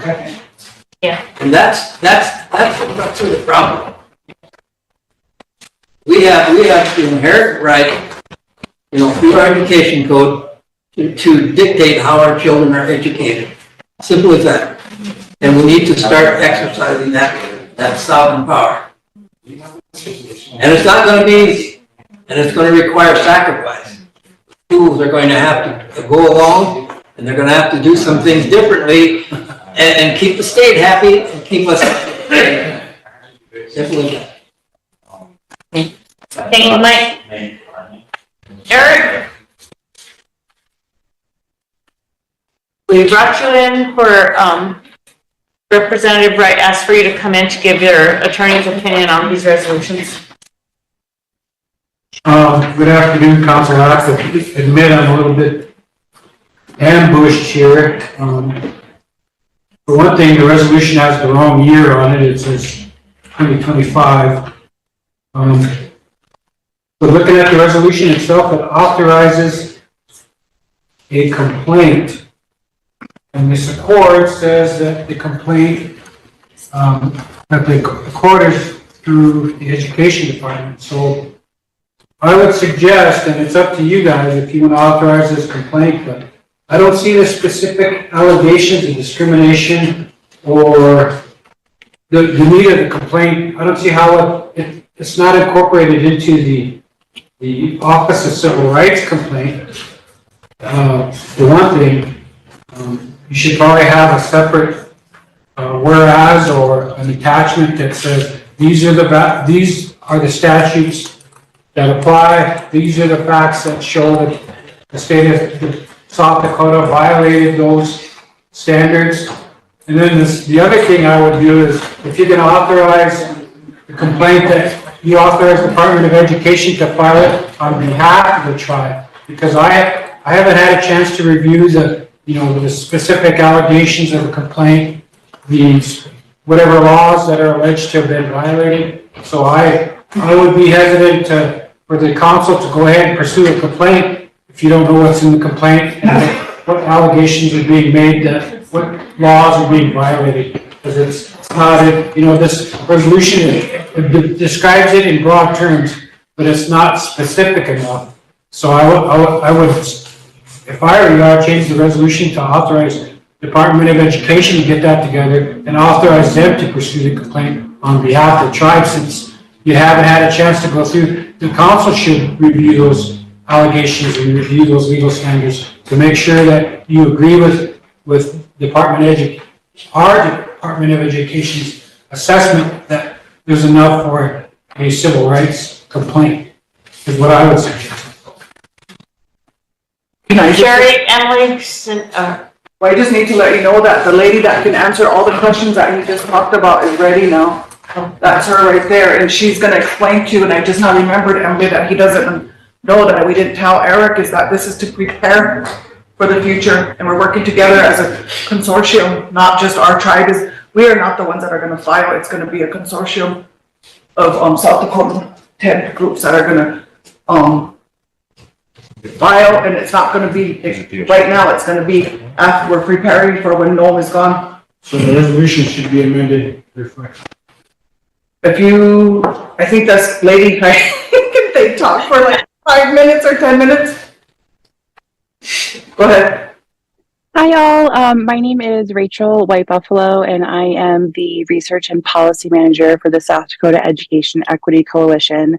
Thank you all for waiting for me. I was picking up my kiddos from school.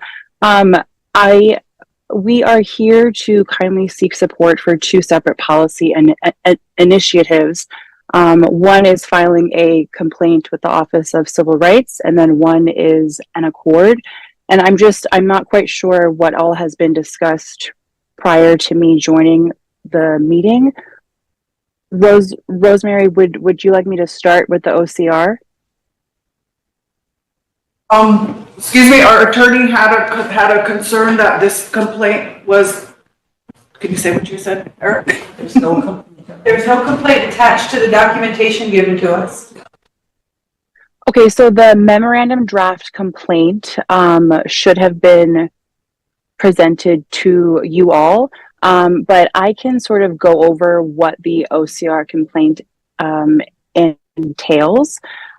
So the first project that we are seeking a resolution for is really designed to address the state-sponsored discriminatory practices and the absence of federally mandated tribal consultation, and that's the OCR complaint.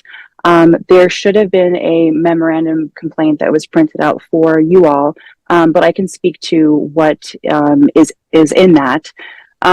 So the South Dakota Education Equity Coalition, in partnership with our 9 South Dakota tribal education directors, is respectfully seeking Rosebud Sioux Tribe support of filing a formal complaint with the United States Office of Civil Rights to investigate whether the South Dakota Department of Education, South Dakota Department of Tribal Relations, and the South Dakota Office of Indian Education's actions meet the standard of discrimination.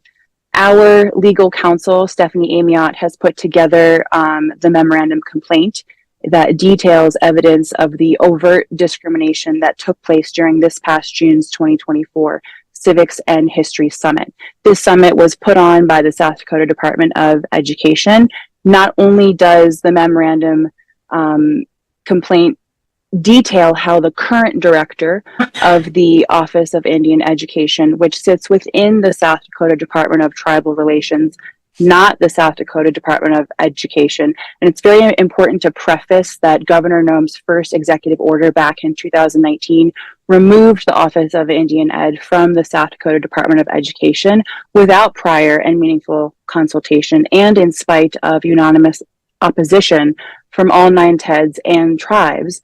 And I mention this because that Executive Order 2019-01 is the very event that sort of fractured communication and consultation between the DOE and our tribal education directors. And because of that fractured communication, the lack of government to government consultation, the state is really able to essentially do what they want in terms of decision making as it relates to education. So that draft memorandum complaint provides specific examples of the overt discriminatory behavior that I witnessed firsthand at the Civics and History Summit. Not only will you read about how the current director of the Office of Indian Education remarked to a majority European American audience, and this is a direct quote.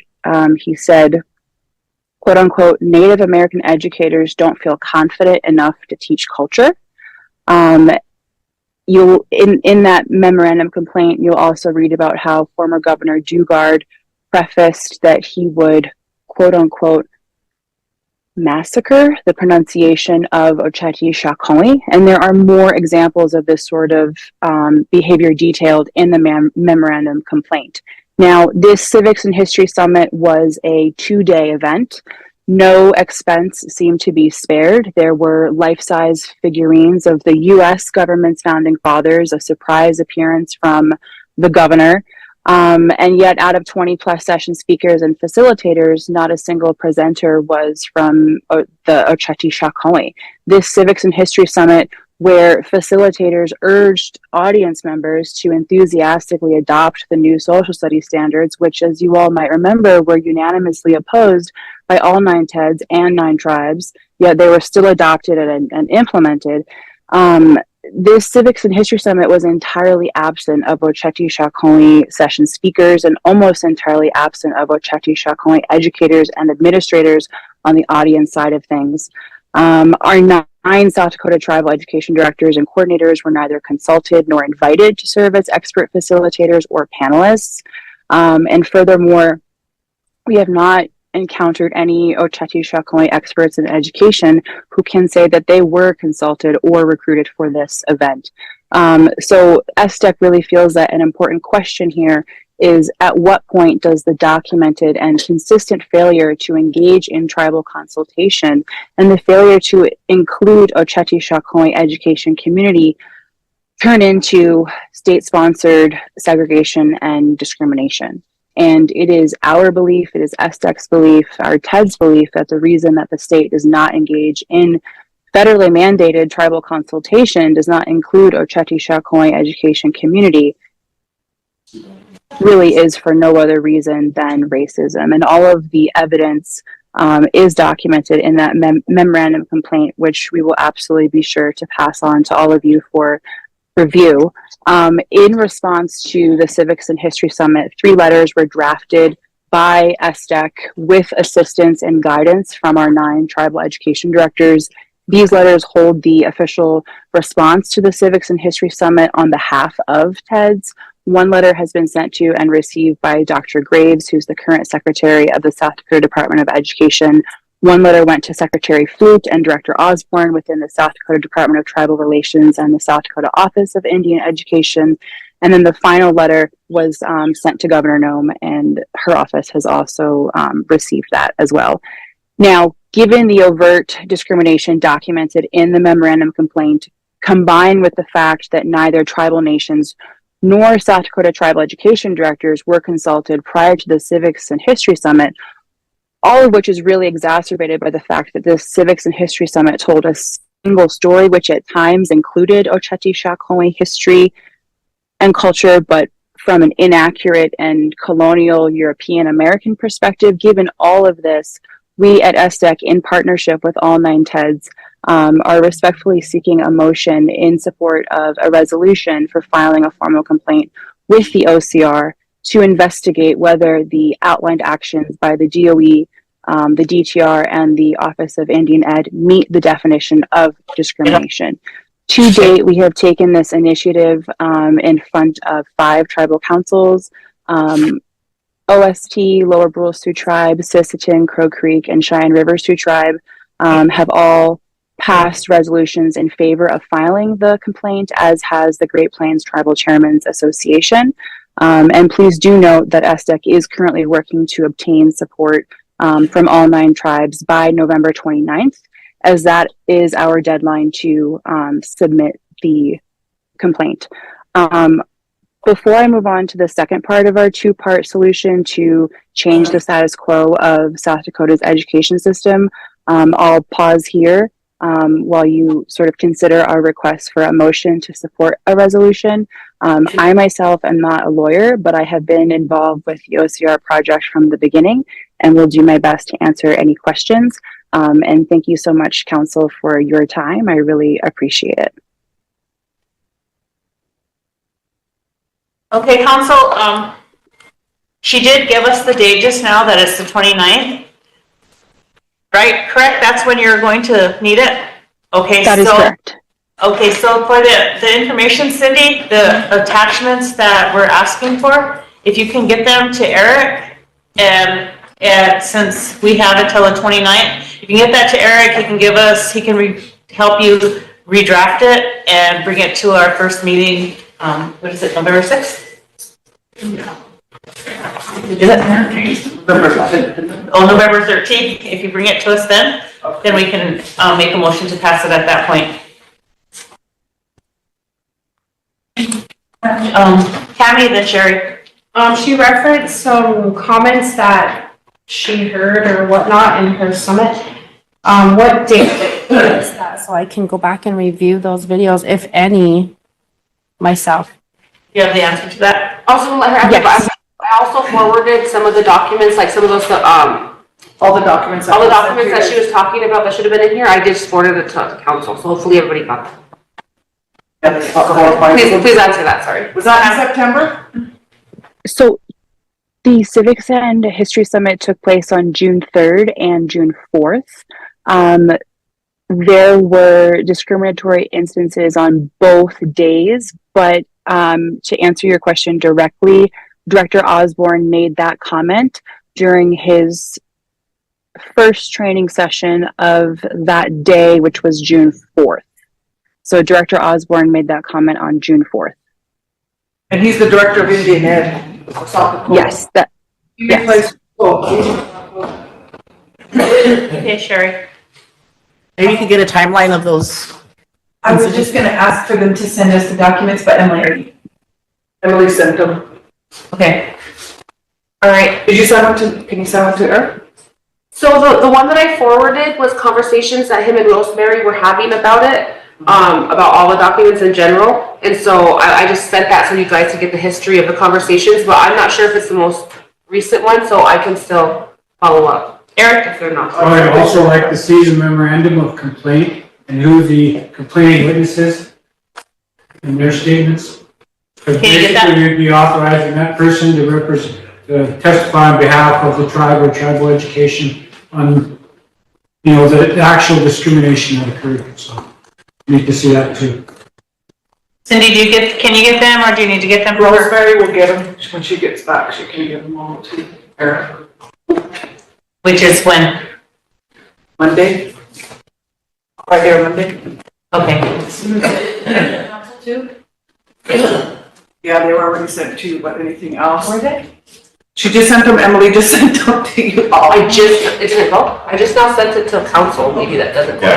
Does that include a memorandum of complaint? Let me get in there and see what I sent. I don't know. It was like an email thread back and forth with all the documents attached. It has the draft OCR memorandum of complaint. Yeah, so that's the more detailed one that lists all the information. Sure. Okay. Sorry, I was just making sure it had all the documents. Okay. Emily? Well, I just wanted to apologize for it being so fast because originally our intent was to give you the full presentation that we got at committee that would have detailed all of those things. So I just wanted to apologize for the rush nature. Thank you. Yeah, and I apologize for not making copies of the, is there a bunch of them? Okay. All right, we have some other resolutions. So sorry again, earlier I lost my composure, but I did actually have something that needed action from enrollment. I don't think we're gonna get to the issues today, so not the last special meeting, but the last regular meeting that we had at committee, there was a motion made to bring to council a request to extend the applications for clothing orders to include anybody that could potentially be coming up for enrollment. At our last special meeting for enrollment, we moved well over, I want to say close to 400, if not more, applicants forward for this, not to approve, but here for approval. And since we're not going to get to them by that November 1st deadline, the motion was to request that extension, not a full extension, I don't think. Last time it was just for any of those that are potentially going to get enrolled if they're eligible for clothing orders. Have you looked into how much funds were available for that? I did ask the treasurer, and somebody also asked the ARPA guys, and they both said that there is enough for a few hundred. And I didn't think that it would be all of them, but it's hard to tell because we don't know how many are eligible, or within eligible until they turn in applications. So for the amount that we're going to present, again, they're not approved yet, but for the amount that could potentially be approved, we do have funds to cover those. Can you take that to Budget and Finance and maybe bring that resolution back to reconsider it and amend it to include? So I wouldn't have any specifics though until it gets approved. And so that's why we're wanting to bring it up now, just to like have a blanket motion. And then whenever we do know how much council is going to approve next month when enrollment comes up for that approval, then I think that would probably have to go to, budget and finance to make that extra funding available. It's just hard to say, because I think there was over 800 applicants, and I don't know if we're gonna get to all of them by the time we enroll all of them, and so it was just hard to say, oh, it's 2, or it's 3, or it's all 800, like, it's just hard to even give that. Sharon? Thank you. Were all the 800 applicants you mentioned children? I have no idea. They're all eligible for enrollment. That's why I said, of those, we have no idea. We didn't ask that of them because enrollment's been put under a lot with the extra cards that we were giving out, and then we asked them to get this prepared, and it was hard. So they weren't even able to get the full 800 prepared yet. Okay. Treasurer, how much is left in the, ARPA funding for the clothing orders? What's the balance? Okay. That should cover it, huh? You tell them the Zoom. So even if, all 800 were, enrolled or eligible for clothing orders, that would be 240,000. So, the treasurer said that there's 300, so if you want to make the motion, I'll second it. Okay, so I guess it would be a motion just to extend the application deadline for those potential for this, anybody that's potentially gonna get, I don't know how to word it. You know, anybody potentially up for enrollment. The pending enrollment. Yeah, just extend the date. I mean, that's also an option. The reason I was presenting that as such is because last year when we did a similar thing, council did not feel comfortable extending the date for everyone, but if that makes it easier, I'm all for that. I'll definitely move for that if that's what people are comfortable. I guess. Thank you. Sorry. Nicole, how do you feel about that? You're the office that's doing it, so, okay. Okay. So you making a motion then? A motion to extend till the end of the year? Like, I don't know, potentially, like, do you just want whoever's gonna get up to, because like I said, we've only moved about half of what's there. Unless we have another special meeting, I don't know. Can you just say something like the applicants that are pending right now up to the deadline? So the deadline's November 1st. And so we're not gonna get all of these hundreds in front of council for potential approval. So she's trying to extend it to at least the end of the year so that they can include the ones that they're working on right now. So I guess the option is to extend the deadline for everybody till the end of the year, or extend the application process to include anybody that's on this pending enrollment list. Just say everybody, I would think would be fair. Can we, do it December 1st, because we have to close out by December 31st. So extend to December 1st. Okay, and then I can bring that to the enrollment office to let them know that anything, we need to hurry up and get those in front of, yeah. So we'll try to have a special meeting or have some way to get all of them in front of council. And when you're gonna do it for everybody, I'm sure there's children out there that haven't gotten it from this. I'll make a motion to extend the deadline for application till December 1st, 2024, for all clothing order apps. I need a second. Tammy, question? Sherry, all in favor? Leon?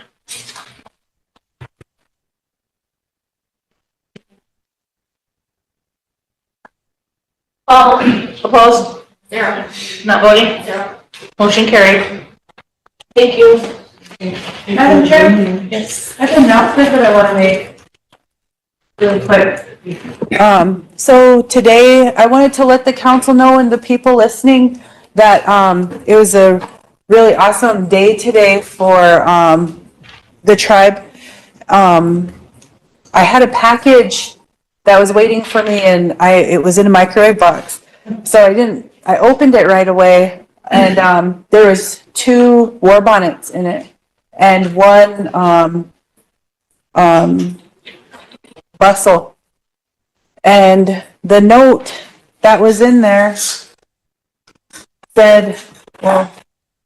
that they wanted to return these items to the Rosebud Sioux tribe and that her mother or her grandmother worked here from 1930 to 1942 as a nurse, and she collected these items from our people, and she wanted to return them. So during our lunch break, Russell Eaglebear and I smudged them off and we stored them, and he's gonna research them and try to see which families they belong to and find a place to keep them. So I just wanted to say that some repatriation happened today, and I was very happy about that.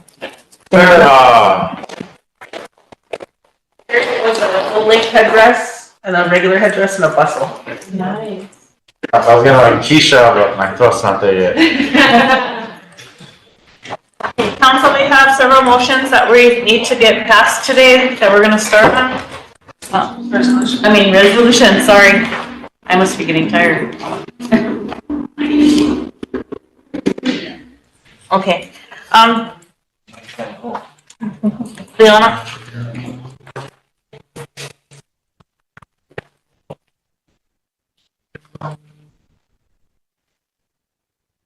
All right, I gotta grab my reading glasses. I'll be right back. My other one's not taking.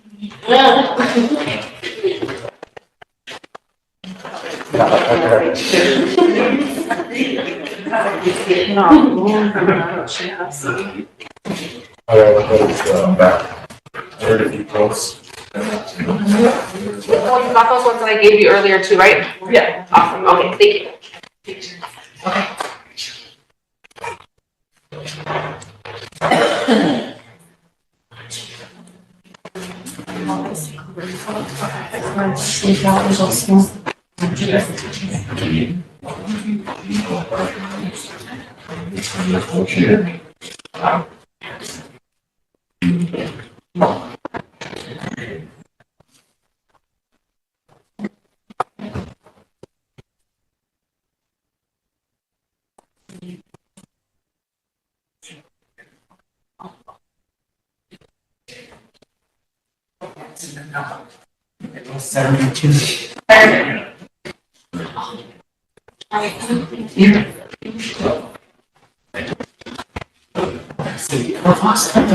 Okay, council, this resolution that you have, Mike Boots?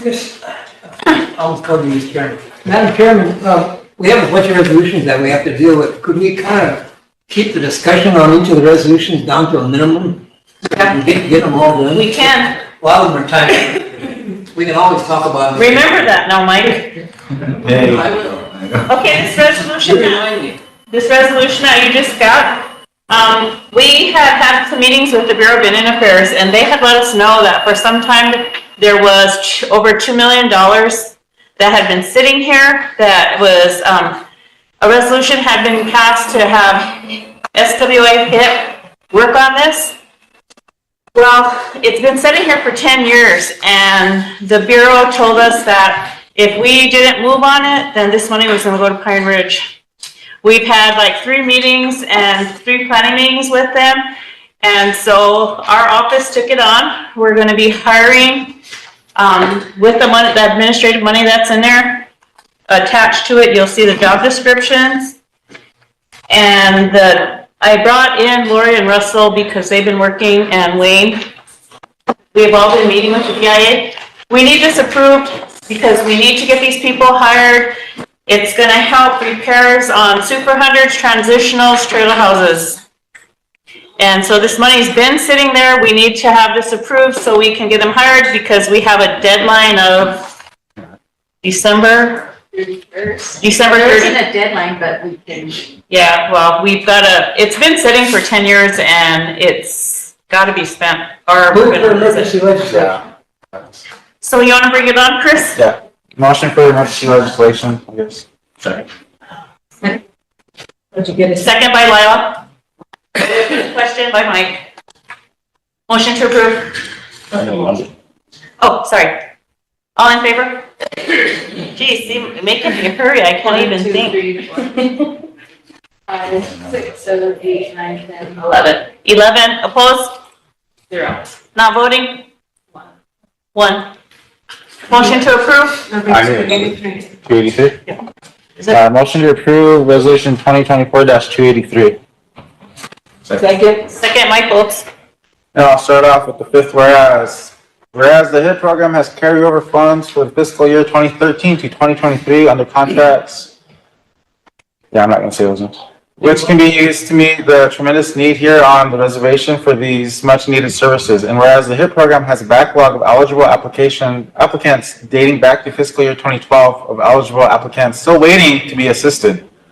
And whereas due to the time constraints, shortage of carpenters, plumbers, and electricians, the lack of personnel to process the applications, there is a need to hire additional personnel to complete the work that is needed. And whereas the additional personnel will work under the management of the tribe in collaboration with ARPA Construction, and will be working separately from an existing HIP program that is under SWA. And whereas the carryover funds will be used to hire a construction liaison, an intake specialist, an office manager, carpenters, plumbers, and electricians to provide the services needed as well as purchasing the materials needed for each project. Now, therefore, be resolved that the Rosebud Tribal Council hereby approves this plan to expand the carryover HIP funds for fiscal year 2013 to 2023, as it is imperative to use these funds to meet the needs of our tribal membership who meet the guidelines of HIP and home repairs, renovations, or replacement. And be it further resolved that the Rosebud Tribal Council hereby authorizes the tribal president and or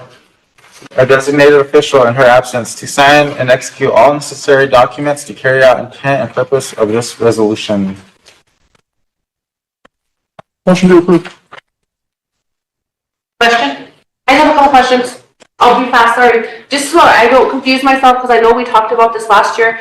This is the old funds, not moving forward with new funds? We're not going to touch the 2024 funds or the 2025 funds. This is strictly in the resolution 2013 to 2024. No, I know, but my question is, what is the plan moving forward? Because I think that something like if we're going to hire staff and something like that, it would need long-term funding. And so I guess my question is the staff only going to be, no, the HIP funds gets every year? No, that's the thing though, like the HIP, this is only for this money that's been sitting there. The 2024, 2025 funds and 26, however long this is going to happen, that'll stay with SWA. That'll stay with them. This is just to help out the ARPA construction for all the people that fall through the cracks for the last couple of years. This is just to help them with that until they get that list sorted. Remember the list? Yeah, Until we get that sorted. but that's not what my question is. My question is, It's not gonna be able to spend. the people that we're hiring, are they just going to be like 6-month hire, 90-day hire, a year However hire? long it takes to get these repairs done and the money's expended. Okay. We need to get this money No, I expended. totally get it. I'm just trying to get, I thought we had,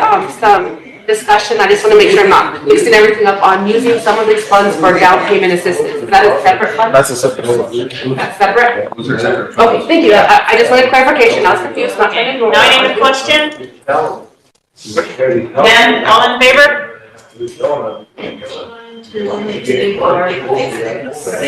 Mike, are you guys voting? Yeah, we're voting. 7, 8, 9, 10, 11. Opposed? 0. Not voting? Motion carried. Thank you, council. These people will be located here in the building. There's a vacant office that's been sitting there. Once hired, they'll be in there and they'll get started ASAP. There is no deadline to do this work, however, the sooner the better. The only deadline that there is by the end of December, we have to provide a new list of all eligible applicants to the BIA. Currently, there are only 68 eligible applicants on that list. Pioneer has over 1,300. So the area office is concerned that we're not going to get any money because we don't have enough eligible applicants. So that's one of their first priorities. They have to get done before the end of December. So that's why we needed to get it done today, so we can get them hired, so we can get those applicants in here and get some repairs done on these homes. Thank you. Next resolution. That's all. Thank you, guys. So I had a hammer in there. Don't forget to cut up our birthday cake. I and Russell share the same birthday on Saturday. This next one, did you guys get a copy? Chris, this is that land and natural one. Okay. I know that didn't come out the right way, but I'm tired. And can I bring this on? How do you want to do it? This is a line and natural. Remember this one, the orthography was off, so they. It's not an emergency.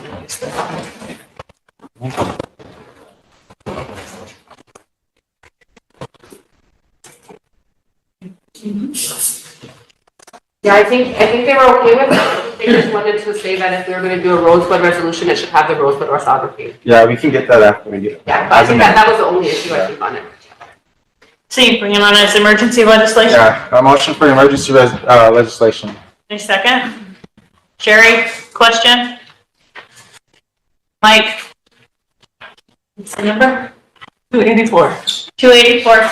Motion for, oh, yeah. Oh, both. That's all right, Chris. And I'm jumping again too. All in favor? 1, 2, 3, 4, 5, 6. Opposed? 0. Not voting? Motion to approve. Motion to approve resolution 24-284. Need a second? Mike?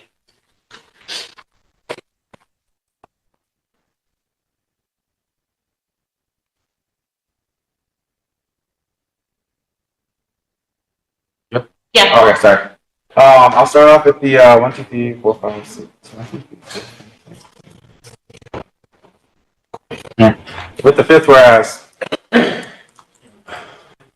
Whereas the Black Hills holds and protects the Titwan Oyat Ospire creation story, and though its many sacred sites, the Black Hills connects the Titwan Ospire with its ancestors, its future generations, its culture, and its identity. And whereas Rosebud Sioux tribe is comprised of the Shoshones band of the Titwan Ospire, as such, the Black Hills holds special spiritual, cultural, ecological, historical, and future connections with the tribe. And whereas the people of the Titwan Ospire, which includes the Rosebud Sioux tribe, have the right to maintain and strengthen their distinctive spiritual relationships with the Black Hills, as it was traditionally occupied and used for thousands of years. Whereas the Black Hills are Oshetishakoi Oyate Treaty territory, as affirmed by the treaties of September 15, 1851 and April 29, 1868. And whereas the Rosebud Sioux tribe is a lawful successor and interest to the rights guaranteed in these treaties, and whereas the United States has a trust responsibility to the Tintwan Ospire and its successor federally recognized tribes. Pursuant to the treaties of 1851 and 1868, as well as the United States Constitution and other treaties with the Sioux Nation dating back as early as 1815, federal statuses, presidential executive orders, and other federal laws that form the foundation of the federal tribal trust relationship. And whereas, despite the federal government's attempts to take the Black Hills in the Act of February 28, 1877, the Tintwan Ospire and the Oshetishakoi Oyate view the Black Hills as inalienable and has never voluntarily surrendered or seceded the Black Hills or agreed or to accept money in exchange for extinguishment of title to such lands or the right to practice ceremonies in the Black Hills. Whereas the different bands of the Oshetishakoi Oyate have pressed the claim to return the Black Hills vigorously and continuously for the nearly 150 years. And whereas in 1978, Congress passed the Act of March 13, 1978, which provided the judicial review of the Oshetishakoi Oyate's taking claims against the United States, but did not provide for the return of the Black Hills. Whereas certain bands of the Tintwan Ospire of the Oshetishakoi sued the United States and the Indian Claims Commission under the Act of March 13, 1978, and obtained a judgment of $105,994,430, which was compromised of $17.1 million for the value of the land, which was taken in 1877, plus $450,000 for the value of gold that had been taken by trespassing prospectors, plus 5% simple interest up to the date of the decision. And whereas in 1980, in the United States versus the Sioux Nation of Indians, the United States Supreme Court affirmed the findings of the Court of Claims that the United States had effected an unlawful taking of the Black Hills in 1877, citing the Court of Claims' conclusion that a more ripe and rank case of dishonorable dealings will never, in all probability, be found in our history. And further noting the Court of Claims language regarding the duplicity of President Grant in breaching the government's treaty obligations to keep trespassers out of the Black Hills and patterns of duress practiced by the government on the starving Lakota get them to agree to the sale of the Black Hills. And whereas in July 18th, 1980, the amount of $105,994,430 was appropriated by Congress to compensate for the unlawful taking and illegal extraction of gold. Whereas while the Supreme Court upheld the Court of Claims ruling that the Act of February 28th, 1877 was unconstitutional for failure to pay just compensation to the Tintuan Oshpari of the Shitishakoi, we have declined to accept this compensation because it is contrary to our traditional culture values to accept money for the Black Hills. Because the settlement amount fails to account for the full losses suffered by us, and because acceptance of this settlement funds would terminate our claims to the Black Hills. As a result, the constitutionality of the Black Hills taking has not been fully adjudicated.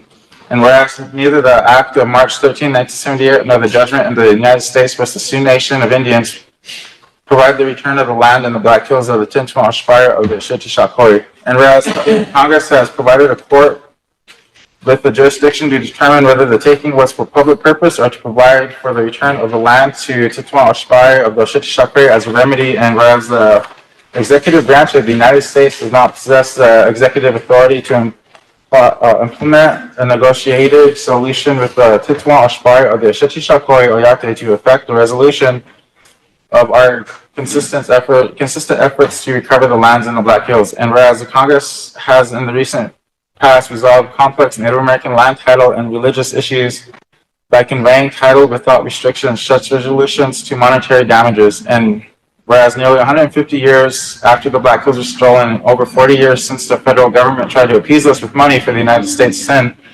the time is now to have the land returned to the rightful owner. Therefore, we resolve the Rosebud Sioux tribe strongly supports the return of all federal lands within the sacred Hisapo to the Tintuan Oshpari of the Shitishakoi Oyate. Be it further resolved that the Rosebud Sioux tribe supports the idea of creating and introducing a bill into Congress for the return of federal lands in the Black Hills to the Tintuan Oshpari of the Shitishakoi Oyate. Be it further resolved that the Rosebud Sioux tribe hereby requests assistance from the Office of the United States Department of Interior Secretary DePaulin with some of the technical aspects of drafting a congressional bill. And therefore, and be it further resolved that the Rosebud Sioux tribe hereby commits to working in alliance with other tribal governments that are successes and interests of the treaty rights guaranteed to the Tintuan Oshpari of the Shitishakoi Oyate by federal government. The tribes also commits to working in alliance with treaty councils of the Tintuan Oshpari of the Shitishakoi to return federal lands in the Black Hills. Therefore, be it resolved that the Black Hills were stolen and must be returned, and the Black Hills are not. So, Any discussion? Emily? I just have a quick question. I think it's amazing. I just want to make sure that Eric has reviewed it before we move it. Thank you. yeah, back in, okay, so a little history for a while there. A few of us have been attending these restoration acts that Indian Collective is putting on, and on behalf of all the tribes. So a lot of tribes have been going to these meetings to try to do the same battle that we've been doing for the last 50 years. And anyway, Sisseton tribe has come forward and presented or not Sisseton, but Standing Rock has come forward and presented this resolution. And so I asked for it too, and I had Eric look it over first, and then change it to our name. And so he asked his opinion on it, and he said it looked good. And so before I had brought it to Land and Natural, he did review it. Sir. Right. Yeah, of this resolution. Approved amended to the use of the orthography approved by RST Council. So, this here, we'll check the Shakowin and the stuff that it has in there, that orthography, is that the LLC? No, that is not our own orthography. When I brought this to Land and Natural, the same question came up of the orthography because we use the white hat orthography. And I mean, for me personally, just as me growing up, Lakota language is a language that can't be written one way or another. You know that. But at the same time, I understand that we want to have our own way of spelling Lakota. So do they. So do they. So well, when this got passed, it was supposed to have the amendments to our white hat orthography. But that never happened, and it's been a couple of months after the fact. So I brought it back, since it already got passed through committee, I was gonna bring it here with the amendments to have it changed to our orthography after the fact. And then, I have a question on the, I know, that mining law that was passed, is that the one you're talking about, when it's 1877, that they keep using to, mine the gold? And that was the issue that long coming, and, I don't know if there's any status, anybody, presenting any kind of legislation or I know this came up, 2015, when we talked about that law. Is there any change in that? Anybody trying, No, it's still an issue. It's still something that they're trying to get repealed, but I'm not sure where it's at. I mean, it's been on the books since the 1800s, and it's the same law that allows people to go on the back field and file for a lien claim, and then eventually they own that land. But yeah, I'm not sure where it's at. But it's something that we've been trying to get repealed for a long time. because they still use that. They still use it today, yeah. 1872, it's not, 1877 is the one that. Sherry? I just wanted to, before I call for the question, I wanted to let the secretary know that, Russell in the president's office can help you with the, white hat orthography, because he teaches it. Emma?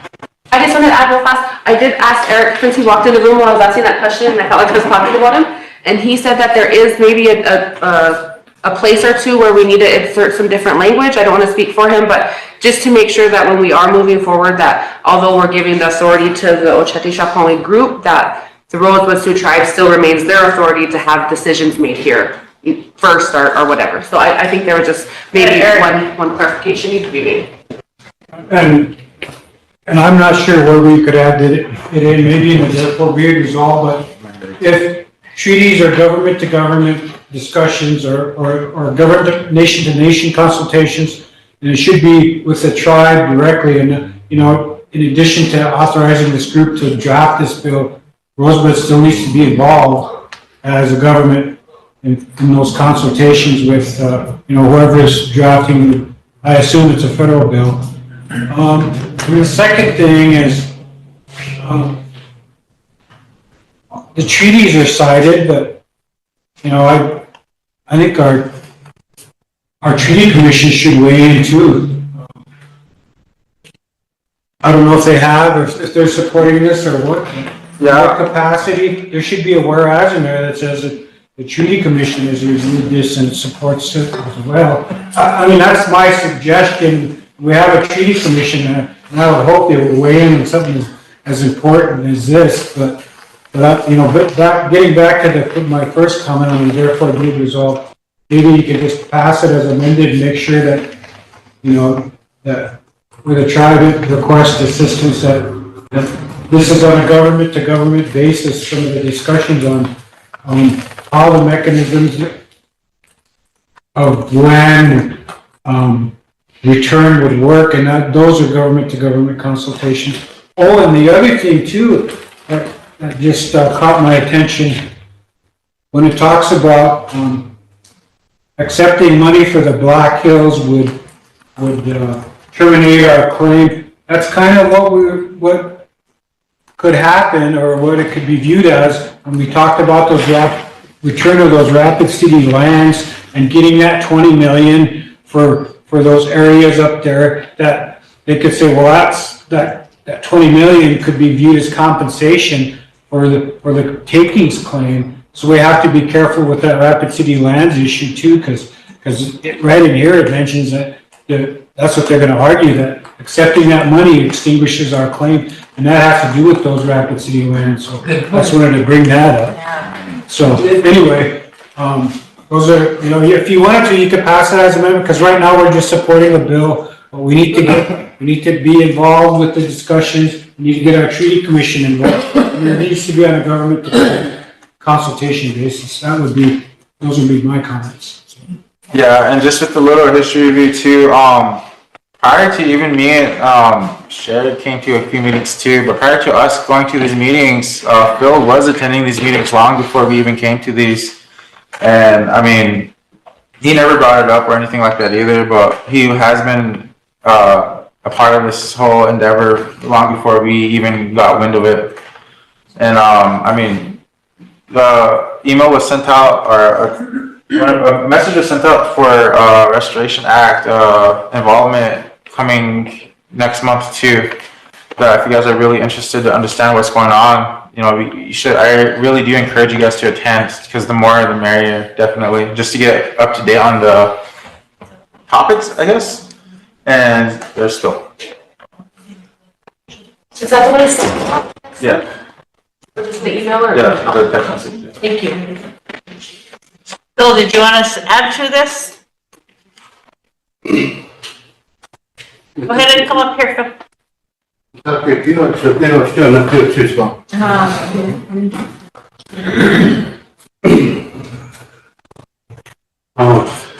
This is my first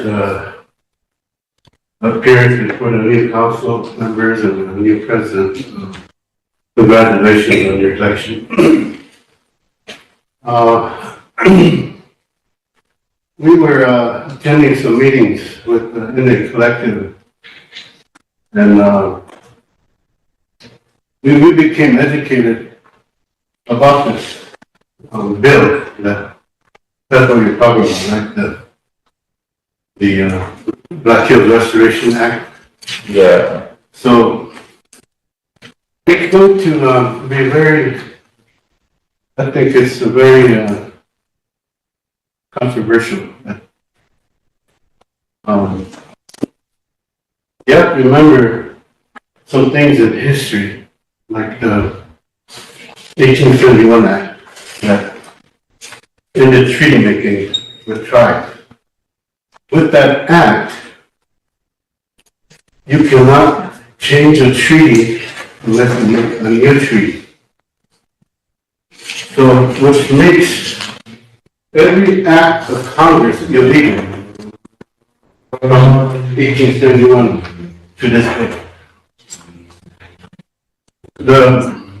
To me, the area of focus should be on that 1871. So, if, like the 1934 Act is illegal, the 1889 Act is illegal, all of it I consider illegal.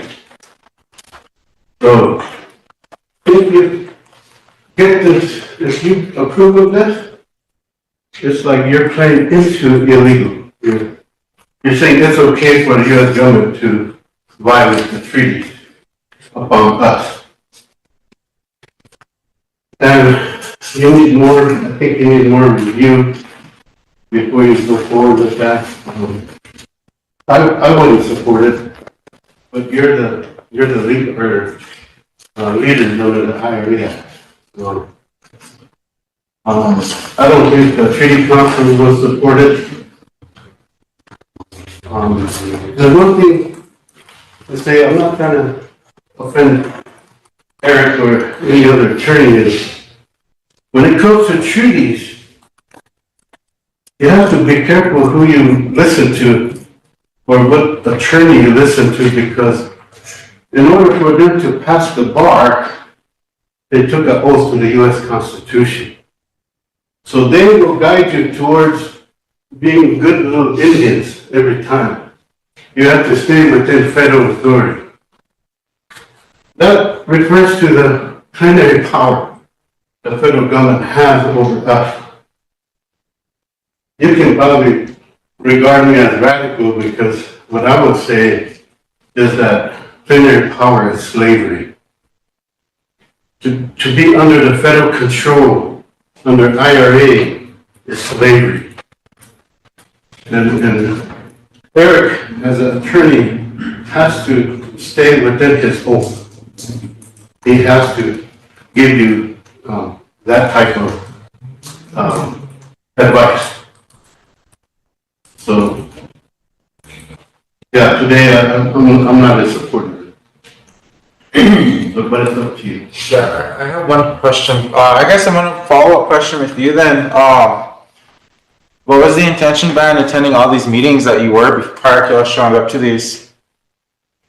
My intention was to be there in case they took some type of adverse action. In case I could stop it. But mainly to learn about what they were doing there. That's why I was there, to find out what all of us. And what was his name? Andy Reid? Is he the one helping you out with that too? Yes. Yes. An attorney? Yeah. Oh, okay. Thank you. Andy Reid's the one that taught me, says, don't trust me, don't trust a white man, and don't trust any attorneys. So it's up to you. Any further discussion? We have a motion and a second? Yep. Okay. Tammy? Okay, first, let's say, we go to take this to court and we jump in, and do we have a really good law firm that's gonna be helping us? One that has experience in, treaty issues? And I say this because, there is a law firm, that I've been following a lot over the years that has represented the Ute tribe in a lot of matters, such as their ears and whatever. And, majority of their attorneys are Native American. And they won a lot of their cases. And they always reference treaties and stuff like that, so just a suggestion. Yeah, in the resolution, all it states is that we'll be supporting the idea of creating and introducing a bill, not doing it on our own or anything, but at these restoration acts, they do have a lot of good information to the movements that they were going forward with. And I mean, regardless if we as a tribe support the idea of creating a bill, or we don't, they're still gonna go forward with it without us, with or without our support. Right. Yeah. I know in discussion, being at the Great Village Tribal Chairman's meeting, and I had a few attorneys approach me. And I know for myself, when I look at treaties, and then even going to law symposiums in USD, I know the tribe hired a firm, Rebecca Kidder, was Kidder and Peebles, and I think they split their firm.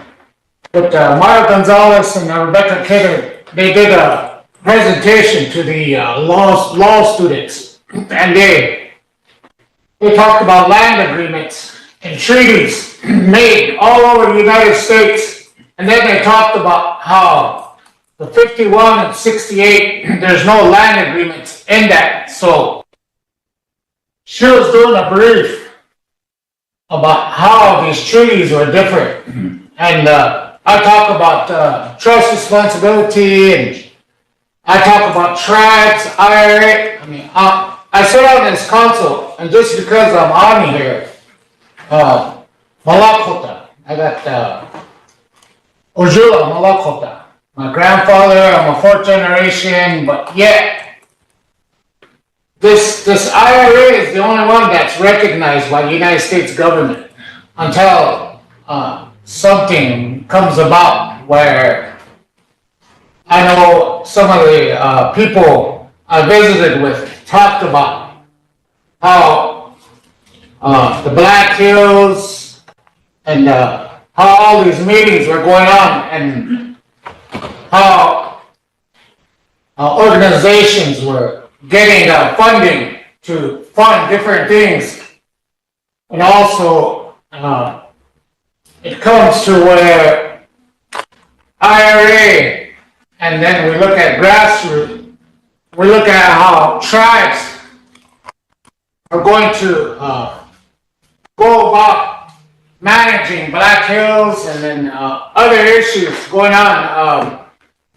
I know Deb Holland, and then the new administration coming about ne work to trouble hockey lead. Le woke hockey. My grandfather, he took part in that, Omnicha, Wichal hockey, na Makoche, Iwangala hockey. So for me, work to trouble Otohacha, oil copy, na Taku Cash, na, work na Taku Chong. I know all these things that go on with United States government and Wiggly Sapa, when they brought the KXL and all these things that the tribe,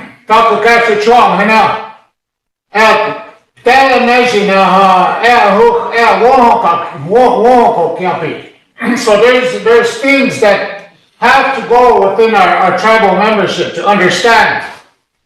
These treaties, now there's a trust responsibility and those different levels. Deb Holland, the Department of Interior, now there's allocations and NCI, all these IHS, all these things. Hey, treaty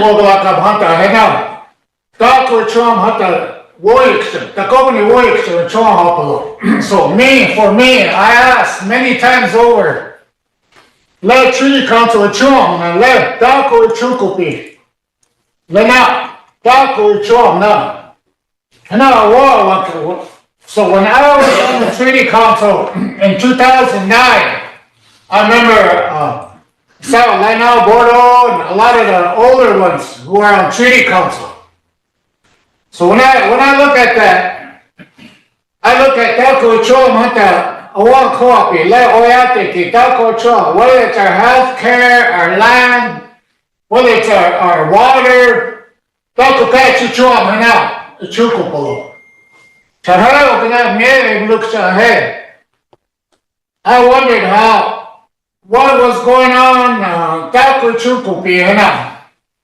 We all need to know as a people. We talk about that traditional government, Taco Chom, and now.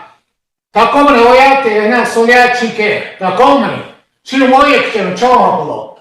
Nobody is above. There's a traditional form of government. Ashle chom hata. So I always wondered, Taco Chukobi, like what Chris was asking, these meetings that went on. Taco Yogalaka hata. Why wasn't there any kind of report? Taco Chua, even this green book. We talk about the HIP office. They create an office right away to expend money that was long time coming. So when I talk with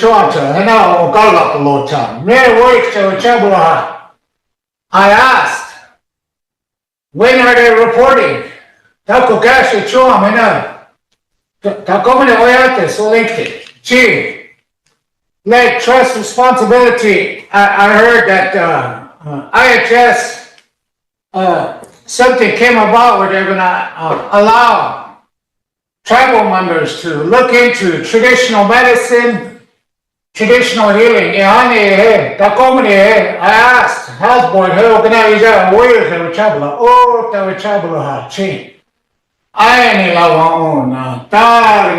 I sat back for many years.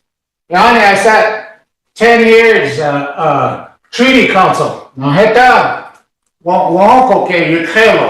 have to know. I know that office had a charter, which all in the 90s.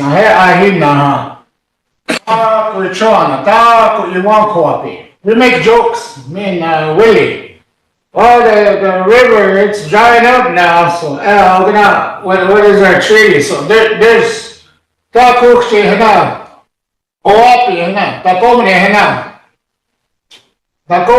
tribal members have to know, so linked it.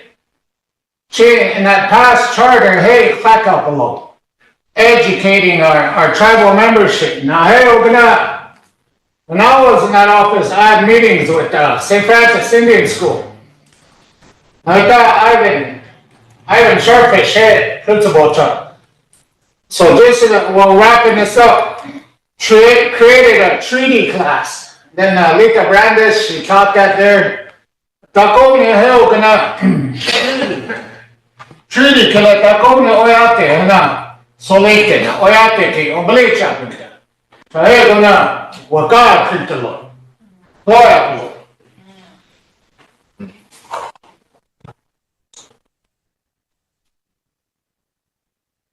Make two more points. Here. When you think about the history of treaties, you have to remember that we consider those treaties to be fraudulent because not all the tribes were present at the treaty signing. I think only 6 of them were present. And the other point is this act. We're already doing it in what's called co-stewardship or co-management. We're already doing that in the Pacola and now at the Black Hills National Forest. So, the bill that they're working on, it resembles that of a co-stewardship act. Thank you. Okay, council, Chris brought this resolution on. We have a motion made, a second, and we wanted the discussion, so we're waiting on a question and vote it up or vote it down. What's the resolution? Pardon, the resolution? 284. Any question?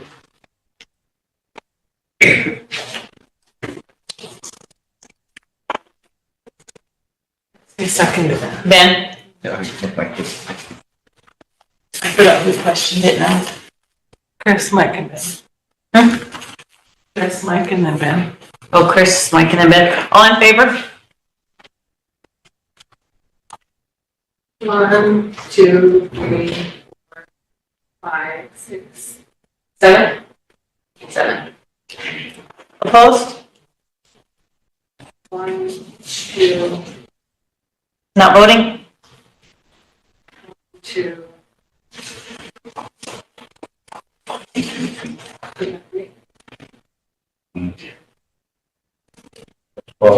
Yeah, 12. You got missing somebody. Yeah, 722. Yeah, we voted. So 8-2. 822. Motion carried. Madam Chair, I have a warning. When that bill, when it goes to Congress, they could change it. They could turn it into something we don't agree with. So I just want to warn you. that if once it goes to Congress, it's going to be out of our hands. They could they could put their own stuff in there that could end our Black Hills claim. So I'm asking you to be careful. Sure. This is just to draft the bill, correct? It's just support the idea. Yeah, and then if a bill comes forth, then that would still have to come to this council. It's not to be come to us to see decided. what you want to have with that. It's just to support the idea to draft the bill. Once that comes forward, then again, it comes to our ballgame if we choose to support it that way or not. Like, we have nothing to do with what goes forward to Congress from our tribe. This is just to support the idea of it. That's what I was under the impression. Yeah, That was- that's what it says in the resolution. I had one issue. I walked out when you guys passed this HIP resolution, and I had a concern because, I want to make sure that we didn't take away from the funding that we gave to Chautauqua funds for the drought and assistance. Okay, it doesn't include that? No. Okay, That money hadn't even been drawn out yet. Yeah. okay. Resolution passed, taking that money from SWA and give it to the tribe for Bureau responded to that, they're not going to release the funds. Okay, could you forward that information to Jessica, okay. Yeah, it's, we talked about all of it. Okay. And we, this needs to get done. So we're gonna stick to it tomorrow, but. Yeah, I just wanted to make sure that the 700,000 for down payment assistance wasn't taken. Okay. 650,000, no, we haven't got around it. Okay. They're still waiting for a plan. Okay. Okay, council, do you want to continue or do you want to recess till tomorrow? Lila? Oh yeah, Lila, you have the floor next. Sorry. Thank you. The reason why I did vote for this, because I wouldn't have before, but it seems like we're stuck and we need to do something. All these elders who worked on the treaty that Royal was referring to, they're all gone now. And I think that myself, it's not going to go any further unless we review it here again and we discuss it. But it seems like we're at that point now of change. And it's hard for our tribe because we don't have that wisdom anymore. We're going to have to take this pretty seriously, council and admin, and really look at it as how we're going to go forward with this, because things are happening now, and within a couple weeks, whatever's going to happen in DC is really going to affect us. And it always bothers me why we still have to ask for permission when we're in Rapid City to do things, you know. They already did what they're going to do. So we don't have a lot of strength, a backbone in our reservations anymore. Our other tribes, sister tribes, they're the same situation as we are. We don't have that, I don't know, to me it's a loss. This is what happens when we're in a loss of language. We lose our identity. We lose certain aspects of who we are as a people. And it turns into money. That's what it is. And I think that we are in a generation now of, we have smart leaders, we have good leaders, but we still have people, you know, here who we can utilize. We have Mr. Black there, we have Victor DeVille, we got Russell. We need to pull them in, and we need to let these men talk, and we need to ask them for advice. It's not being done, and that really bothers me, because along with the IRA, we gotta follow these rules. But over here, the treaty should be over here, top dog with everything else. So anything we do, we have that group here who gives us those precautions. You know, Phil just told us this today, and you know, it's hard. It's frustrating, because me voting for it doesn't mean I'm for everything else. You know, that doesn't mean that. It means we got to start these discussions here. And we still have a right to not go with anything. And we have a right to stand our ground. But they are going to push things. If Trump gets in, that Project 25, he's already got it there. And our people don't even understand that. They don't know what's coming. And he said that he's gonna, you know, do all this stuff to us. But you know what? In reality, with the stroke of a pen, he can take our federal status. And as serious as everything else is that we talk about here, you know, I say this, I don't have a problem sitting here for 30 days. I don't have a problem coming to work for 30 days to have these discussions, make these times for council to put aside a day or two and talk about the reality of the treaty. the treaties in the treaty because the work is out there. People talk about it out there, but they're scheming things up there. And, you know, we have to be ready for it.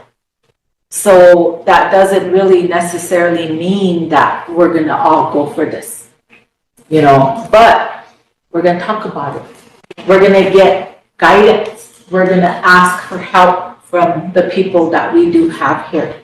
That's just my statement. Council, in the past, I don't know how many times it was asked to add treaty to our agenda.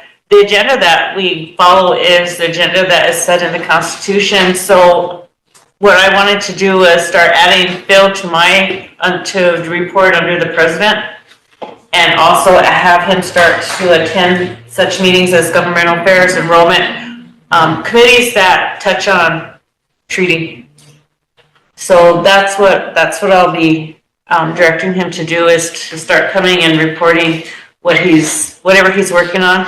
If he's got something that this body needs to be aware of, then I'll have him come in under my reports.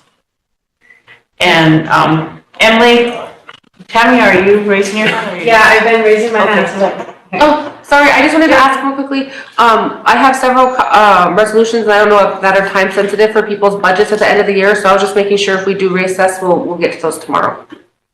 Yeah. Or if we're gonna stay, then I was gonna bring them up, so I just wanted to ask. But I asked council what they wanted to do. Tammy and then Sherry. Okay, I just, wanted to say that, I support this because we're moving forward.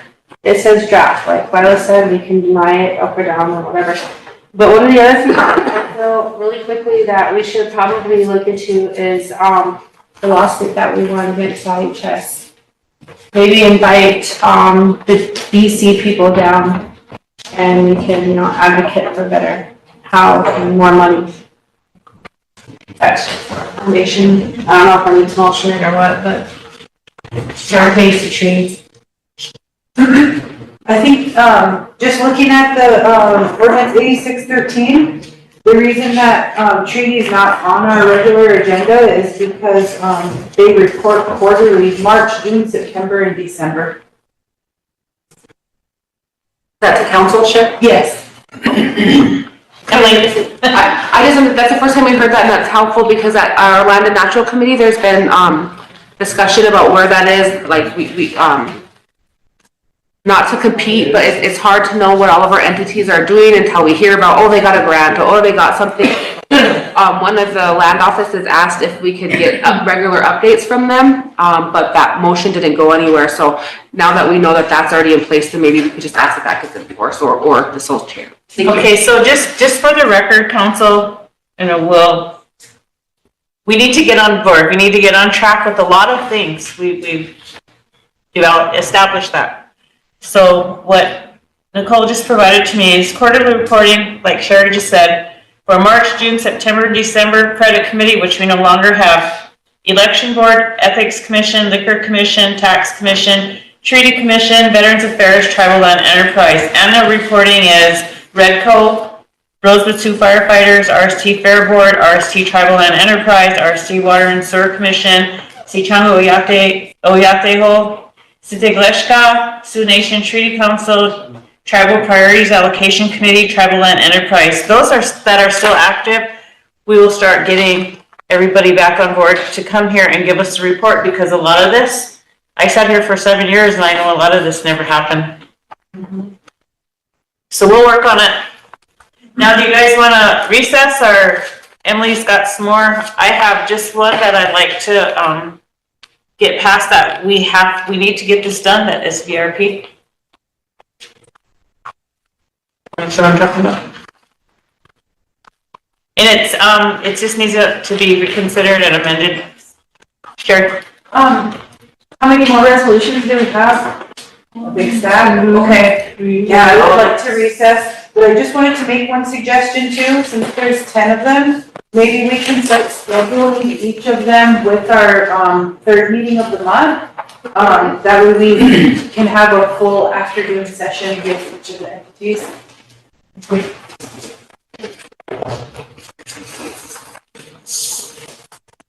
You say Amanda Social Services? Okay, this needs emergency legislation. Lila, can you bring it on? I'll explain what it is. Oh, okay. We just need to amend it. And this here is the SVR. It's the Sioux Vocational Rehabilitation Program. This program along the years has bounced from place to place. And now it's back with us, and we chose to make it a standalone now. And so we just need it to be amended to make it a standalone program. And it would work directly under the tribe. It's no longer necessary for SVRP program to be overseen by another tribal program. And SVRP can now operate in operate as a standalone program. So I'll just move to make the motion to reconsider and amend. Yes. 22-293. Chris, second. Tammy, question? All in favor?